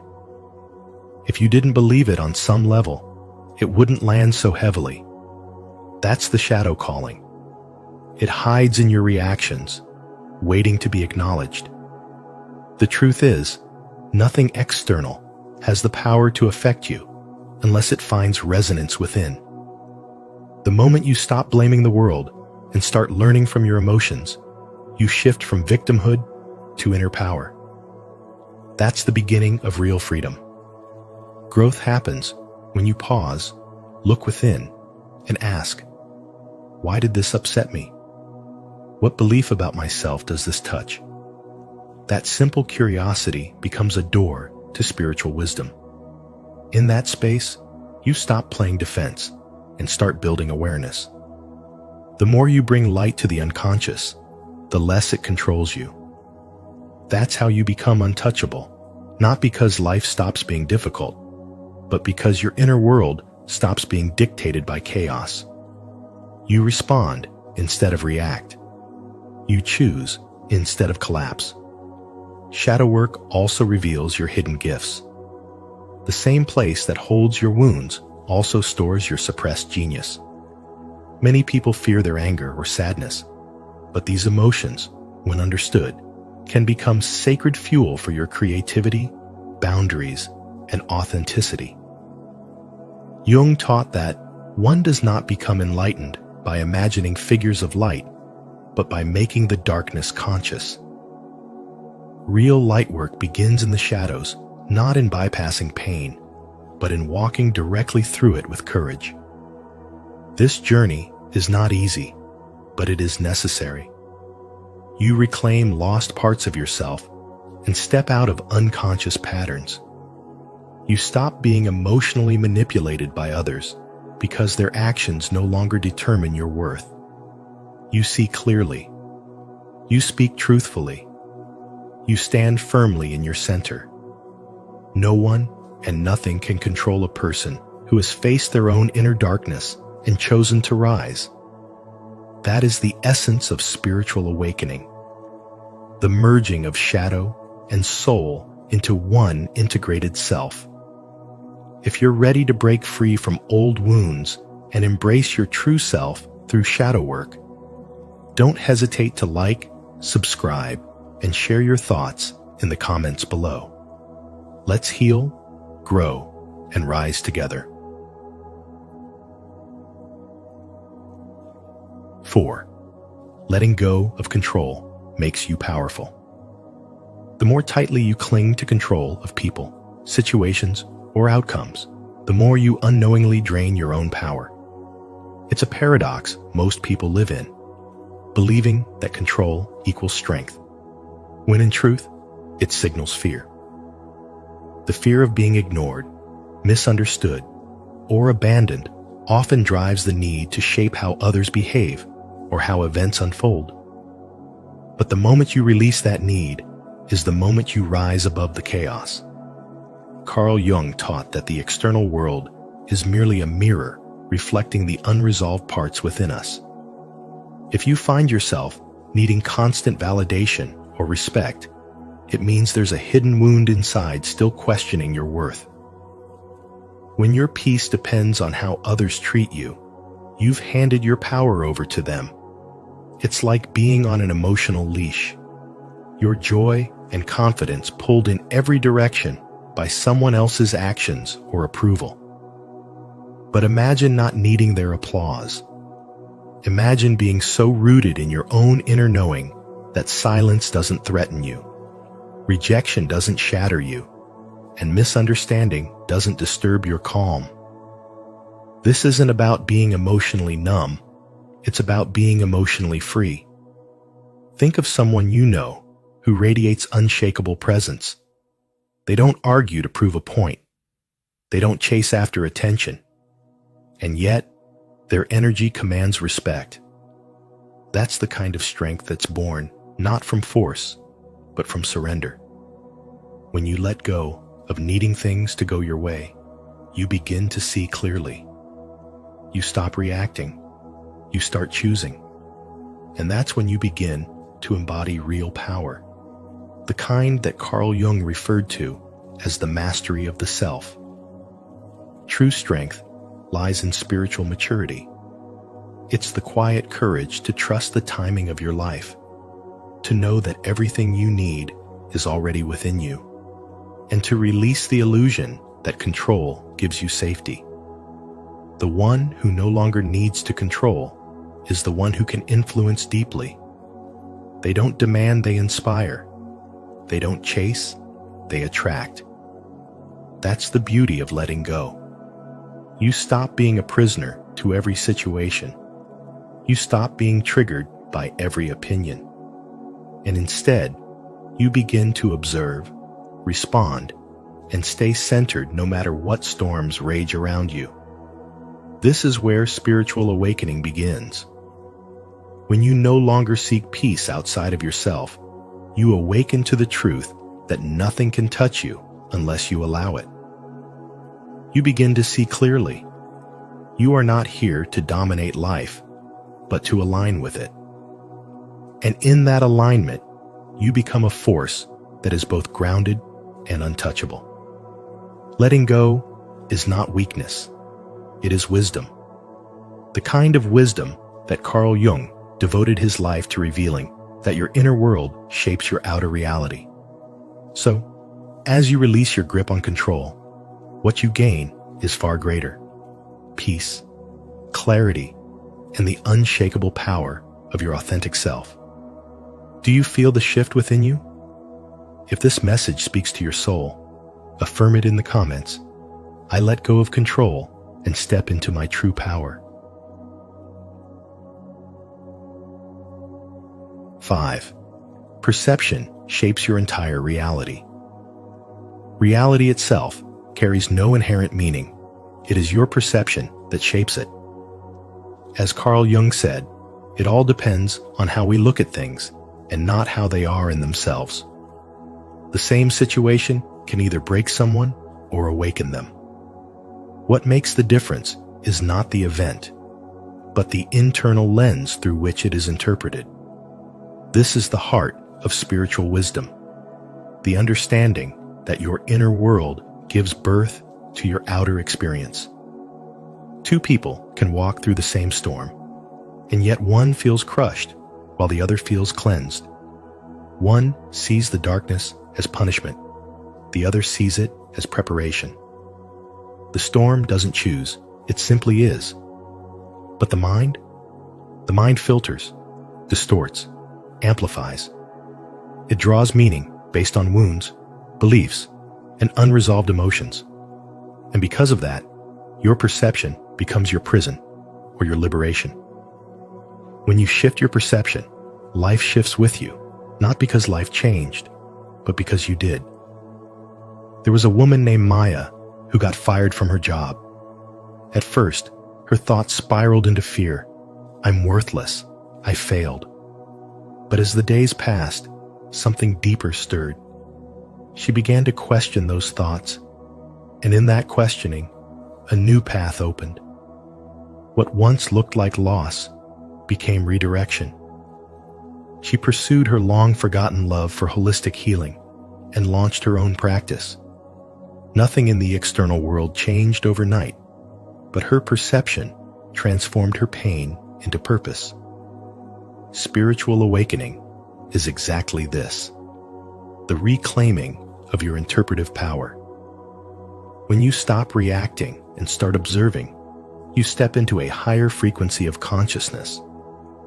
Someone ignores you? You don't spiral, you reflect. A door closes? You don't collapse, you stay curious. This is mastery. This is the space where nothing can affect you unless it finds something unhealed within you to attach to. If it doesn't resonate with a wound inside you, it passes right through you, like wind through an open window.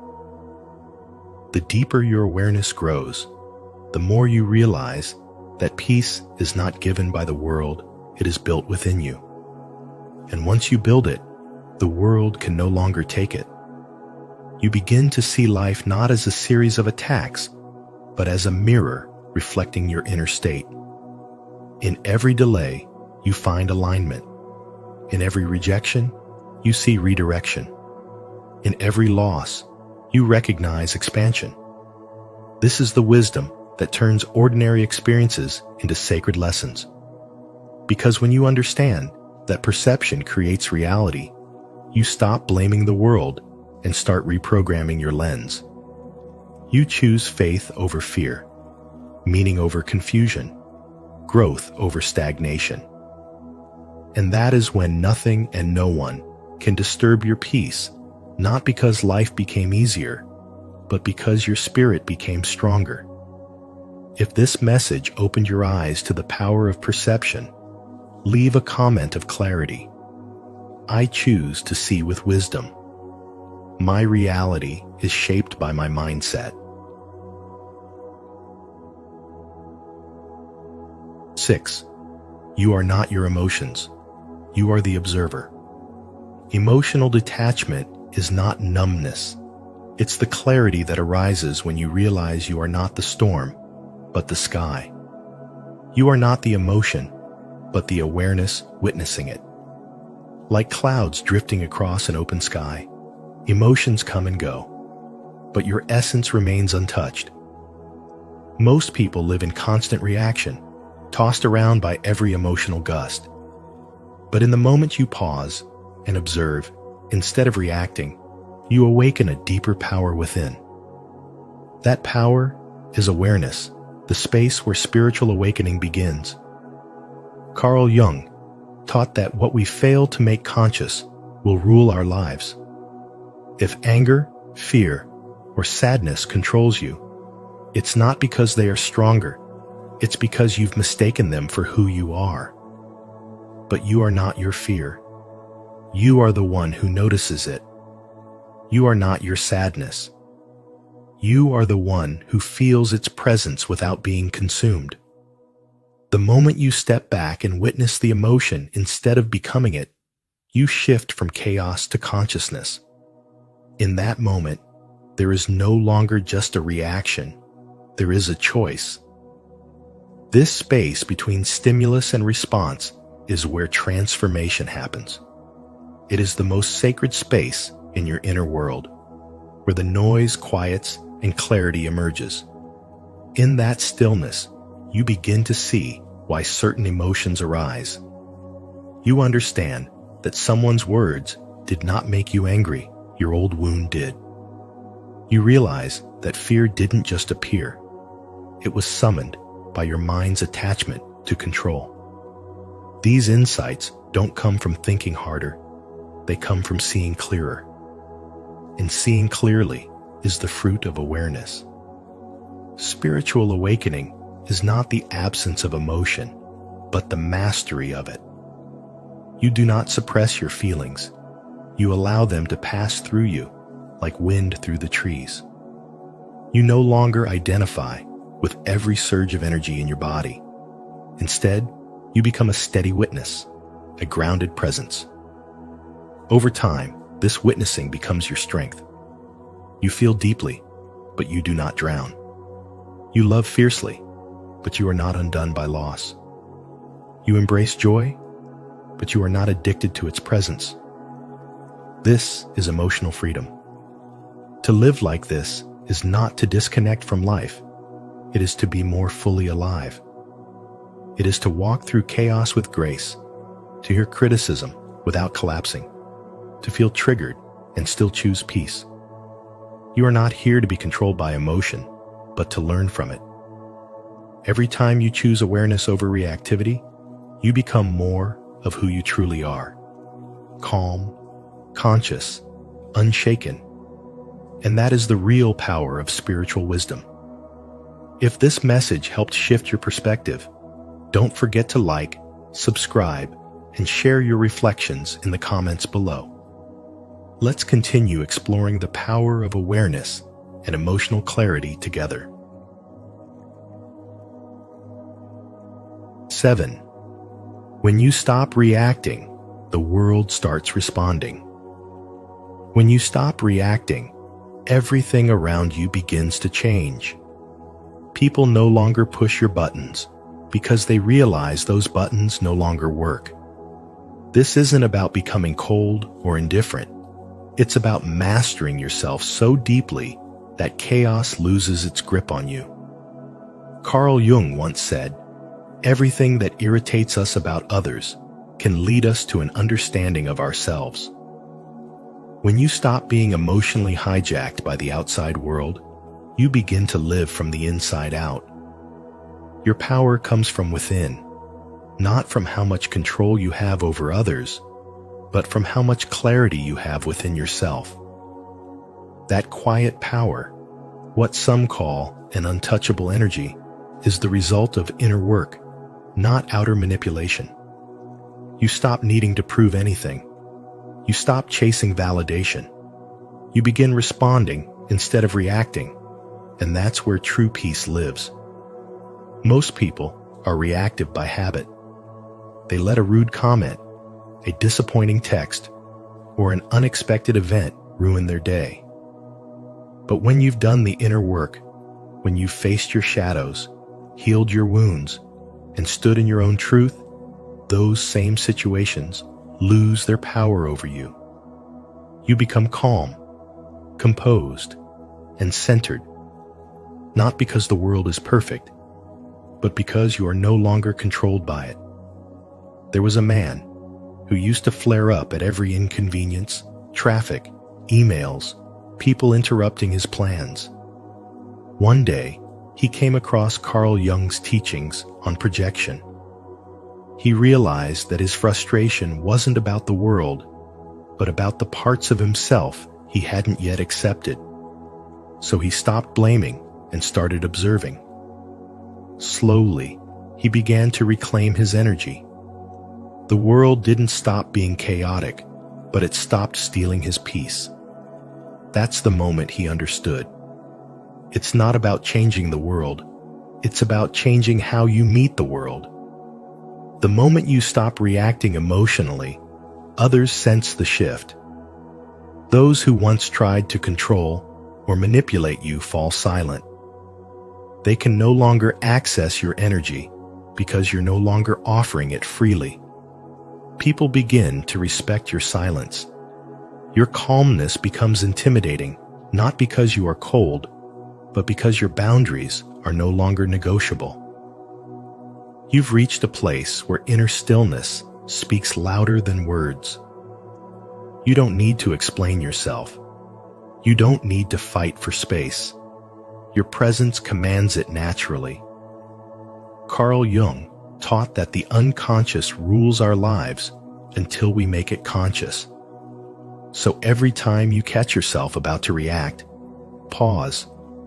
Ask, what inside me feels threatened? That question alone can reroute your entire day. And the more you practice this, the more you shift into true alignment. This is what spiritual awakening looks like. Not the absence of emotion, but the mastery of it. You no longer live on autopilot. You live on purpose. Eventually, you realize that the less you react, the more life responds. Not from fear, not from urgency, but from grace. Your emotional sovereignty becomes your shield. Your stillness becomes your wisdom. And that is when you understand the true power of self-possession. If this message resonates with your journey toward inner power, declare it in the comments.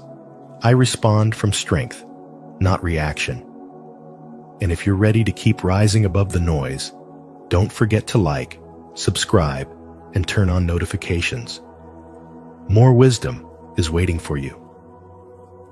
And remember this: the moment you stop allowing the outside world to control your inner world is the moment you reclaim your true power. As Carl Jung said, "Who looks outside dreams. Who looks inside awakes." Let this be your awakening. If this message has brought clarity or peace to your heart, don't forget to like, share this video with someone who needs it, and subscribe to Spiritual Wisdom for more powerful insights. Be sure to turn on the notification bell so you never miss a moment of deep spiritual awakening. Your journey to unshakable peace has only just begun.